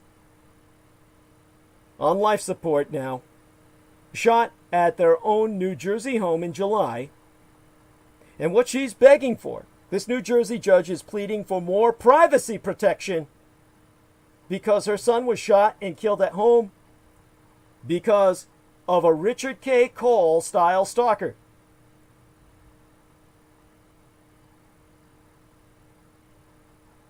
We'll go a bit deeper in the future into Zachary Garrett as an asset. Richard K. Cole, of course, precedes him. But since Richard K. Cole couldn't do anything done, they sent in Zachary Garrett, who came close to doing what Richard K. Cole could never do. And because Richard K. Cole is a stalker who doxes, publishes documents on anything and everything that is pumped to him by the intelligence community about myself or any of my affiliates, this individual, whose name I do not yet know, they are protecting the name of the murderer,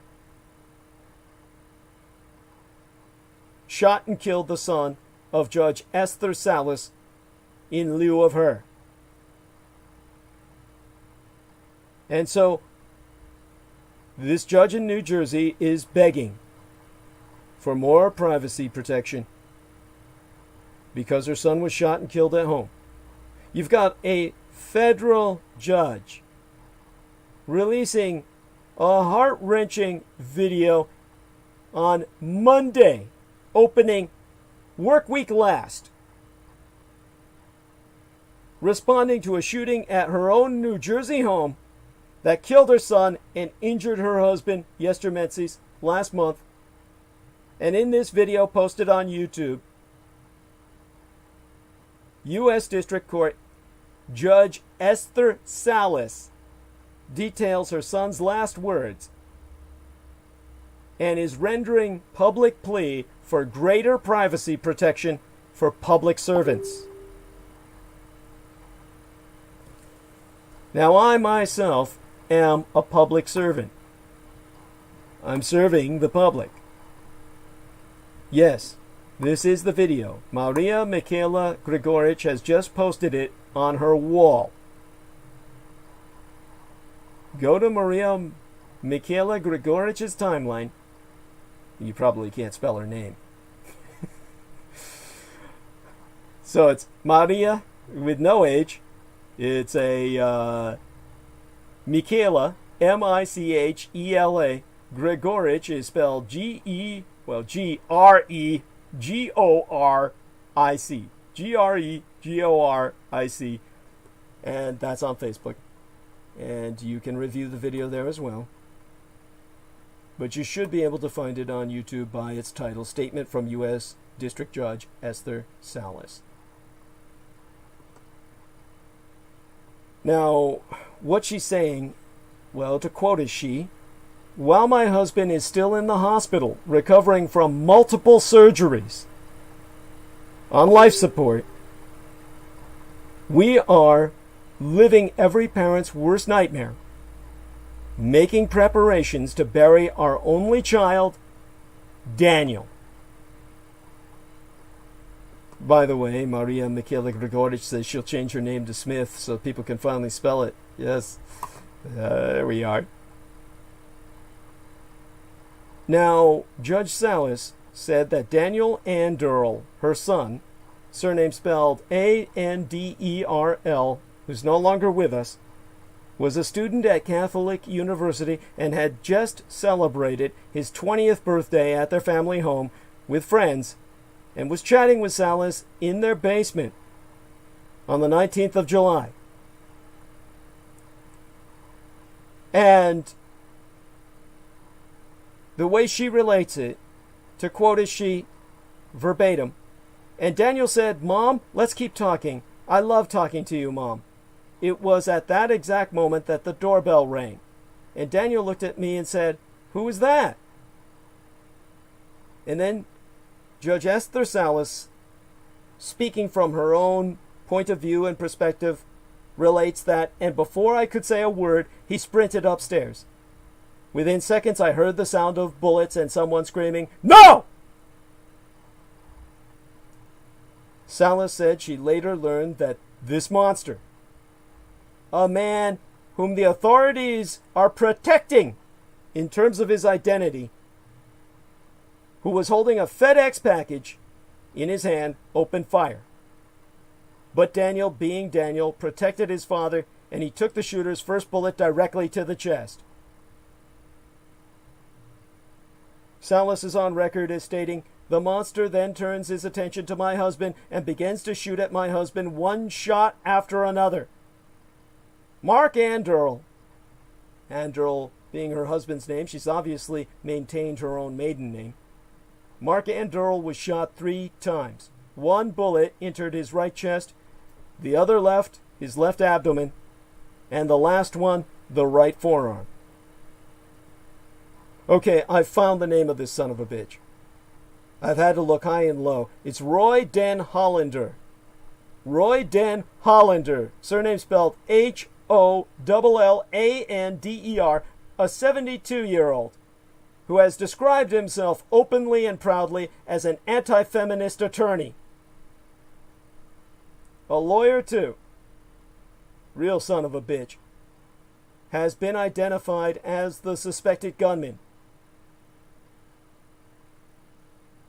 I am happy to report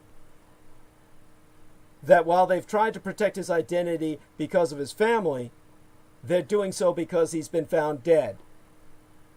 He's found dead on July 20th in Rockland, New York. Authorities have stated that he is believed to be the gunman in a separate attack that earlier killed a fellow attorney in California, in my own Golden State.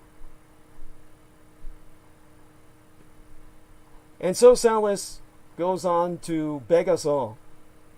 My family has experienced a pain that no one should ever have to endure. And I am here asking everyone to help me ensure that no one ever has to experience this kind of pain. We may not be able to stop something like this from happening again, but we can make it hard for those who target us to track us down. And so she concludes by saying, in my case, the monster knew where I lived and even what church we attended, and had a complete dossier on myself and my family. At the moment, there be nothing we can do to stop it, and that is unacceptable. My son's death cannot be in vain, which is why I am begging those in power to do something to help my sisters, well, she says my brothers and sisters, on the bench. Well, this needs to be done to help us all. We have to stand up against Richard K. Cole, Jr. Richard K. Cole, Jr. has said he is going to kill myself and everyone affiliated with me. This is a man who has published all of my information and the information of all my relations, except, thankfully, my son, whom he has no information on because he married a multi-billionaire and therefore has his privacy purchased. As much as I appreciate that, that cannot be tolerated as how it works. That's got to stop. This has got to be available for all of us in terms of our ability to ward off these predators like Richard K. Cole. I want you all to know I am in danger of my life. Richard K. Cole is determined to kill myself. Lilith Aquino has now joined in this conflict on his side. She's far more active than her husband ever was. Her first deployment of an asset was Zachariah Garrett, a occultist who has done potentially irreparable damage. You can only pray we recover therefrom. All of this is something I need to inform you about, because ultimately, of course, I will have to defend myself. And I need this to be on record, should it come to that point. Now, this also brings up several other issues that are simply devastating to the Democratic ability to beat the Republicans in the near future. In terms of the NRA and confronting it, we have a situation in which a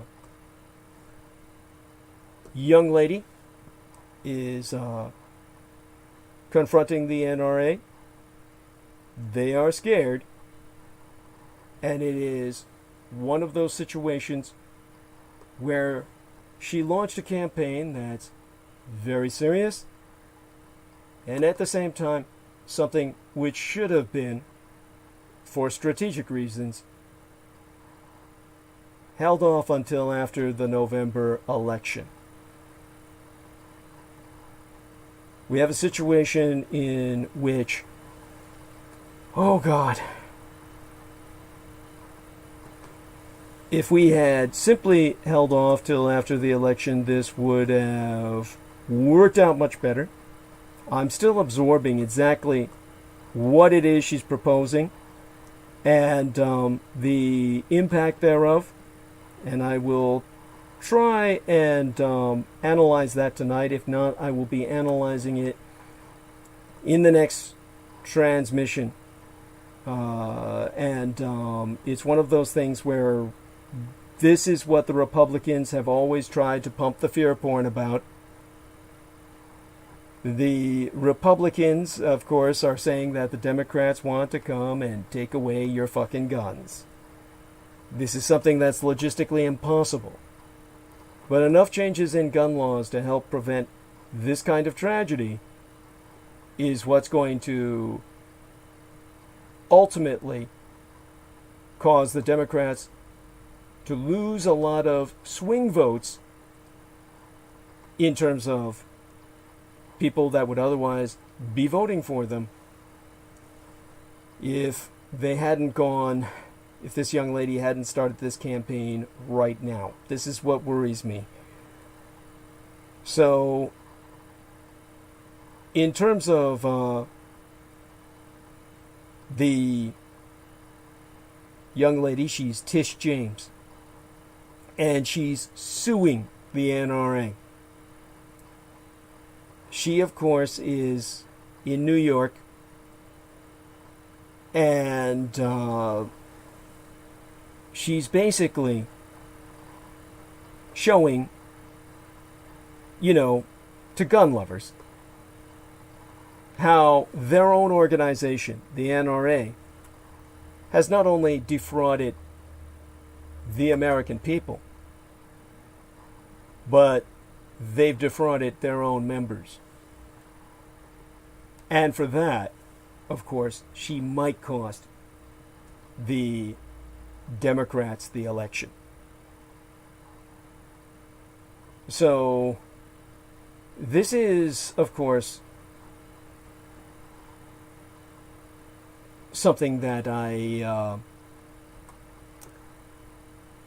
always get the most death threats about.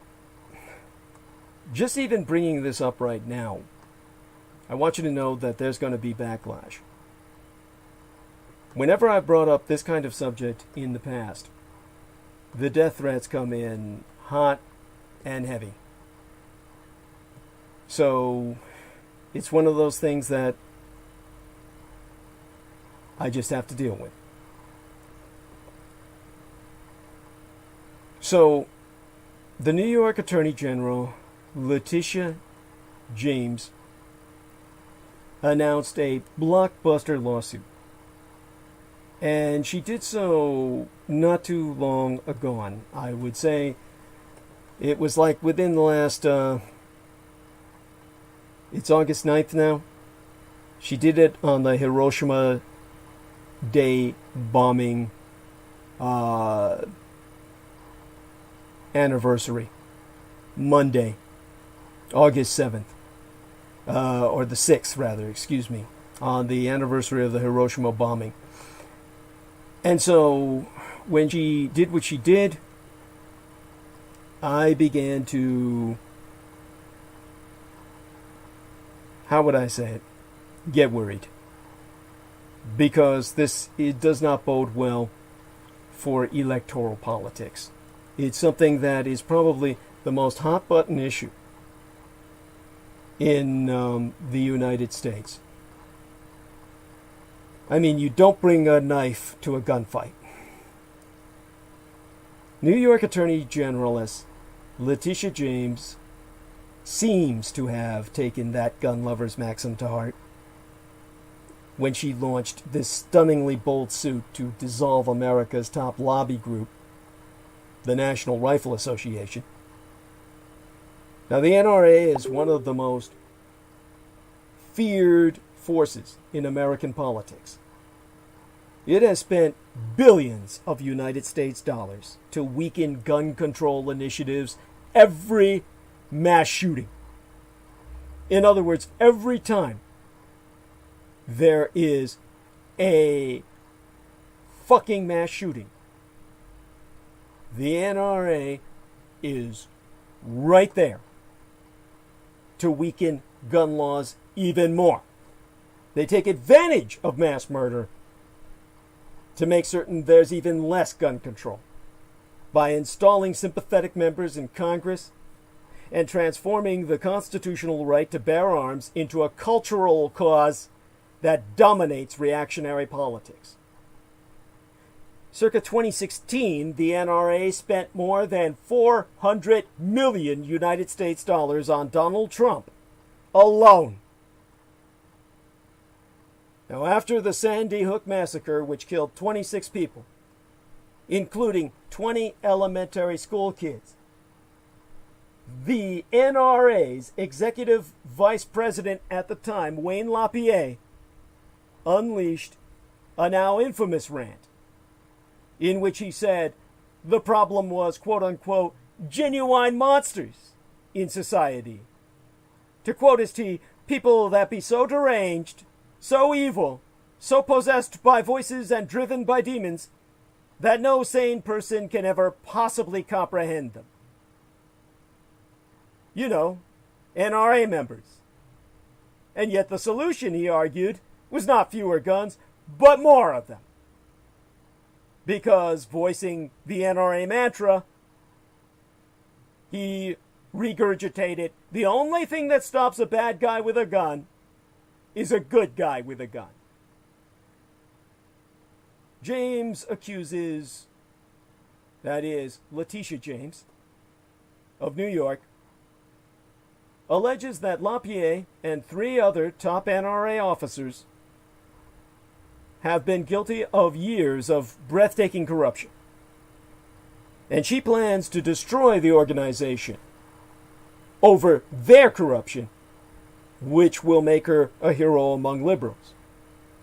But while gun control is almost as much a mobilizing issue for the left as the right, Democrats who need to win rural, conservative, swing state voters are wishing she waited until after the election. Believe me.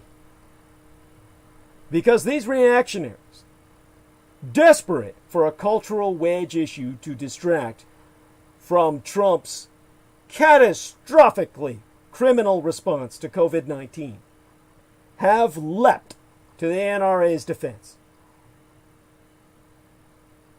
They have always warned, via their fear porn, that radical liberals be bent on confiscating guns from law-abiding Americans.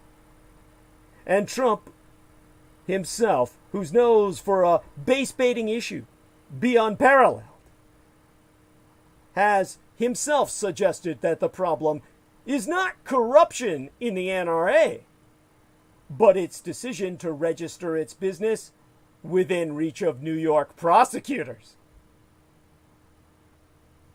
Donald Trump himself so saying, I think the NRA should move to Texas and lead a very good and beautiful life as an international terrorist network, which is all they be. And my own golden state of California classified them as such, or certainly my golden gated city of San Francisco did so. I don't know if that was ever struck down by lawsuit, but at least we did it. And yet, as I've said, gun lovers should be thanking Tish James for suing the NRA. Because in bringing her suit to court, New York's Attorney General has proven that the gun group has not only defrauded all the American people, but has ever defrauded its own members. So, New York Attorney General Letitia James has announced this blockbuster lawsuit on Hiroshima Commemorative Day, calling for the dissolution of the National Rifle Association. The charges follow an investigation led by her office into the NRA's alleged financial misdealings. The lawsuit accuses NRA leaders of violating state and federal laws, along diverting millions of United States dollars meant for the NRA's operations into their personal coffers. Longtime NRA Chief Executive Wayne LaPierre is a named defendant in the lawsuit, along with 3 other current and former high-ranking NRA officials. Now, in case you didn't know, or never wanted to know, the NRA is technically a non-profit organization, an NPO, incorporated in New York State, that has been suspected of corruption for some time. In 2018, the year before yesteryear, the proven Russian spy, Maria Butina, who herself pleaded guilty to engaging in a conspiracy to destroy the United States, was the figurehead of the NRA. This is a Russian intelligence asset who confessed to participating in conspiracy to destroy the United States. Her vector for gaining influence in Republican circles came through the NRA. The year thereafter, but yesteryear, circa 2019, Oliver North, who was made the NRA president and laughingstock, was finally pushed out of the organization after losing a power struggle with LaPierre, and North himself has alleged rampant corruption in the organization.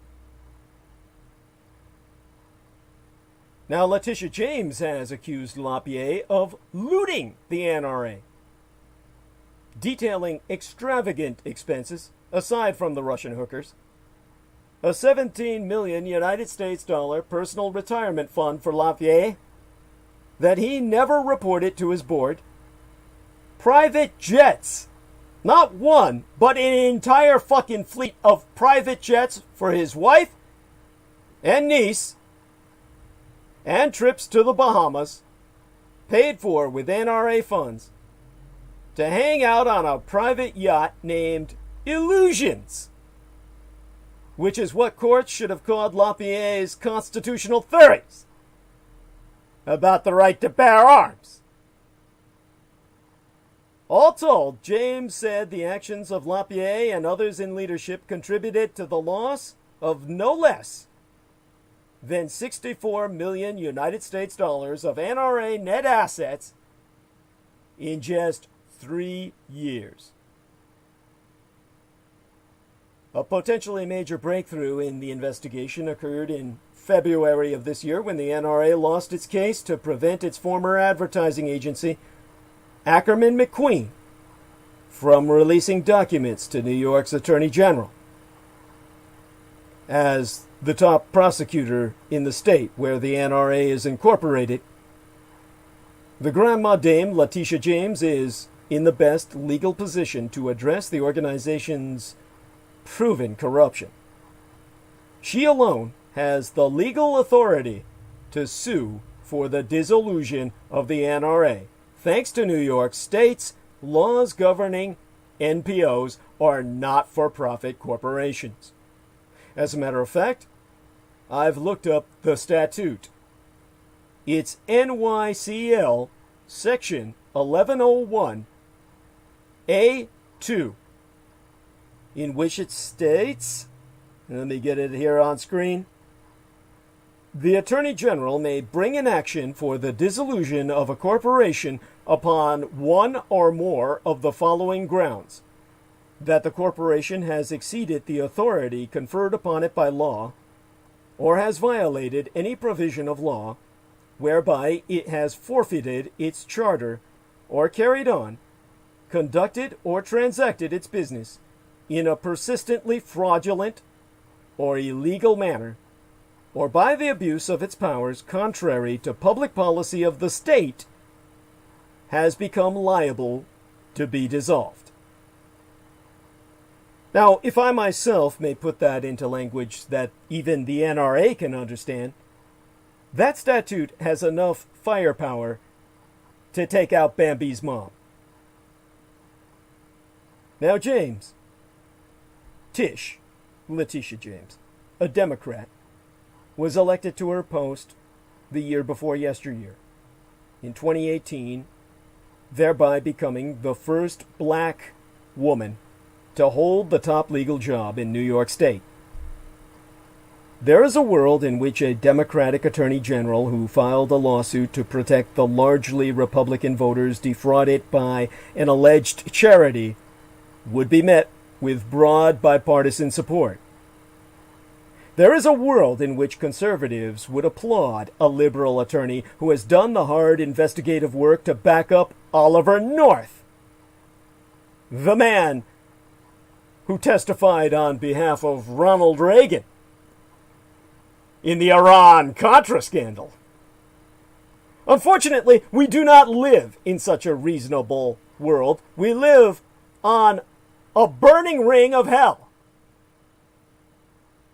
James's announcement was met with so many baseless criticisms that I briefly was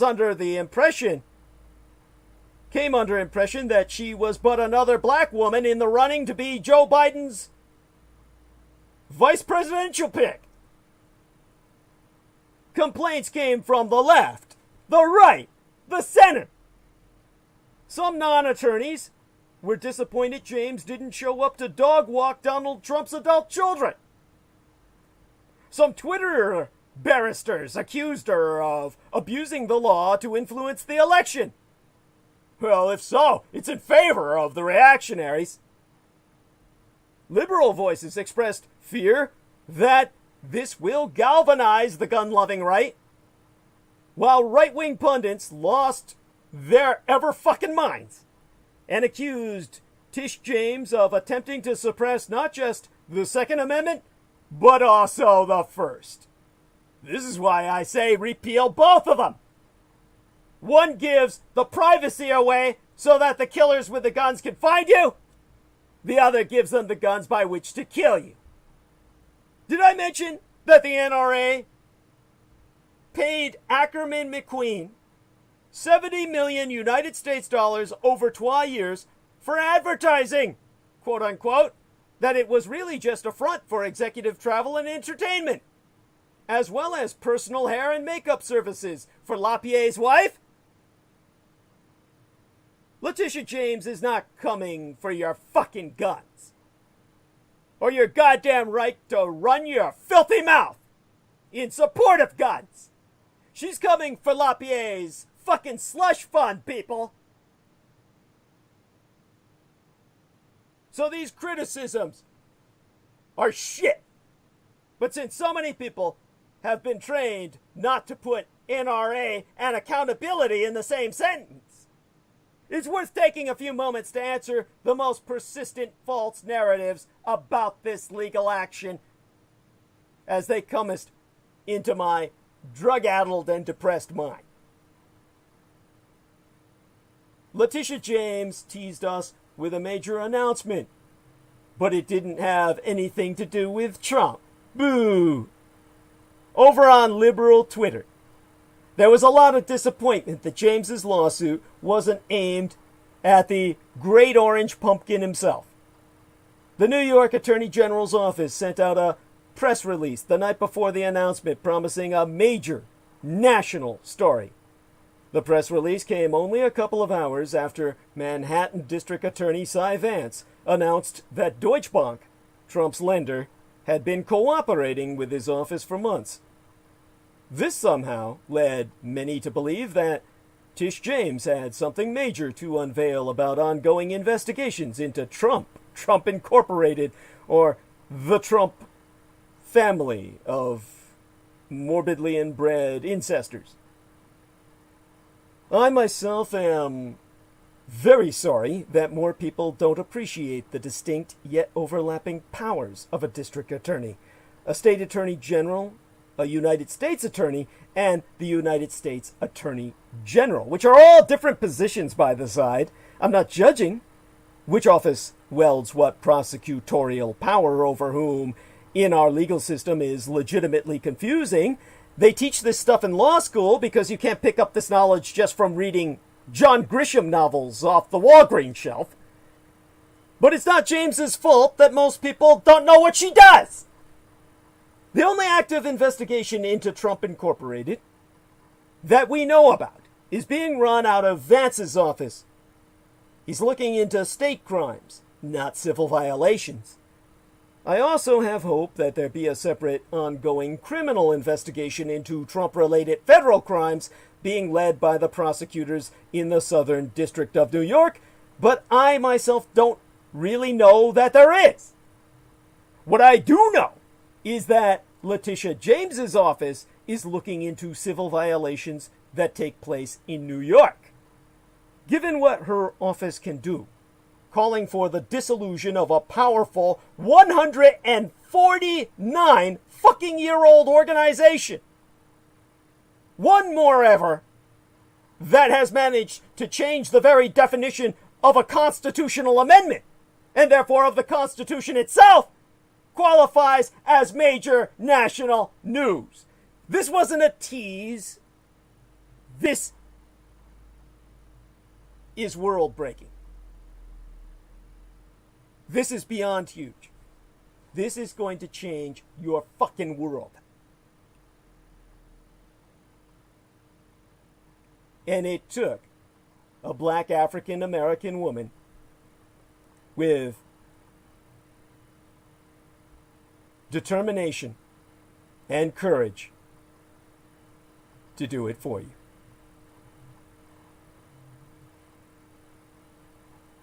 The other bullshit I've been hearing is that this is a political lawsuit designed to influence the upcoming election. Boo! There were a number of attorneys with solid objective bona fides lamenting that this lawsuit was a political attack by an ambitious prosecutor who'd like to run for higher office someday. That's a weird charge to make when you consider that every single lawsuit brought by a state attorney general can be called political in some fashion or other. State attorney generals are, after all, elected politicians. A state attorney general doesn't sue a puppy mill, sans at least considering that voters like puppies. Remarking that an attorney general's lawsuit is political is, on its face, no more insightful than remarking that a book seems to contain a lot of words. To criticize the NRA lawsuit as politically motivated, good faith critics need to argue that it's somehow more political than what any attorney general normally does every goddamn day.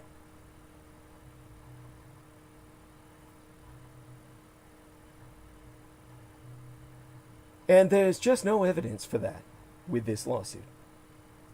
Some people are jumping on the fact that Letitia James called the NRA a terrorist organization in 2018. But she didn't sue it for terrorism. She didn't sue it for mass murder. She sued it for corruption. Again, rumors of mass corruption, massive corruption, have been circling the NRA for years now. Now, I'm sure there'd be plenty of organizations Tish James disagrees with that manage to avoid defrauding the public while advocating for their trash views. James's investigation was long, and by all appearances has been most thorough. People can complain about the timing of the announcement relatively close to the general election. I'm expressing my concerns, but the presumption is that charges are announced when they're ready. And we're kind of always close to one election or another anyway. This investigation was stymied at various points by NRA delay tactics, which might have slowed the filing of charges. Moreover, we'll never know if James might have been able to announce this lawsuit earlier, perhaps after Ackerman McQueen turned over documents, if not for an unprecedented global pandemic that rocked New York soon after the NRA's last stalling ploy failed. The plague did what the NRA could not. So what did people want Letitia James to do? Hold the charges she was ready to file until the election in November, rather thereafter? Wouldn't that involve messing with the timeline of lawsuits for political, as opposed to legal motivations? That's where I see her motivation for doing what she did. To avoid that charge. The James announcement isn't an October surprise. I know that because it's still August. I'm old enough to remember when Republican FBI Chief James Comey announced that he was renewing an investigation into Hillary Clinton's emails on, let me check my notes. October 28th, 2016. But a week after my birthday, but a few days after my late and sainted sires, and 11 days before the presidential election to fuck up Hillary Clinton. If Vance Perpwalks Jared Kushner on Halloween this year, we can revisit this discussion on whether Democratic prosecutors be unduly motivated by politics. Until then, spare me thy thoughts on what untoward political influence even looks like. Yet another bullshit line that's being fed all over the internet is that this lawsuit will hurt Democratic candidates running in purple states because white guys love the NRA. Boo. Let me try and comfort myself and deconstruct my own concerns. Because apparently there are some Democrats in swing states who are worried that this lawsuit to dissolve the NRA will push gun-loving Republicans and independents back into the arms of Donald Trump. We cannot deny that that's possible. But if it happens, it will be because of a failure of Democratic messaging. I, myself, cannot say enough.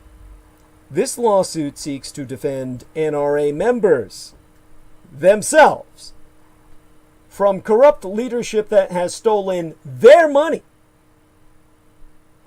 Letitia James is not holding the NRA liable for the deaths of children in school shootings, as I would prefer. Her lawsuit does not seek to change the level of gun regulation in New York State or anywhere else, as I would wish. Instead, she's accusing the NRA of persistent, systemic, and systematic fraud She's accusing it of taking money people gave to the group, presumably so it could fight for more guns in more places, and abusing it instead to fund LaPierre's lavish lifestyle on a personal basis.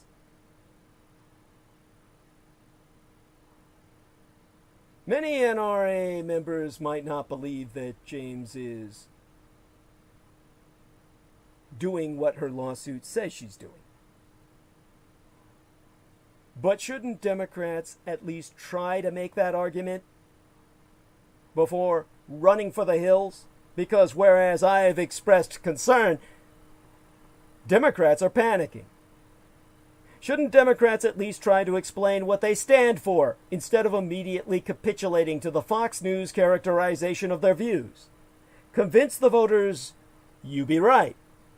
Don't criticize the black woman for being right. Even if the doomsayers be correct, and this lawsuit irrevocably angers white gun owners who were thinking for Biden, well, thinking of voting for Biden, so fucking what? At the bottom of it all, I've explained before, Joe Biden does not need aggrieved white guys to win this election. Barack Obama told Pennsylvania voters to their faces that they cling to their guns and religion. He lost the primary there to Hillary Clinton. He lost white people there in the general election to John McCain. But he won Pennsylvania by 10 points. I don't know if Joe Biden will win Pennsylvania this fall, but either way, it's not going to have anything to do with Tish James. I can convince myself of that. The criticisms leveled at James's office don't make a lot of sense, if any. She has the legal authority to bring down a non-profit organization incorporated in her state for its suspected and much discussed corruption. She's done a full investigation into that NPO, that nonprofit's financial dealings, which by all evidence have revealed systemic fraudulence, victimizing the group's own supporters. At some point, these allegations will be heard in a New York court. I myself, as I ask all of you to do, am sending my thoughts and prayers to the NRA during these difficult times, in the spirit of protecting those victimized members, and present this as just such. We're out to protect the gun lovers. And it takes a black African American woman to do for them what the white motherfuckers they turn to never would. But at the bottom of it all, beyond this lawsuit, it's time to repeal and replace the Second Amendment. The meaning of the amendment has been so badly mangled that our only choice is to start over with something that allows for real gun control. Somewhere in West Virginia, or at a cocktail party of the New York Times editorial board, a conservative Democrat or never Trump Republican is listening to everything I'm saying, and thinking, oh no, don't say that, Douglas. That's exactly what the Trump people want you to say. You know, it's become an axiomatic feature of political gravity that we cannot have a frontal and honest conversation about the Second Amendment because it will whip homosexuals into a frenzy and cause them to vote Republican. That's a new term for you, by the way. You can call these motherfuckers the gun nuts, homosexuals. I mean, it's a cultural issue, we are told. I mean, we have homosexuals, bisexuals, transsexuals. Why not homosexuals? And we're told repeatedly about this cultural issue by those who seem to think that enduring more mass shootings than anywhere else in the industrialized world is but one cultural choice among many. You know, I mean, faggots can butt fuck each other, and, you know, people can get their sex changes for gender dysphoria. You know, we gotta have mass shootings for white guys. That's what the straight white guys got left. That's all the straight white guys got left is mass shootings. You can't take that from him. He can't get any sex. Can't get it from the queers, can't get it from the ladies. So he's left with the one charge he can get, shooting everybody around him. For some reason, the entire debate around the Second Amendment must be watered down so it doesn't piss off the cultural sensibilities of those homosexuals who want a constitutionally protected right to shoot wolves from a helicopter with a machine gun. Well, you know, like my grandpa did back in now. Now, gun ownership is a cultural issue. Why, you own a gun, well, a much more sane individual owns a security system, has a lot to do with how you were raised.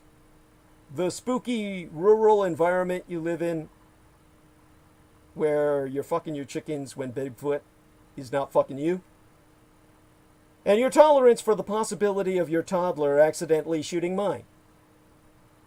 Well, thankfully I don't have one, or that'd be something that would keep me up at night. Well, I am awake in the night anyway, and I sleep in the day, so something that would keep me awake in the day. But gun regulation is not a cultural issue. It's a legal and political one. There are all sorts of cultural issues that we can still effectively, legally regulate. Dogfighting is a cultural issue, and yet we have laws prohibiting dogfights. Spanking your child is a cultural issue, and yet we draw the line, or try to do so, between corporal punishment and child abuse. But the thing that dogfighting and child abuse don't have is the protection of a constitutional amendment. The Second Amendment is why we cannot go to school, or work, or a house of worship, or even a nightclub, or a goddamn movie theater, or a fucking music festival, or pretty much any public gathering without fear of getting shot to death. The Second Amendment is why you can't be immediately arrested for openly carrying around an assault rifle in a public place, and why you can't be immediately arrested for smuggling a hand cannon in your gym shorts because you don't have any dick. The Second Amendment is how law enforcement justifies the need for military-grade armaments to match the firepower they meet in the streets. The Second Amendment is why we have a generation of young people that is scarred or missing from gun violence. And the Second Amendment is why I had to. Oh my God, how do I set this up?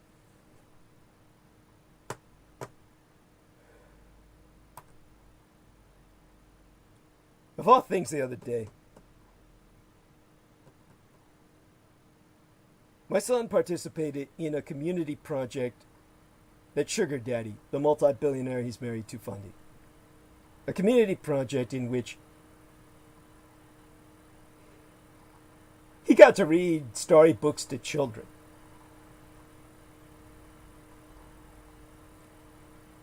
These kids were like 6 years old.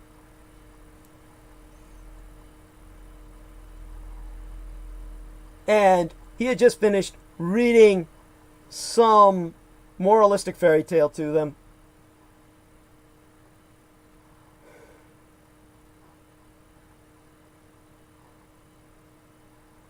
And when I met him on site, because he was driving me elsewhere after he was done with that, I had to tell these kids who were about 6 years old to act like scaredy squirrels. One of the characters in the book he was reading and play dead if an active shooter ever storms the classroom. And I felt like shit because I had mangled the whole moral of the books that he'd been reading. And it's the Second Amendment that made me feel that way. Now, in fairness to the Second Amendment, it wasn't always this way. The right to lock and load anytime, any place is not protected by the Second Amendment. It's protected by the Republican interpretation of the Second Amendment. Textually, the amendment itself is almost toothless and easily amenable to regulation. Hell, regulated is the written word right into its fucking text. A well-regulated militia being necessary to the security of a free state, the right of the people to keep and bear arms shall not be infringed. So you see, or rather here, you don't have to be a constitutional scholar to conclude that this amendment is talking about the need for militias, not any individual's right to own a bazooka. You don't have to be a historian like myself to noodle out that the Founding Fathers, who revolted against a global superpower, thought that state militias were pretty cool. In fact, this benign interpretation of the Second Amendment was the accepted constitutional view for nearly 200 years in this country.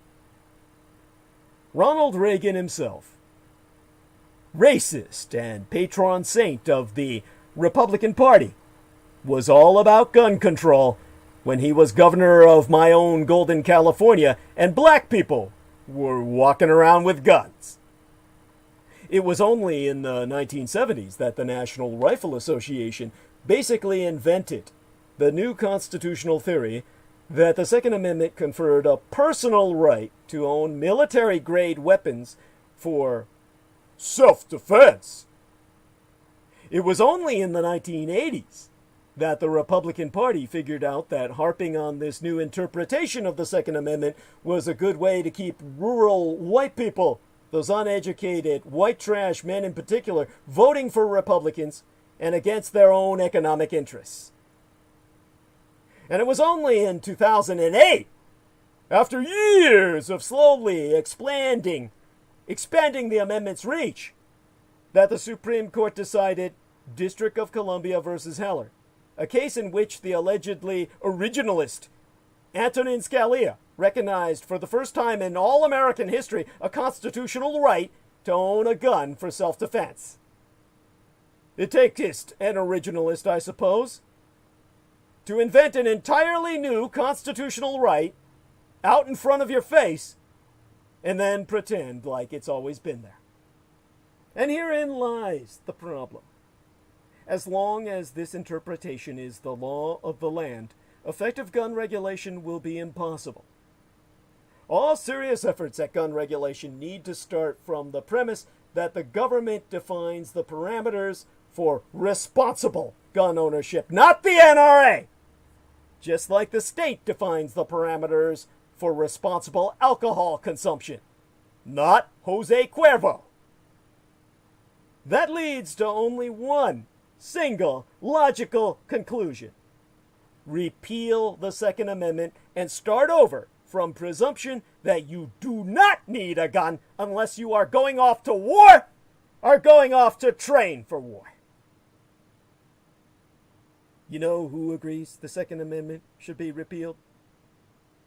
The late Supreme Court Justice John Paul Stevens, who, when writing about the Heller decision the year before yesteryear, while he was still alive, Stevens had this to say, and I quote his T: "Overturning Heller via a constitutional amendment to get rid of the Second Amendment would be simple and would do more to weaken the NRA's ability to stymie legislative debate and block constructive gun control legislation and save more American lives than any other available option.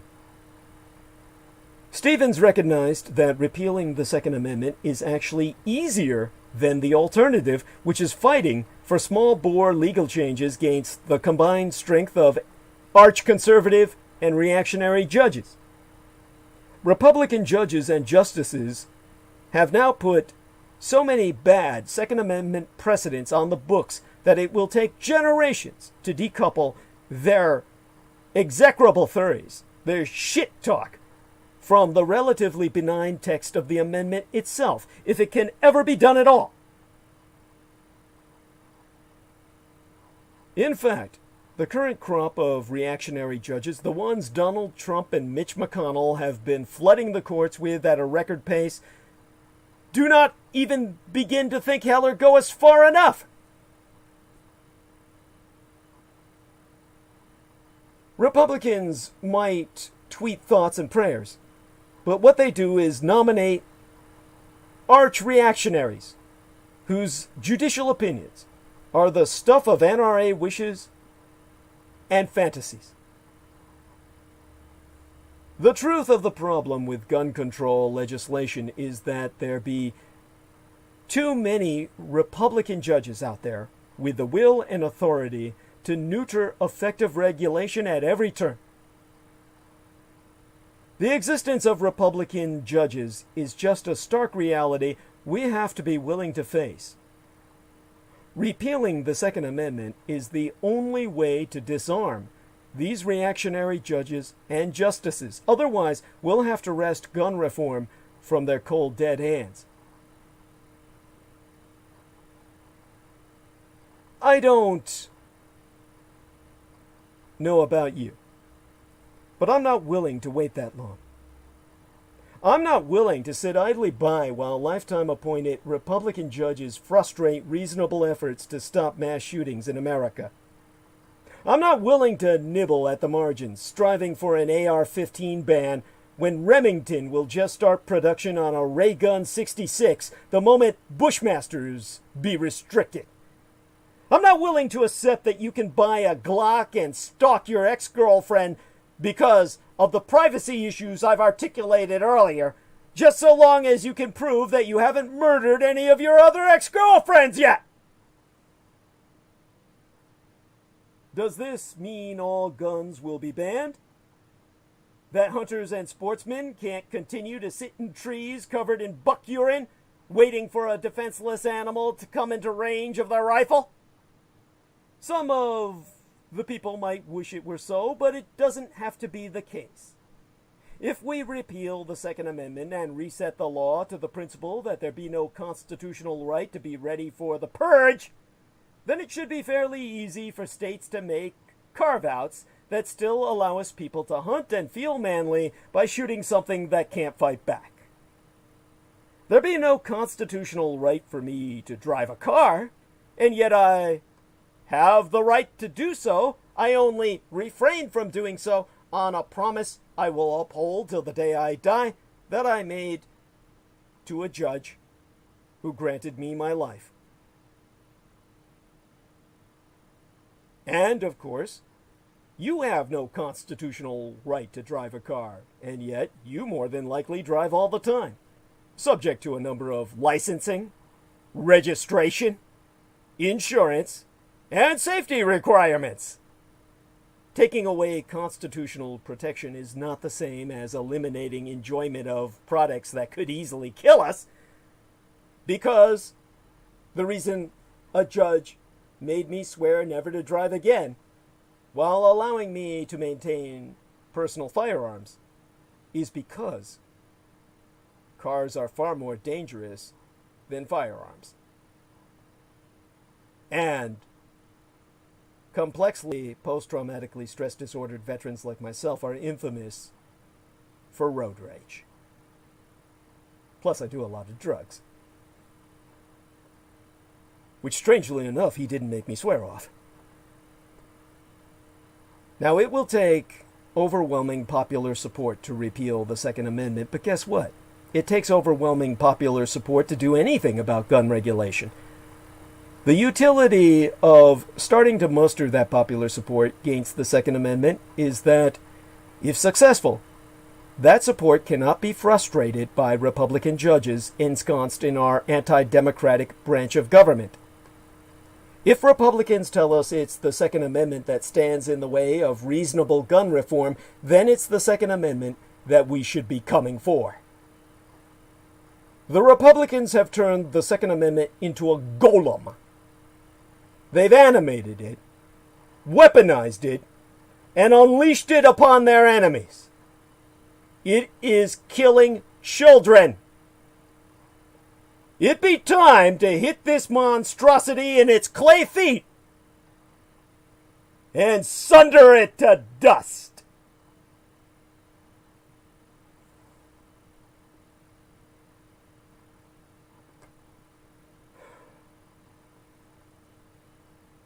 Now, this is my struggle, mein Kampf, and mine struggle be thine own. Contribute to the struggle at DouglasDietrich.com, where we now be accepting contributions via PayPal Holdings Incorporated on DouglasDietrich.com. And in all due acknowledgement unto our own personal hero, we asketh of everyone moral and our fiscal support on behalf our dearest English brother in battle, John Henry McMills Warrington, who you can friend and follow on Facebook at facebook.com/John.War. And subscribe to his YouTube channel at, his maggot channel, at youtube.com/C/MAGATOUR. MAGGOTAUR. By the way, I'm going to be speaking more on other subjects after this. I'm simply delivering the solicitation quite late. Of course, our man in the maggot being the property manager, who is the Team Thrax, Dietrich's or Dragget's ultimate post-episodic producer and our final productions archivist at DouglasDietrich.com. For word no for he, nigh all videographic works of the internationally recognized renegade military historian would have been lost.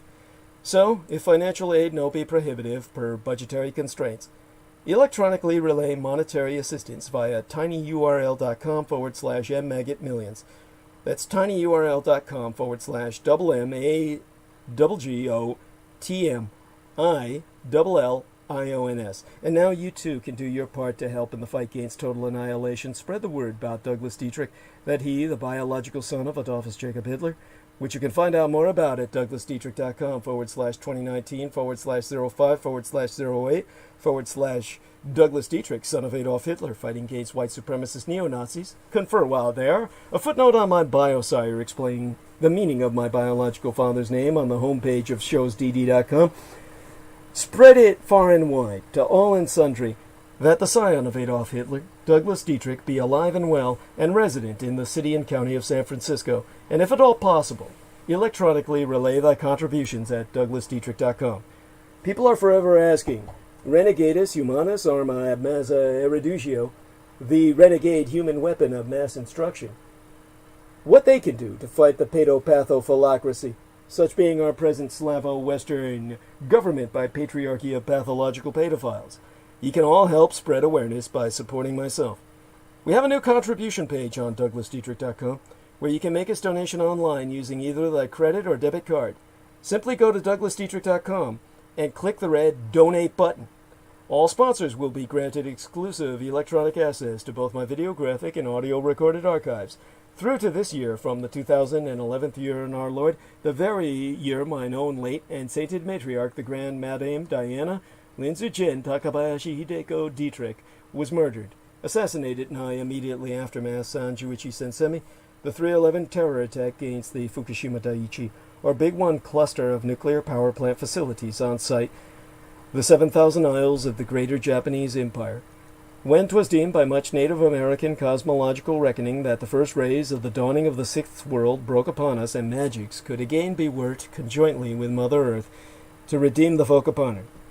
They're not on YouTube anymore, whereon the intra-global crises analyst Douglas Twain Dietrich long agone established his high-profile visibility platform, per rationale of personal security by way of public promotion. Only on contribution will thy membership be processed within 48 through 72 hours, between 2 to 3 days, for full access to all mine archives, meaning all those videos that John Warrington saved, aside those on the Maggot Douglas Dietrich channel, and the YouTube channel named Taboo Bros 2, spelled TABOO space BROS space Roman numeral 2, as managed by the mixed martial arts maestro Daniel Arola. whom you can visit at facebook.com/Daniel.Arola.3 of Damage, DAMAG, Daniel Arola Martial Arts Group Incorporated, Cali Combatives. Optionally, mail either checks or money orders, never cash, to the personal residential address of the Mr. Douglas Dietrich, which itself be listed on DouglasDietrich.com. The most important thing being that people regularly donate what they can within their means. Foremost among Access Daddy D's donors, aside his lady and mistress Lynn Ishay herself, be our most beloved greater British brother in battle, the Team Drax, Dietrichs are Dragons, heavyweight lifting keeper of the spirits, and the YouTube Bizarre HD channel managing mixologist George Edward Knight, whose channel you can subscribe to at youtube.com/user/bizarrehd, spelled BIZAREHD. You can friend him as well at facebook.com/george.e.knight.7.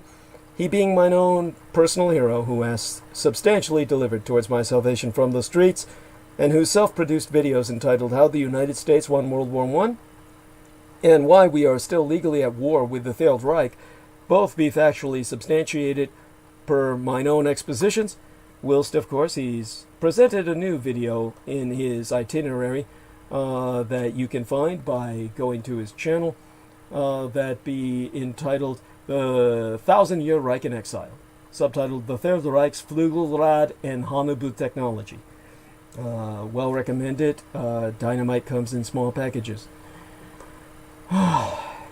Now, just looking at a comment left by the lovely Holly Kaditis Kiefer, who says, "Thank you, D, and good friends.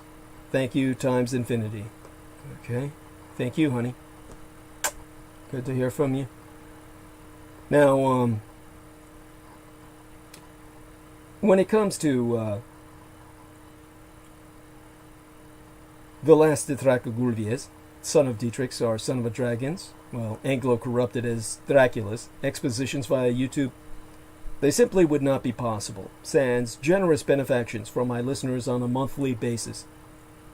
The Amerasian agent of the Peacock Angel, Tavush Maliak, be the only person on the surface of this world with the insider knowledge and experience necessary to lead thy resistance against the Russo-subsatanic occupation and anti-godly insurgency, it bearing no end of emphasis that Jew D, Anglo-corrupted as Jedi, literally Master D, or the Master of Enlightenment myself, is not paid to articulate mine expositions, and have never once been remunerated for my services rendered unto thyself, and all thy holdest dear, at incomparable sacrifices to myself, most tragically of all mine loved ones, in my most singular and quite unenviable role as the ultimate public informant at personal risk, still at large.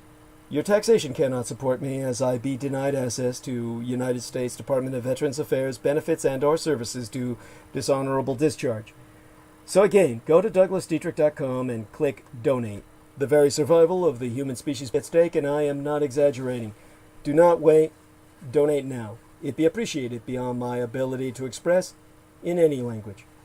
As well, forget not to subscribe to the Douglas Dietrich YouTube channel at youtube.com/c/Douglas Dietrich, and click that notification bell in order to receive notifications that live streams have started. To reemphasize, subscribe to the Douglas Dietrich YouTube channel at youtube.com/c/Douglas Dietrich. Tune in at 8 p.m. Eastern Daylight Time. That would be 5 p.m. Pacific Daylight Time. Every... what day is it? Sunday, right? Every Sunday and Wednesday night. And click that notification bell in order to receive notifications that live streams has started. And most importantly, and let me check the date today. Fuck, I got it right. It is a Sunday. Most importantly, above all else, beyond all else, subscribe and donate at DouglasDietrich.com. Sponsors will be granted exclusive access to the online archives, including all video and MP3 recordings of Douglas Dietrich from 2011 through to the present. remember, the web mistress Lena Shea has presented a panoply of images that we cannot put into the book. We can only fit 2 color illustrations front and back, some black and white illustrations in the book itself. But if you're to see the images of the unconventional Japanese aeroframes that won the Second World War for the Empire, when theocracy, our government by God, defeated democracy, our government by people, then look to DouglasDietrich.com and click upon the 3-arrow dreadnoughts, what Americans would reference as flying hamburgers. And from there, that will portal you to other images that you can click upon and enlarge in so that you can gain context of what I'm speaking of. With that, we provide a shout out to Henry Saito. Henry Saito gifted myself via DouglasDietrich.com 250 United States dollars. This 75th Nagasaki Nuclear Terror Bombing Memorial Day transmission. God bless him, my brother from another mother, and all his kin and ancestors who brought him to us. Now,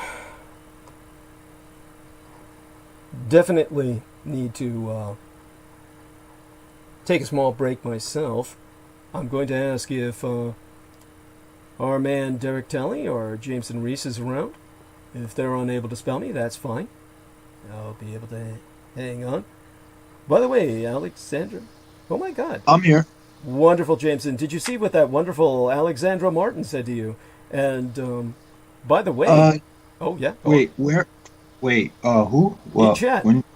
Oh, sorry. Oh, it's Marcus Griggs. He's on his wife's account, and she's Alexandra Martin, and he's saying, Jameson, your talks the last few weeks has been amazing. I'd love to ask you something personal about those subjects. How can I contact you, please? So he's in chat, and so you can settle that with him. And in interim, I want you to know that I'll get you a screenshot sometime soon.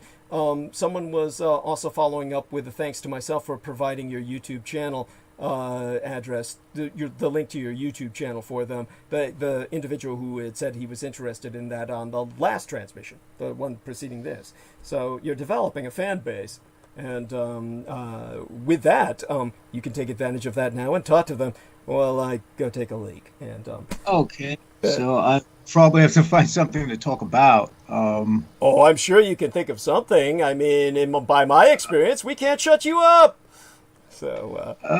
Well, right now I was like just in the middle of playing a game, but then I just I'll probably look around and see what's going on out there. Well, you can always piss off on the game and say, Don, this game sucks. Or maybe praise it as to what's good. I mean, good God, there must be something to bitch about with the game, right? Or something to point out about it.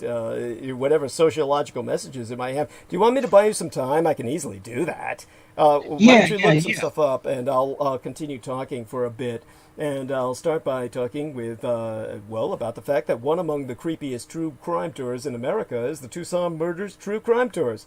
The Tucson Murders True Crime Tours provide us historic crime investigation into forgotten lost crimes in Tucson, Arizona.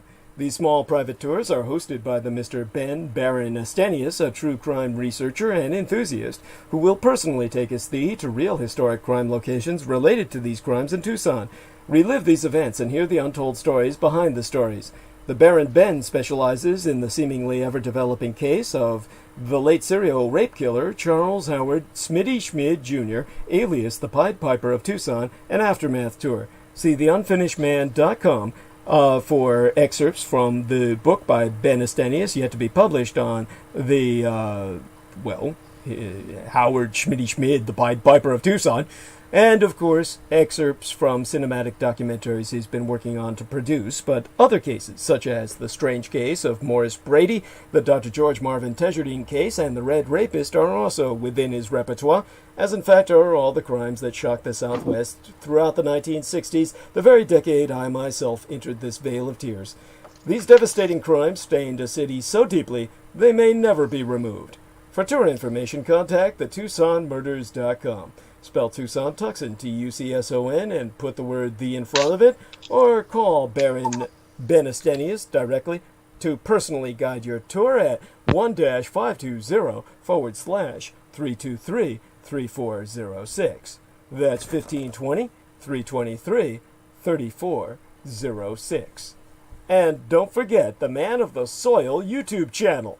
You can entertain yourself by hours by taking a look at aerial perspectives taken via drone of his landscape architecture as he takes rich people's plots of land and turns them into works of art which you yourself would wish you had, instead of teetering on homelessness because of losing your job due to coronavirus.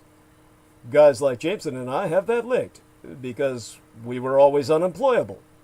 Well, aside from that, let's take a look at something to bring up. Well, I was gonna. There was something I did. I was gonna speak about a woman by the name of Elizabeth Jennings Graham. Wonderful. I mean, I'll leave it to you, and I can take off. I'll be back in about 10-15 minutes. Sound okay?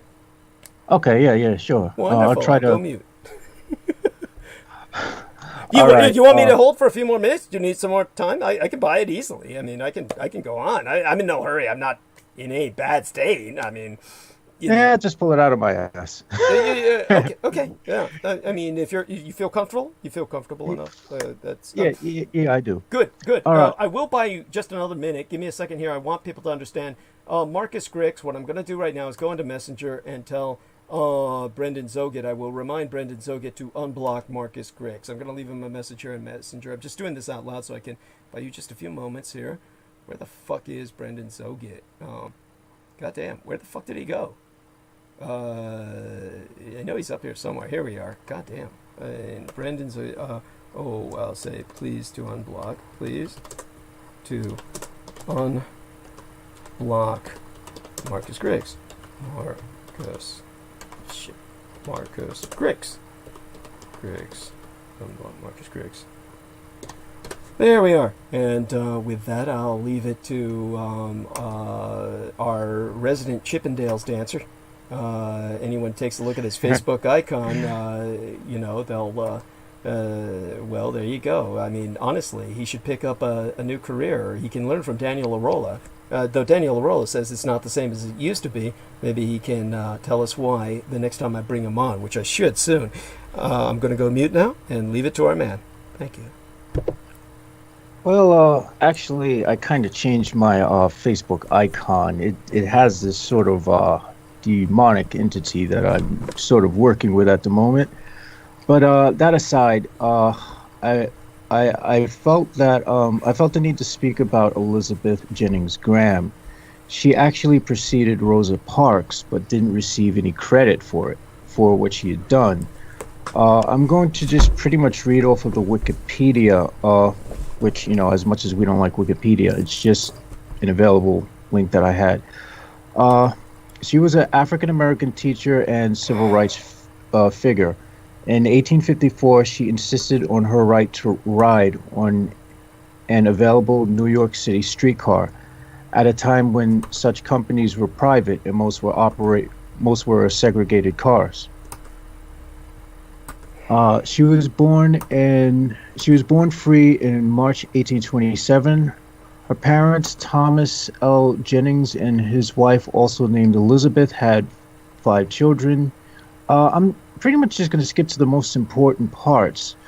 Suffice to say that she was actually the first woman to sit down and insisted on remaining seated, despite the fact that, they didn't want her seated in the front of the car. The streetcars. There was sort of like trolleys, I think. She actually wound up taking the court to case and wound up winning based on what I read. Wow, I am. You guys got to forgive me. I am a little out there. I should actually write down what I'm going to. I'm going to write down something for next time I'm on, so that I can go over this and do more justice to it. Because right now I'm a little bit, how do I say, altered. Let's see. The other things that interest me are probably, supposedly we're in the midst of a meteor shower, the Perseid meteor shower, which is occurring. It's expected to peak on August 11th and 12th. And the best time to find it will probably be before sunrise. I'm just going to check the chat and see, I don't know, what do you guys want to talk about? All right, yeah, give me some ideas. What are some things of intrigue and interest to you guys out there in the YouTube chat?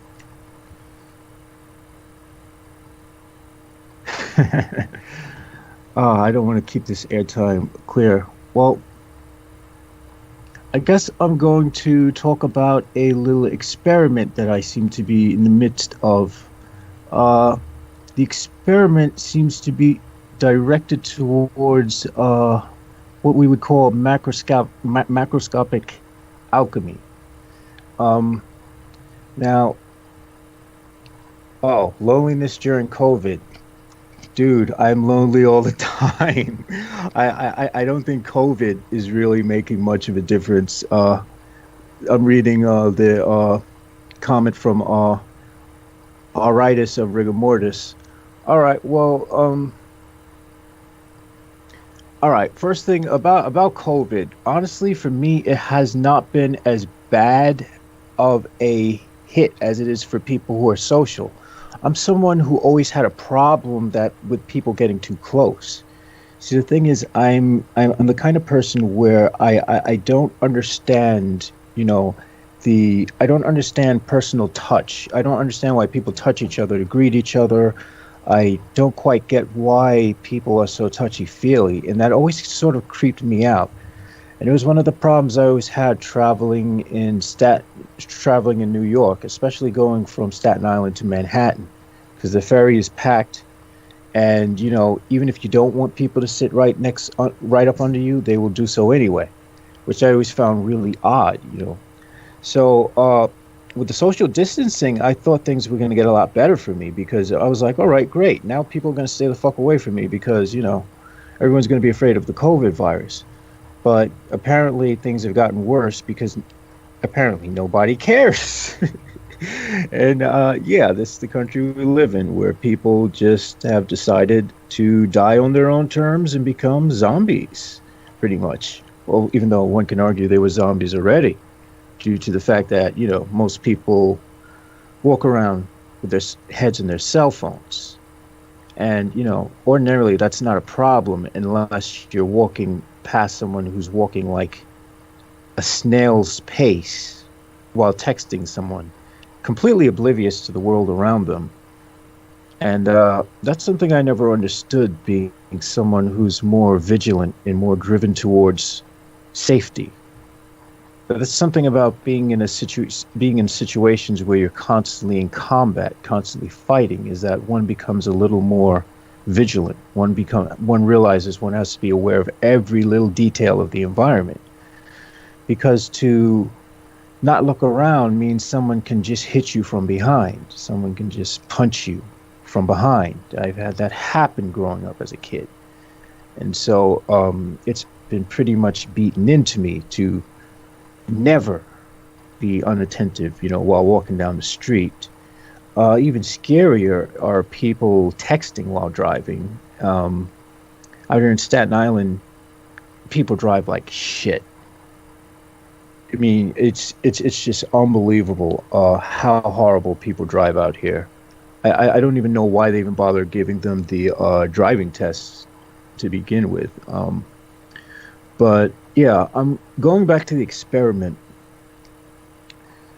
The idea is a lot of times, all right, when it comes to spell casting, a lot of times most people are looking towards something like, let's say someone will want more money or want a different job, you know. The thing is, a lot of people don't realize you could sort of, well, how do I say, you could sort of tap into spells you recently casted as a means of triggering other things in the future, sort of like tacking on to things you've already created, things you've already succeeded at. And even things that you haven't succeeded at, there's a possibility in the future, if you alter your technique, you could try to push something through that you didn't succeed at. My idea would be to, set up a grid where one would take sigils, and each sigil would be the same, and one would charge that sigil with a purpose, and one would go to different locations, and create a sort of, I don't know, maybe like create a shape of a pentagram around a certain location, and see if you could use that to try to pull in energy, or, I don't know. One can even use that technically to make a defensive barrier around a certain area if you felt that you were, under attack or threat. So, so far I haven't initiated it, but it's something that I think will be interesting to look into, and to see if to some degree one can also. Well, I would also be curious as to what would happen if one were to try to summon an entity using that sigil when it's connected to sigils at a different location as well. Would one be able to also get the entity to occur at those locations simultaneously? That's part of the experiment. And really, more or less, I'm more or less someone who's interested in seeing what can be done and what can be done, and pushing the limits to see how far I can take this stuff. At least until, Men in Black knock on the door and say, yeah, you had best stop this shit or you're gonna disappear. Which I'm sure, I'm sure nobody gives a fuck these days. I mean, everyone's just doing whatever the hell they're doing. Everything's so out in the open. In fact, much of what's out in the open, I wouldn't say it's ineffective. I'd say that it's based on how you read the thing. That you can, a lot of times in books on magic and sorcery, they will give you like rituals to do, or they will tell you how to do things like such as the lesser banishing of the pentagram, which I mentioned in one of my videos. Now, you could take that as just a banishing ritual, or you could make that an entire ritual of spell casting. What I mean is, instead of, for example, instead of calling down using the traditional names of God to create the cross on yourself, you would use the names of other entities you want to work with, and these entities would be entities you would want to invoke, perhaps. And instead of doing the pentagram and doing the 4 directions, instead, let's say I had a sigil that was oriented to casting a spell to, I don't know, I'm just going to come up with something random. Make somebody's tires explode. So I would draw that sigil in the air and charge that with whatever entity I'm going to work with to help me do that, or whatever entity I wish to invoke. Of course, if you're doing an invocation, instead of going, usually we go counterclockwise. So if you're doing an invocation, you would go, oh, wait a second. Damn. It's been so long since I've done that, to be honest. I think you would, you would be going essentially you would essentially be going clockwise to do an invocation. In evocation, you would be going clockwise. So there are little things like that in just a simple beginning ritual. Once you start to pick it apart, you can use the entire thing. After you've called on the powers for all the four corners, and you've done the same thing above your head, at your feet, and then you can do an evocation. You can do like an invocation of the most powerful entity you want to work with to help you with the spell. Or maybe you don't want to invoke an entity at all. Maybe you want to invoke a concept. This is another thing that I think is area that remains unexplored, because most people within contemporary magic are working with the spirit paradigm. With the spirit paradigm, you're mostly dealing with gods, goddesses, demons, angels. That seems to be very popular. But the thing is, again, my background is more of fringe magic, which is sort of chaos magic. So let's say I wish to invoke a concept such as, I don't know, if I was going to do a destructive spell, such as, I don't know, let's say you wanted to make someone have a heart attack. Maybe you'd want to invoke something like potassium, or some kind of chemical that would stop the person's heart, or something. I'm just throwing ideas out there. I'm not suggesting any of you go out there and use magic to kill people. Obviously, I just have to come up with some kind of random examples. I'm really not a fan of people who do love spells and shit like that, because if you have to do magic to get someone to love you or be interested in you, how long is that going to last? And the second question is that person really interested in you of their own free will at that point? So with certain things like that, I think we verge on the we verge. Basically, it strikes me as borderline rape, which is something why I really never really liked to entertain the idea of love magic, and I never stuck around to people who did love spells. I never continued to follow them. But let's see. Apparently, I'm just gonna do some random shit on the internet. I'm looking at CNN here.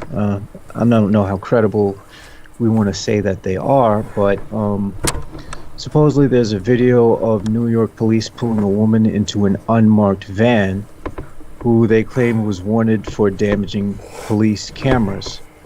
The alarming thing is it's an unmarked vehicle, so where are they going to take this person?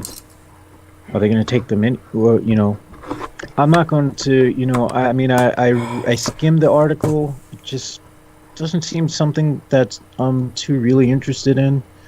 I'm going to be kind of honest, guys. I'm a little bit stoned right now, so you can kind of understand why I'm sort of veering all over the place. But let's see. What else? Well, please go on. I think you're doing great. That wasn't a belch I heard, was it?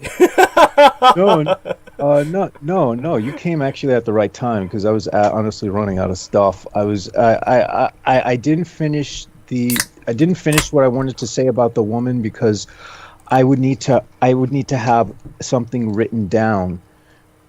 Because I would do better if I was presenting historical facts written down than I would, reading it off of Wikipedia, because Wikipedia, they're not going to get straight to the point. They're gonna go into all types of things that aren't necessarily relevant to the reason why I wanted to bring this person up. Right. So to do her justice, I would have to probably do that the next time I'm on air. Sure. Sounds good, and that should be Wednesday, not too long from now, a very short time from now, actually, comparatively speaking. That's one of those things that would depress that idiot, Pavel Edward, because how soon Wednesday was after Sunday. He felt he didn't have enough time to rest, poor son of a bitch. Oh yeah, Pavel sounded like, okay guys. Oh, that puke! He makes me literally physically ill just to think of the son of a bitch. He's such a pervert, and he like I wasn't aware he was that like out there, you know. I mean, I knew that Maria was a little out there because, you know, I'd spoken to her, and one of the reasons we connected was because she was a fellow occultist. You know, she was talking about how she had actually learned some of, you know, her craft from she had gone to the guy who has EA Coetting, who runs to become a living god, you know, stuff. So she had learned, like, she was talking about the magic, and we were talking about like the alpha theta sync. I guess this is like a states of consciousness that are useful for, you know, exerting effects and whatnot. Yeah. But and she would always say that she didn't like Pavel. She would always, you know, claim she didn't like Pavel, but I had no idea that the two of them were in this sort of staged relationship, staged antipathy. It just seems like something that's pathological. Oh, beyond, yes. It's yeah, it is definitely nothing any human being should participate in and still be deemed deserving of the title human. It's one of those things. But with Pavel himself, what makes it so disgusting is that it's not like the fucker did anything. I mean, it's like ever since, and it took the nightmare we had with first Pavel, and then first, you might remember Amber Rose Dio, who was also very much into the occult. Yes, yes, I do remember. Yeah, but she was like a fuck up from the word go, and something. Oh God, we could go on for hours about that, and there's no point in doing so. It's like diving into a septic tank. But in terms of after the nightmare with Pavel Edward, and then we had that Zach Garrett son of a bitch. Then that's when Brendan Zogit came along, and as Brendan Zogit credits Daniel Arola with basically transitioning him into production, he was able in turn to teach me production. And since then, I realized, as bad as it is for me, I mean, I'm producing and I'm speaking. That you know, bear in mind, I'm hosting as well as producing. That fucker Pavel was just producing. He wasn't doing anything. You know, it's one thing to produce. You know, if I just had to produce, it wouldn't be a problem. If I just had to speak, it wouldn't be a problem. But I have to do both. So that's why you hear me bitch and gripe all the time, and I'm so stressed out at the beginning of every episode. But with that son of a bitch, all he did was nothing. Sit there, sleep, drink, you know, and jack off, whatever the fuck he was doing. Whatever the hell he was doing, he wasn't doing shit. And he would tell me, I'm watching the encoder. What does that mean? You know, I mean, so far, all the time that I've been producing, you know, I've never watched any fucking encoder. I have no idea what the fucker was talking about. It was crazy. You know, crazy bullshit. You know, God, hopefully he pays the price someday.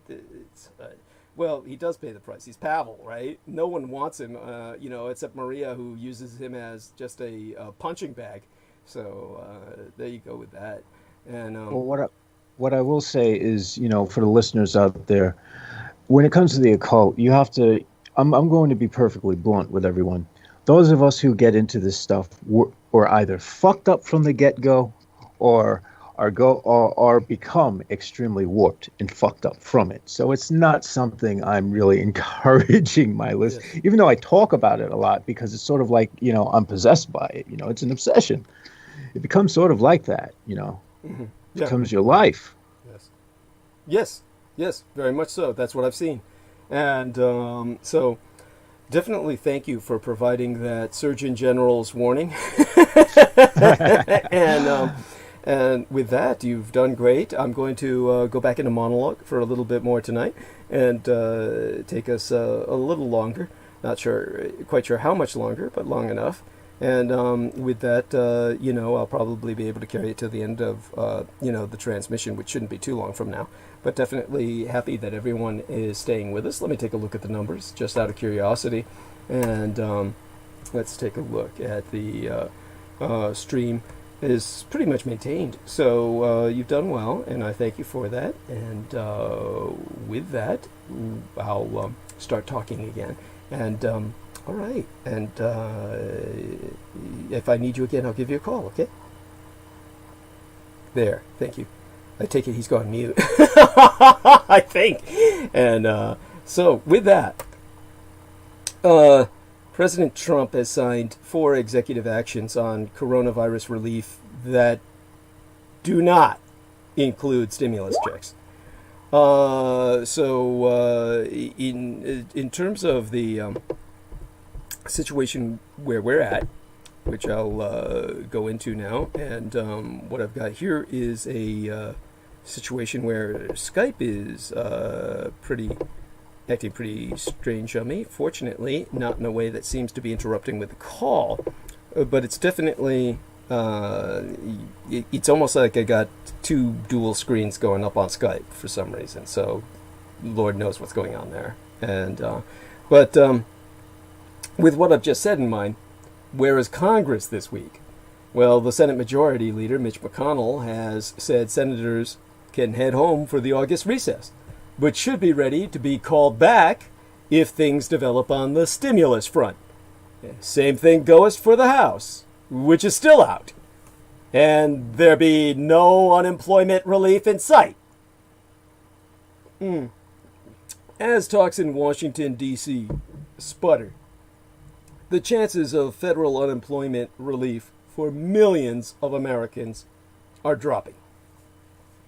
Prospects for a quick deal to extend supplemental unemployment benefits and other stimulus for an economy still reeling from the coronavirus pandemic have taken a sharp turn for the worse, leaving millions of Americans in the lurch a week after many benefits have expired. The House Speakeress, Nancy Pelosi, and Senate Majority Leader Mitch McConnell have signaled that they remain intent on eventually reaching an agreement, and the White House has set this weekend as an informal deadline for a deal, but the two sides remained trillions of United States dollars apart as of last night, I think, last time I checked. Here we be, but 3 months out from Election Day. Neither side can afford to leave the negotiating table.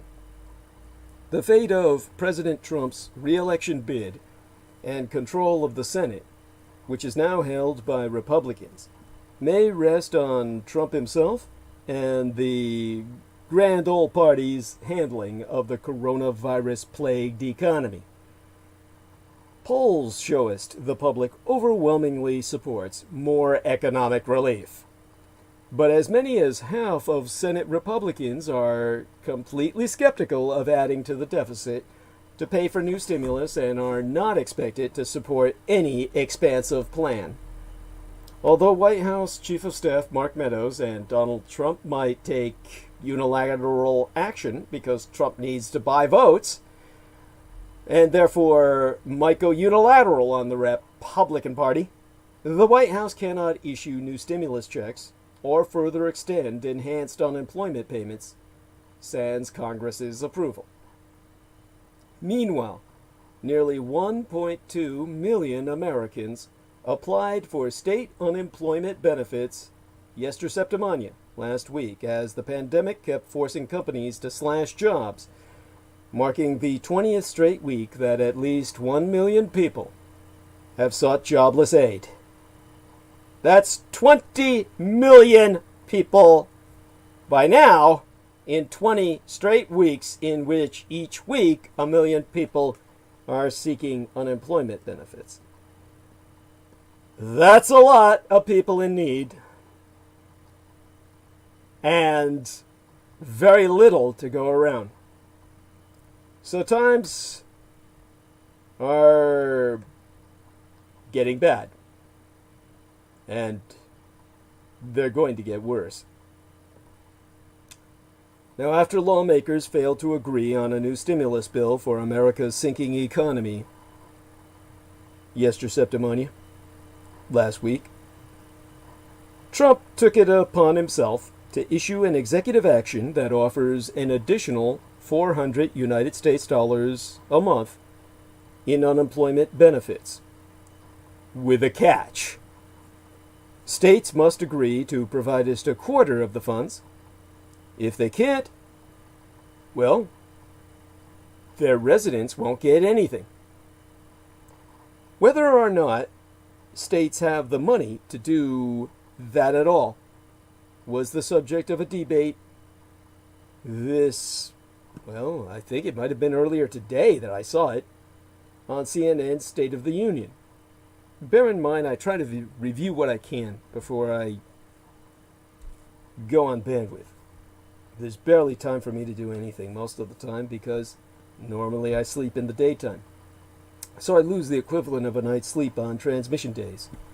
Of course, I make up for it, but I think it was today I saw that. And it was then that White House economic advisor Larry Kudlow told CNN's Dana Bush, whilst referring to the sweeping stimulus package Congress passed in March, that, to use his alcoholic voice, our estimates from the Treasury Department in terms of the CARES Act, one was that states have not spent all the money that was allocated to them. Kudlow said the White House expects states to use what he describes as that considerable overflow of previous stimulus funding to pay for the unemployment benefit. But experts agree that states will not be able to use those funds for this unemployment aid, and House Majority Speaker Nancy Pelosi told Bash that many states are already short of funds due to the pandemic. So, what Pelosi had to say was, first of all, Kudlow is saying states have the money. No, they don't. They have expenses from the coronavirus. They have lost revenue. Because of that, they are firing healthcare workers, first responders, and the rest. Because they don't have the money. Should I repeat that? They don't have the fucking money.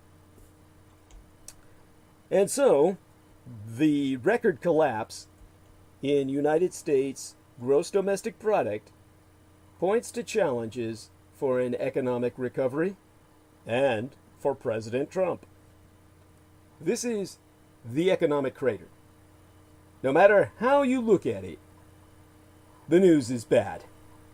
United States economic output fell at a 32.9% annual rate in the second quarter, a level not seen since the Great Depression, and by far the largest drop since government record-keeping began circa 1947, according to data released, a few weeks ago, if I remember correctly, late last month. The sharp contraction in GDP, reflected in the government's report of gross domestic product, the sum of all goods and services produced in this country, include data from the mini recovery that occurred before the latest surge in the COVID-19 pandemic.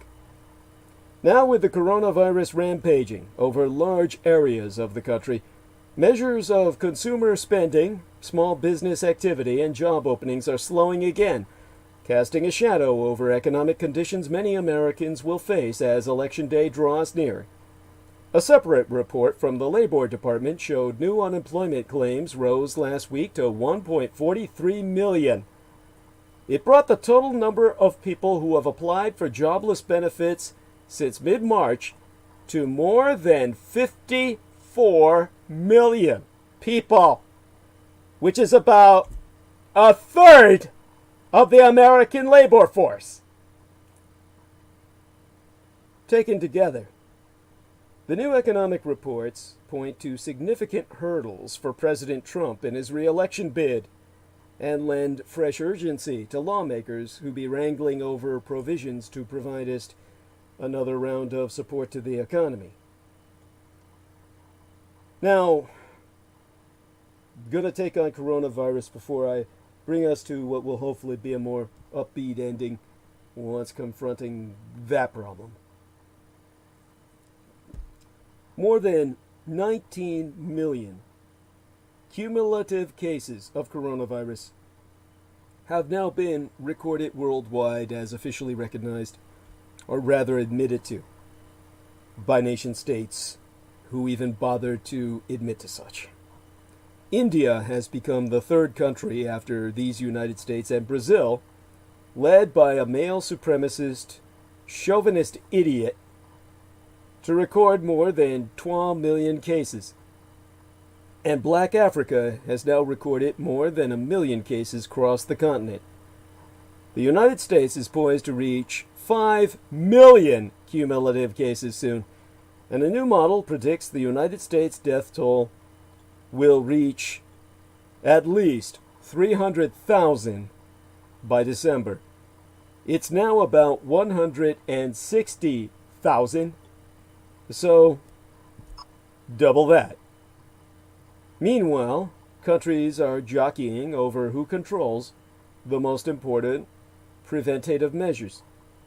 President Trump just signed an executive order directing some federal agencies to prioritize buying certain drugs and medical materials when made in these United States.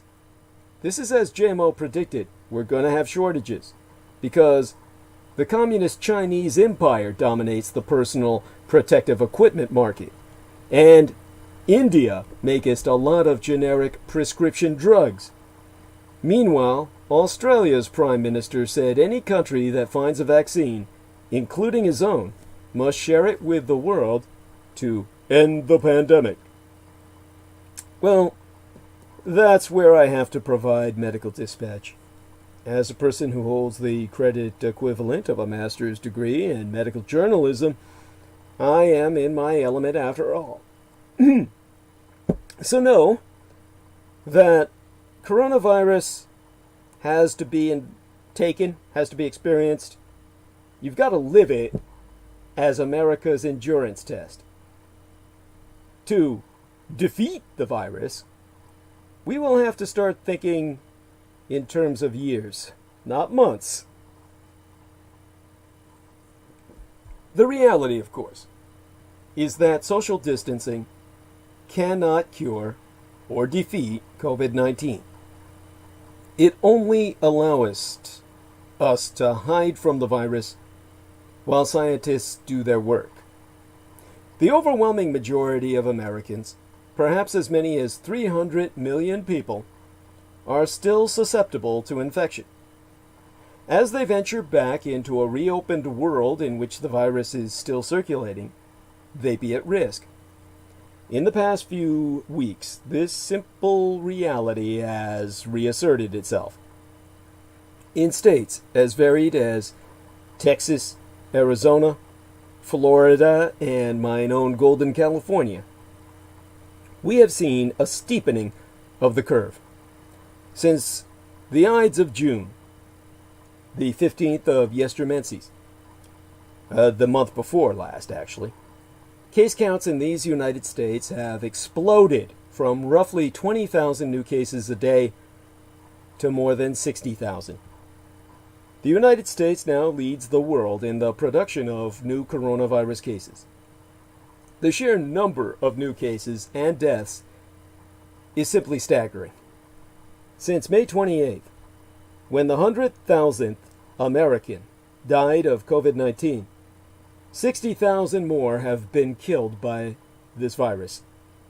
The CDC is now projecting that we will reach somewhere between 168 and 182,000 deaths by August 22nd, before this month even approaches its end. The harsh truth about our situation is crystal clear. It ain't over by a long shot. In retrospect, one of the biggest weaknesses in our pandemic planning was that many infectious disease experts,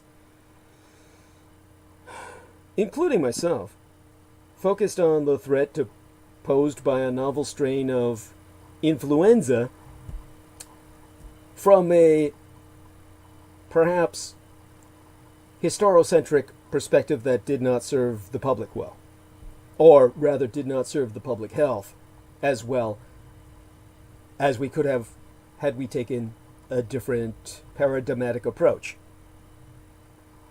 We all feared a repeat of 1918.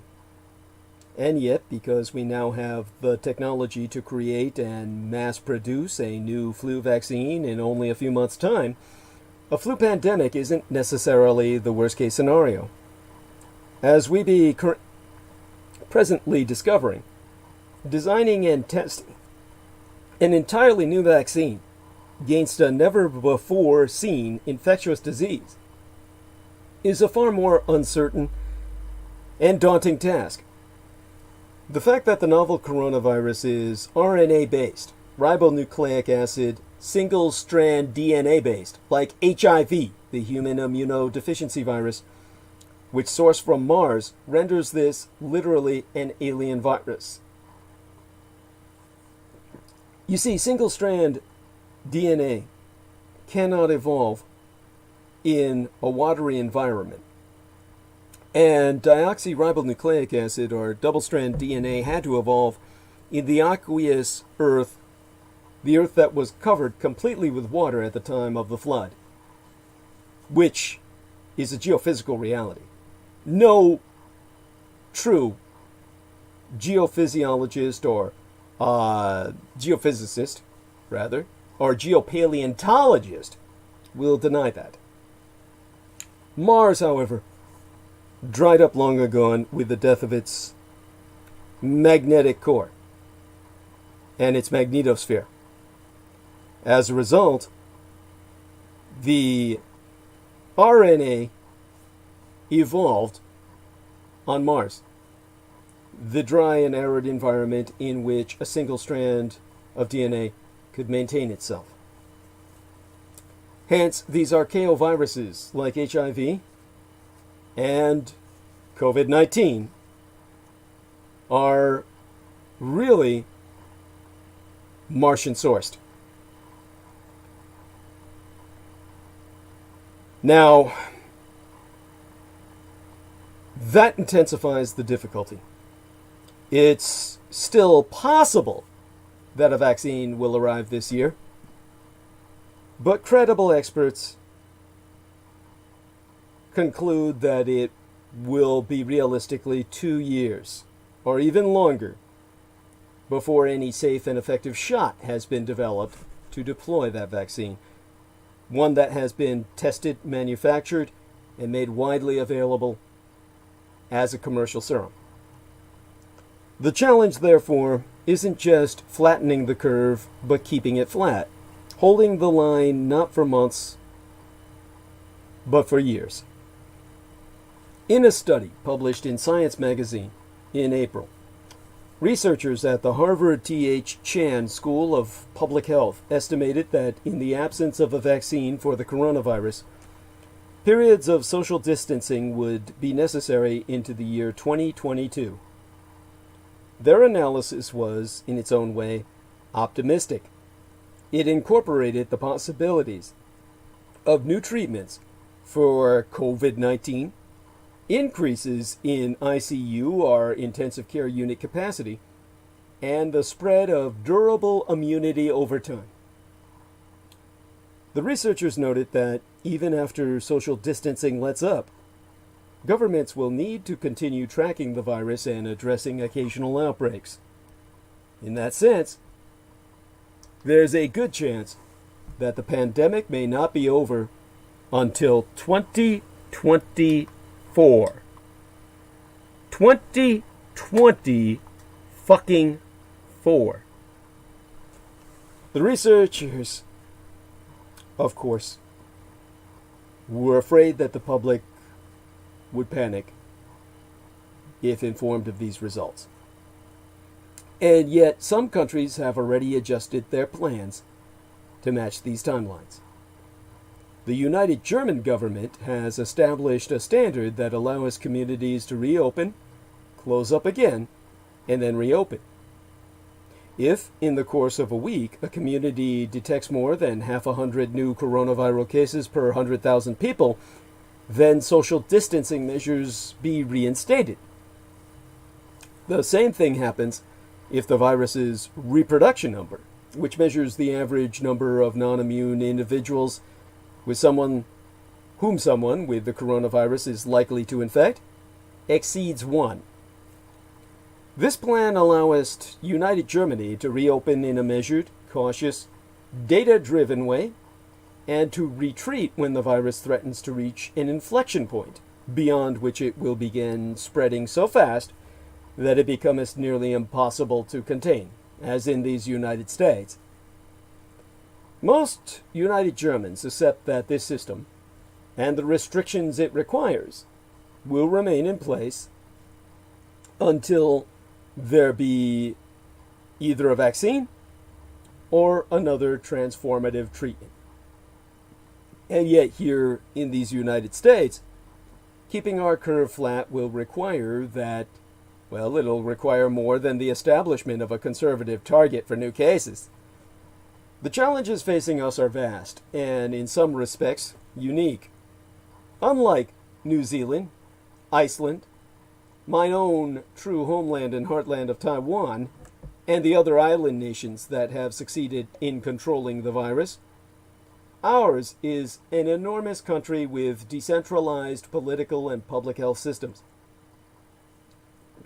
A state that succeeds in containing the virus can be reinfected by its less successful neighbors, kind of like gun control. You can outlaw the guns in California as we have, and still experience deaths, murders, mass shootings, all committed by weapons smuggled in from out of state. Our politics be divisive. Our president be obstructionist. And a wide swath of Americans doubt what scientists say and resist public health mandates as a matter of principle. Exactly what our man Jameson Reese was rapping about. Well, he called it a poem, so I guess he was lyricizing about it. Even those Americans who take the virus seriously are not accustomed to thinking about disease as a social issue, like we Asians are. During flu epidemics, Japanese citizens be quick to self-isolate, put on their masks, keep their children out of school, and stay home from work.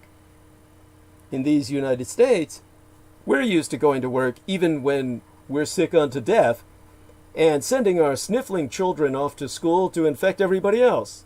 You know, like the zombie bite. Share the love. Scattered, leaderless, and completely misinformed.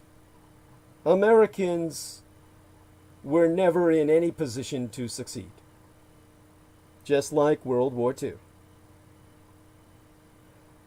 To meet these geographic, political, and cultural challenges, the American empire needs not just an adequate pandemic response, but an extraordinary one, as in extraordinary. We need a plan directed by experts who are trained in controlling epidemics, and those experts in turn require a centralized data collection center managed by skilled epidemiologists at the CDC, capable of ensuring accurate reporting from state and municipal health departments. Across the American empire, we need to start tracking and tracing new cases on a vast scale and analyzing information about which communities be most vulnerable, who is most likely to get sick and die, and the efficacy of medical treatments. In sum, we need a government that collects information, makes its decisions based upon it, and then collects more. In a certain sense, somewhat parallel, or at least analogous to, the Chinese Communist surveillance state. A target number for new cases is completely useless if we don't know how many cases are out there. We need a federal government that throws its weight and its money behind comprehensive coronavirus testing. Mandatory testing, faster and more accurate tests, such as the saliva-based kits being developed at Rutgers University, which can be used at home, must be standardized, manufactured, and widely distributed in our towns, communities, schools, universities, and churches. If such tests cannot be widely distributed, then we need to fund and develop easy-to-access testing that can be conducted in drive-thrus, in drugstores, and via mobile vans. We need to train an army of workers to administer these tests. That's where I said initiate a civil service draft among the teenagers and make them perform their civic duty. They're a lot less likely to die statistically from exposure to COVID-19. And God knows they need something to do other than get online and play video games with Jameson Reese. So, let's see now. We'll know that we have enough testing capacity when it's easy for anyone experiencing cold-like symptoms, loss of smell, dry cough, like I just exhibited, shortness of breath, muscle pain, sore throat, vomiting, diarrhea, or fever to get a test immediately. Tests must also be abundantly available to people who have had contact with someone suffering from COVID-19 and to those who be at high risk, people who are older than 65, have chronic medical conditions, or live in close quarters with others. Across society, we need businesses, schools, universities, churches, and other institutions to confront the challenges of keeping the curve flat in the long term. Businesses need to give up on the idea of a near-term return to normal and commit to letting people work from home or in staggered shifts until a vaccine or other treatment becomes available. Restaurants and bars should recognize the risks that hasty reopenings pose to both patrons and staff and keep their indoor spaces closed to customers. Colleges need to accept that their students be as capable of transmitting the virus as other adults are, instead of promising, quite unrealistically, to trace and test students who drink and party in dorms and off campus. They should shift to distance learning until the crisis is over.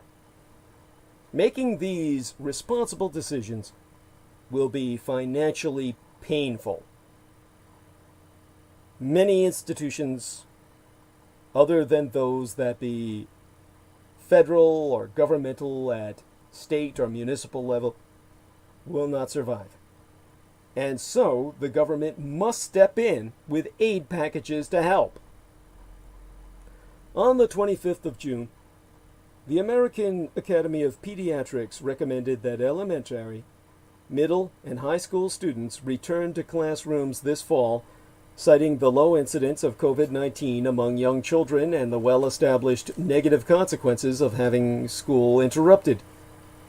For millions of American parents and children, for many reasons, going back to school will be a relief.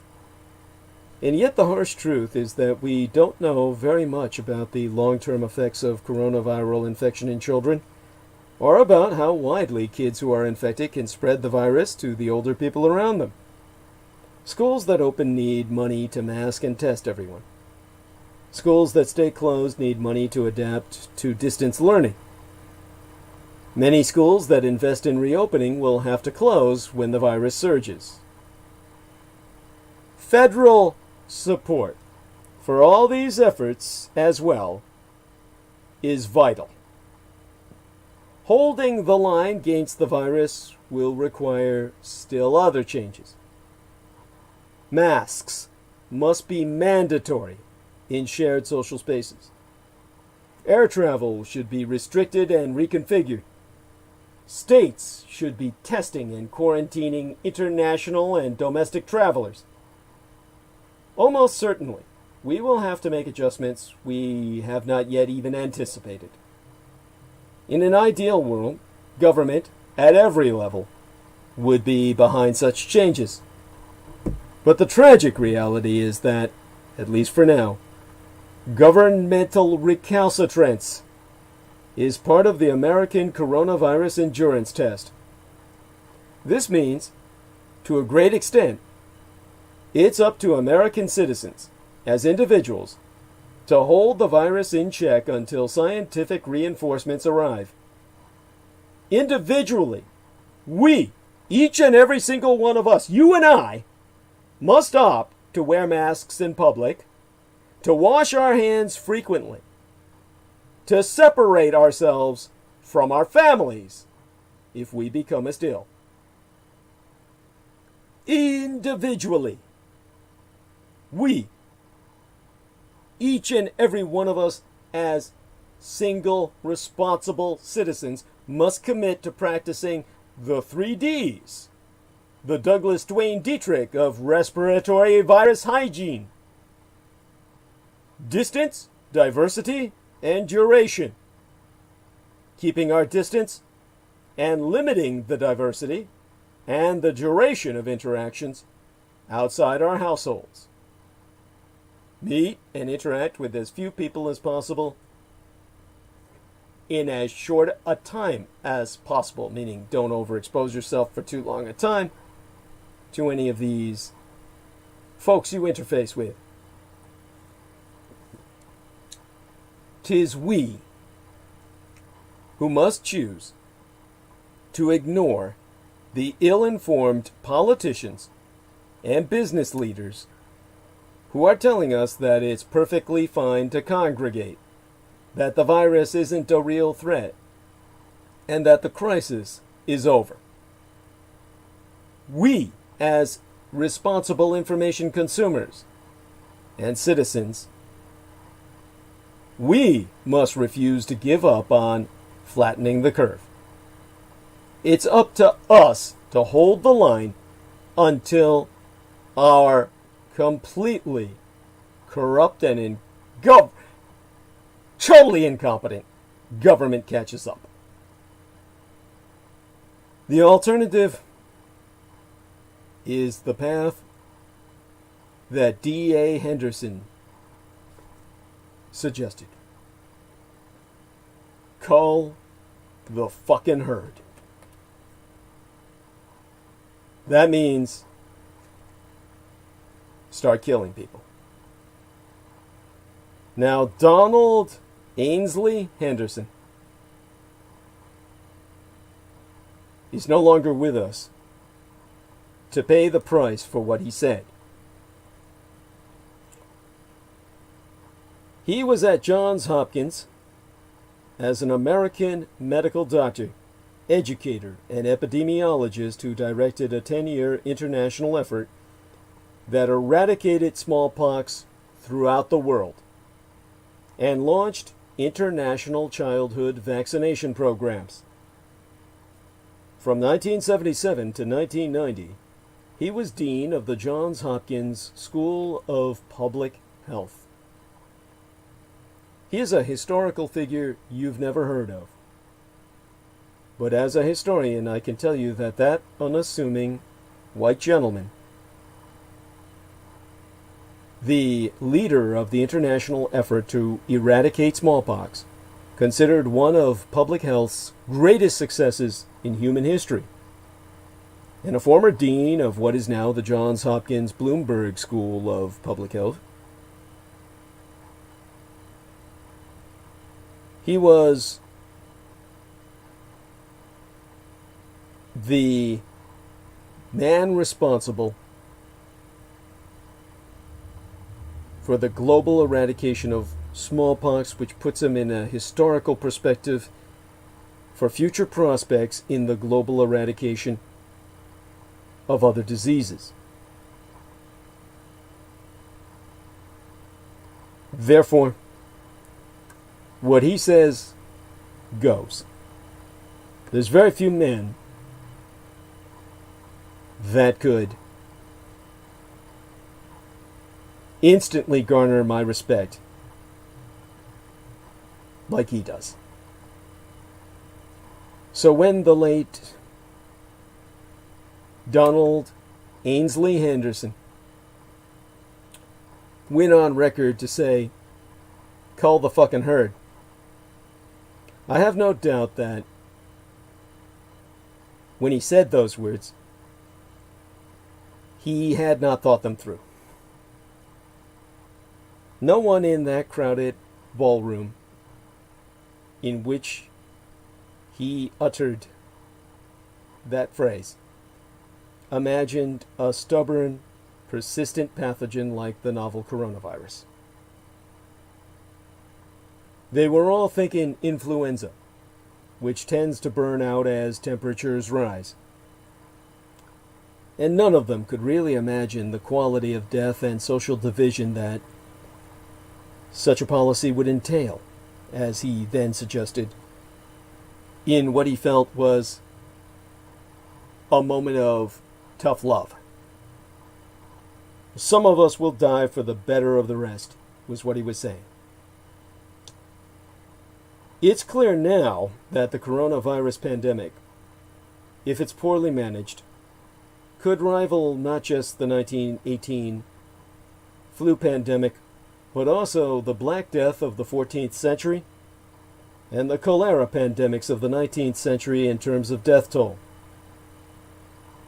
We will see millions more cases worldwide and hundreds of thousands more deaths at a minimum.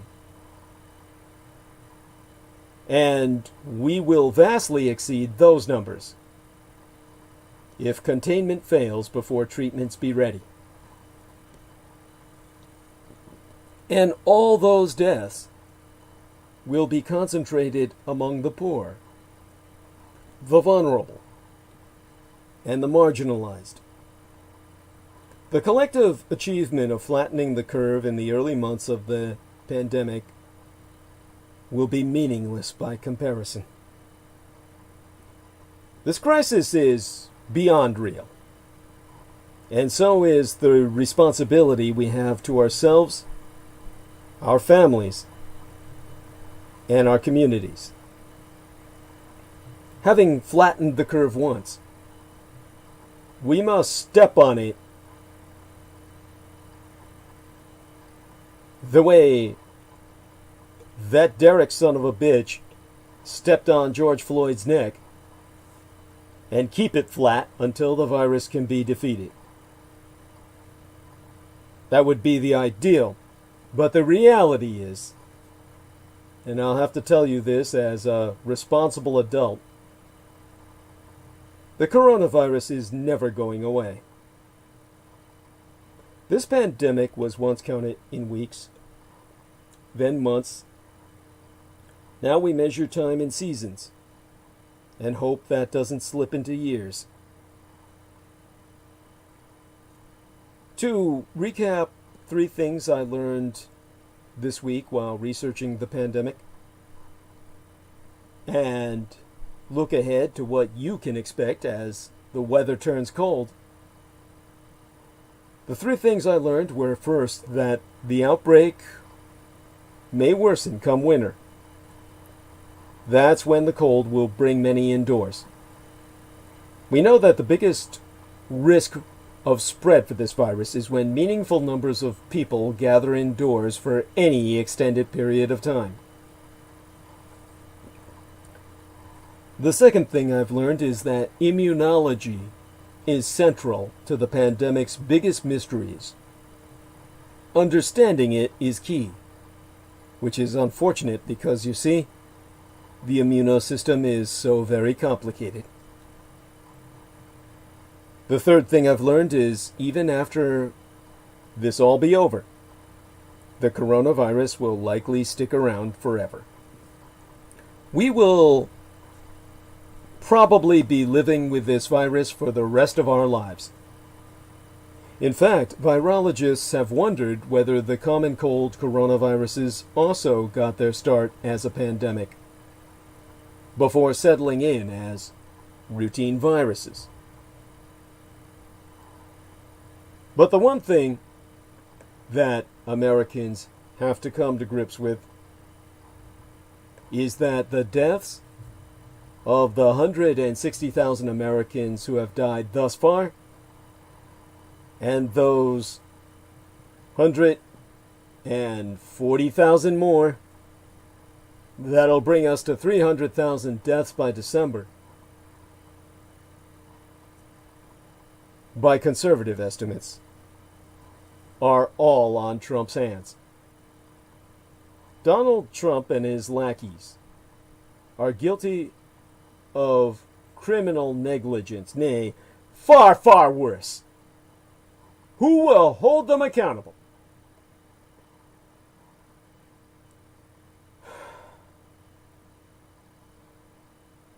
I've seen scenes on video of grave diggers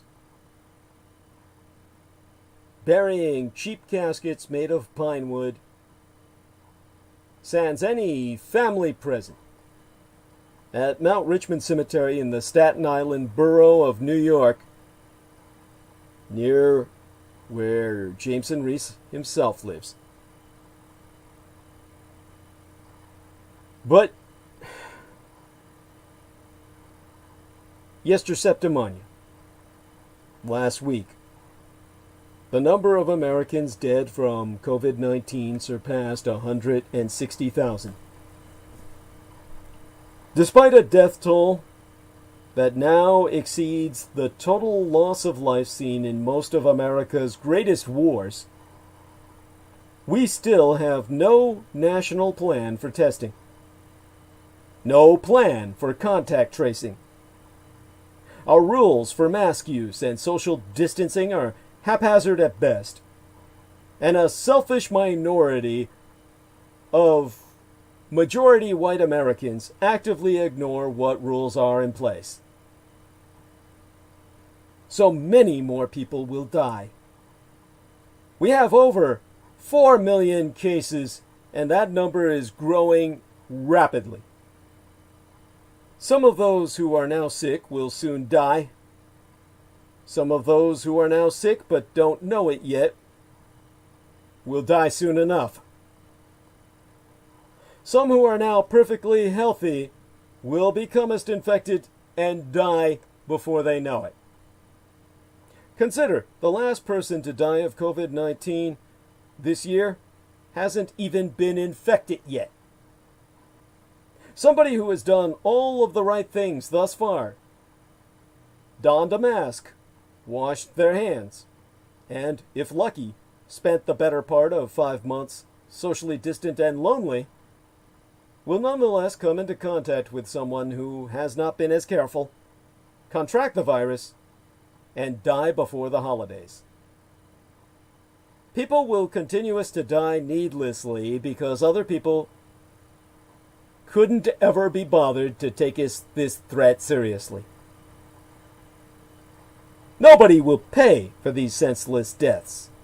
Nobody will go to jail because they didn't wear a mask and infected somebody who had a pre-existing condition.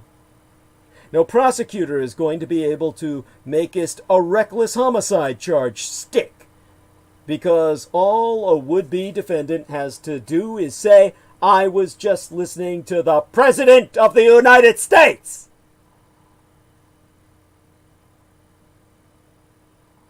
That president, Donald John Trump, will never pay for what he's done. Oh, he might lose an election. He might even be compelled to leave office once he loses, though that is still kind of up in the air, as I've gone into great depth to articulate in the past.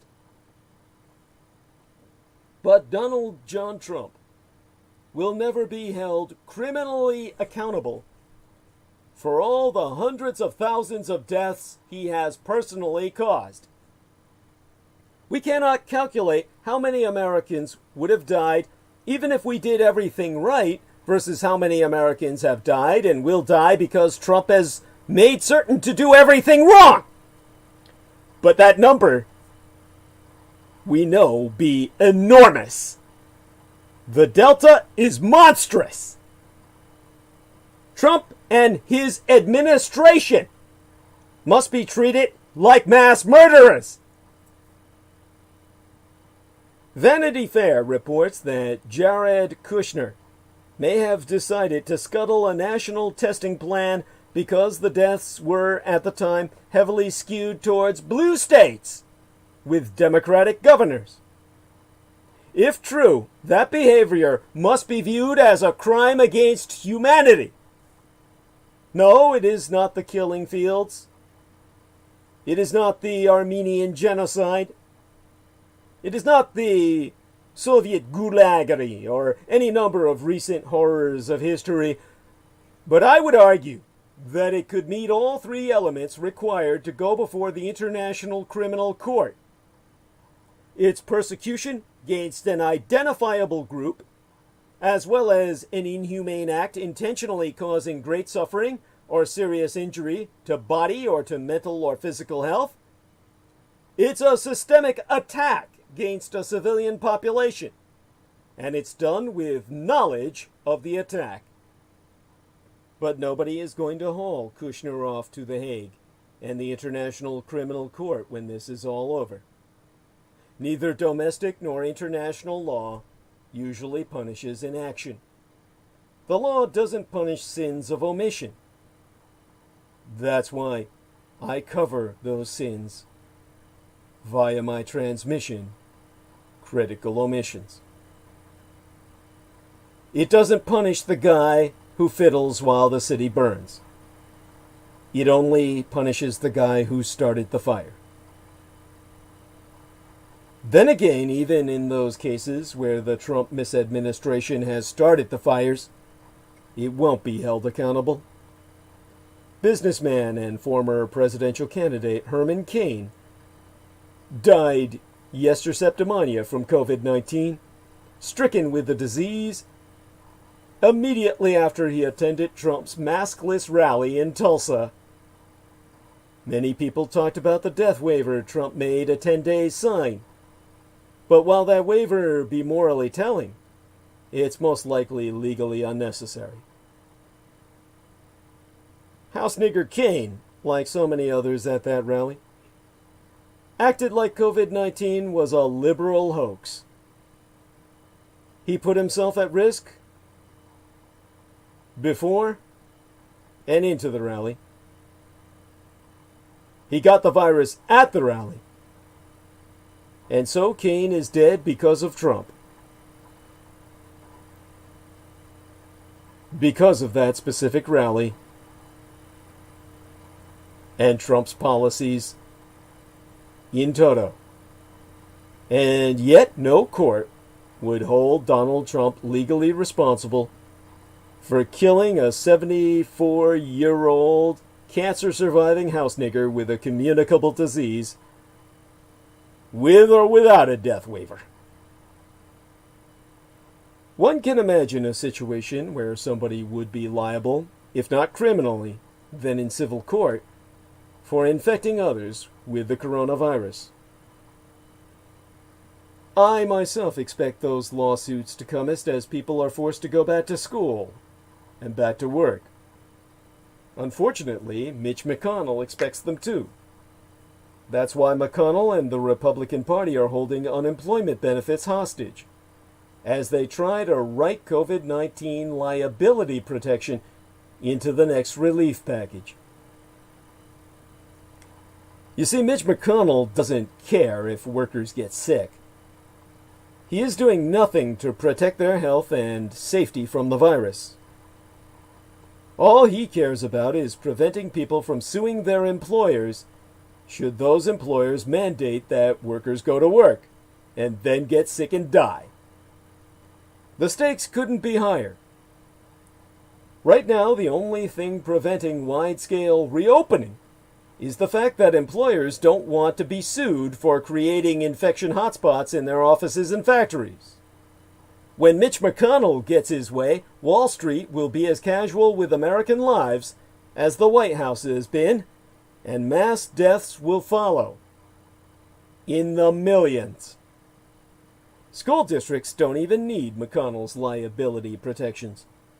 While there have been various reports of teachers, staff, and even college students being asked to sign death waivers, these waivers are unlikely to stand up in court. But that doesn't mean teachers and staff, or their survivors after they die, will have a cause of action against the school districts. Instead, just like the people who refuse to wear a mask, the school districts will be able to say that they were following the reasonable guidelines laid out by their state governments. If a school opens and does everything the governor tells it to do, nobody will be able to sue the school when teachers and students drop like flies. In this case, the "I was just following orders" defense works, even if those orders comest from known bad faith actors like Florida Governor Ron DeSantis or Georgia Governor Brian Kemp. Everybody involved in allowing people to die from COVID-19 will get away with it, because being a bad person, being just pure evil, is not illegal. Magical thinking is not illegal. Being a callous, know-nothing, proudly ignorant, anti-science, willfully destructive, gratuitously significant Trump sycophant is not illegal. Allowing people to die in the hope of suppressing voter turnout to win an election is not illegal. Over 160,000 people now lay dead. Many, many more will die.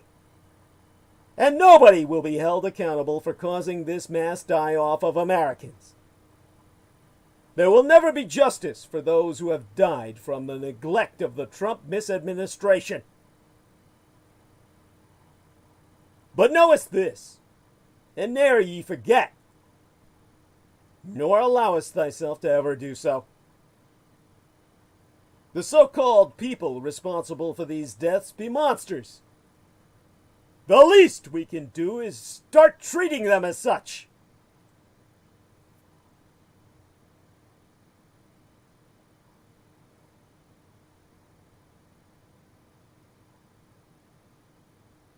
But in some level of good news, we can ask if the end of racism has begun. That other disease of the American psyche, its very soul. The heartbeat of racism is denial. Where there be suffering from racist policies, there be denials that those policies be racist. Where there be pain from racist ideas, there be the familiar refrain, "I'm not a racist!" Even Donald Trump himself, whose political career began with the racist falsehoods of birtherism, whose presidential campaign was powered by racial resentment, and whose misadministration has pursued purely racist policies, goest into a defensive crouch when asked about his speech and actions. Trump has called himself the least racist person there is anywhere in the world, and claimed that he doesn't have a racist bone in his orange body. The denials be absurd. So absurd, in fact, that they have led to an unintended outcome. No president has caused more Americans to stop denying the reality of racism than Donald Trump. Trump pushed a critical mass of Americans to the point where they can no longer ignore the nation's original sin. This president, as no other, held up a mirror to America and showed us not only the racism that has spread to almost every part of the body politic as a metastasized moral cancer, but also the gut impulse to deny that truth. Americans did not like what they saw. Americans started changing what they saw. Historians will write about this spring and summer of the 2020th year in our Lord as a time of unprecedented demonstrations against racism. The month before last, in June, roughly 3 out of 4 Americans said that racial and ethnic discrimination is a big problem in these United States, up from about half when Trump started his campaign in 2015. This is the Trump effect. His racism and denials paved the way for an anti-racist revolution. If the heartbeat of racism be denial, the heartbeat of anti-racism be confession. To be anti-racist is to admit when we've done wrong, so we can begin to do it right.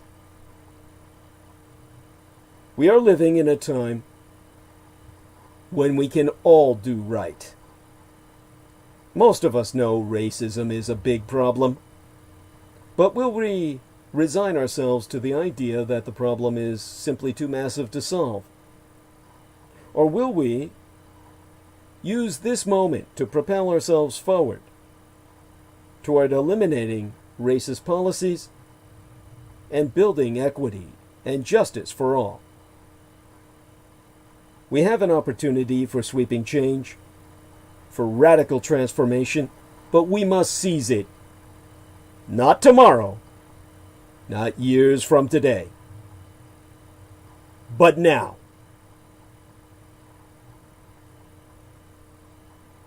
Now, I don't know if Derek Talley is still with us, but I definitely thank him for making this possible by his telephone. I thought it was nice of Peter Moon to come on and help myself hold up until I was able to rally my emotions, it having been a very trying time. I want to thank everyone who is in the chat room and hanging with us, and very much appreciative of everyone participating in any way whatsoever, their support and all the rest. Now, in terms of my trying to look around on the internet and find some other subjects that might deserve analysis, I think that should do for tonight. I'm incredibly, how would I say it, amazed I was able to even recover from many of the things that I was dealing with in terms of challenges that have been plaguing myself of late.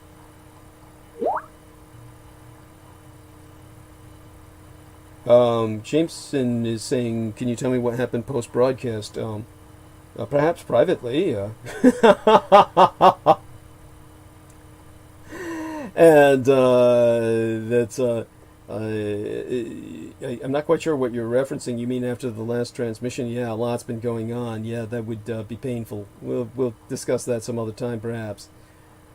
Now, yeah, thank you. By the way, I do want people to know that the New York Attorney General clapped back after Trump attacked her on Twitter, saying, "My name is Letitia James." She opened an investigation into some of Donald Trump's dubious loans on a variety of projects this past March. It's the kind of thing that a state attorney general is supposed to investigate. And Trump, of course, only likes attorneys general, that's the plural, that be more interested in kissing rings than in justice, such as little Billy Barr. And of course, it was, oh God, when was it that he was tweeting against her? It was in early last month, July, just as the month opened, when he received a reminder from one of his lawyers that there be continuing investigations taking place into his criminality, that Trump went to his favorite microphone, Twitter, and began just pissing all over Letitia James, saying, "People are fleeing New York like never before. If they own a business, they be twice as likely to flee. And if they're a victim of harassment by the AG, the Attorney General of the state, like what they're doing to our great NRA, which I think will move quickly to Texas where they are loved, Texas will defend them and indemnify them against political harassment by New York State and Governor Cuomo. So many people are leaving New York for Texas and Florida that it is totally under siege. First, New York taxes you too high, then they sue you just to complete the job." Okay. Well, Attorney General Letitia James isn't a joke of a person like our current white supremacist in chief. She has a job to do, and unlike Trump, she's a competent person with an actual handle on the English language. So she slapped back, "Sorry for not responding to your tweet earlier, Mr. President. We were a little busy standing up for the true values of our nation and fighting for liberty and justice for all. We're glad the hashtag 2020 census will begin printing without a citizenship question. Enjoy your 4th of July." That's from last month, but I didn't really think to speak of it till now, having sprackethon Letitia James a little earlier. And she also responded to an even earlier attack Trump had made on her the previous day, in which he said, "It is very hard and expensive to live in New York. Governor Andrew Cuomo uses his attorney general as a bludgeoning tool for his own purposes. They sue on everything, always in search of a crime. I even got sued on a foundation which took zero rent and expenses and gave away." And she responded, "As the elected Attorney General of New York, I have a sworn duty to protect and uphold state law. My office will follow the facts of any case wherever they lead. Make no mistake, Mr. President, no one is above the law, not even yourself. P.S. My name is Letitia James. You can call me Tish." So, Attorney General Letitia James isn't a wilting flower like Donald Trump or Jeff Sessions or William Barr or Lindsey Graham or Mitch McConnell or Ted Cruz or Marco Rubio or, well, fuck, I mean, just name every Republican in red. All right, well, blessed be thy night, and I will retreat. And I want to thank everyone for bearing with us, and maintain myself in prayer. And our web mistress Lena Shea as well. Our thanks to Maria Michaela Grigorich, Mr. Saito, and Jameson Reese, Derek Talley, Peter Moon, and everyone involved. With that, I'm going to close live stream. Blessed be thy night out there. And join us on Wednesday, 8 p.m. on the East, and 5 p.m. on the Pacific.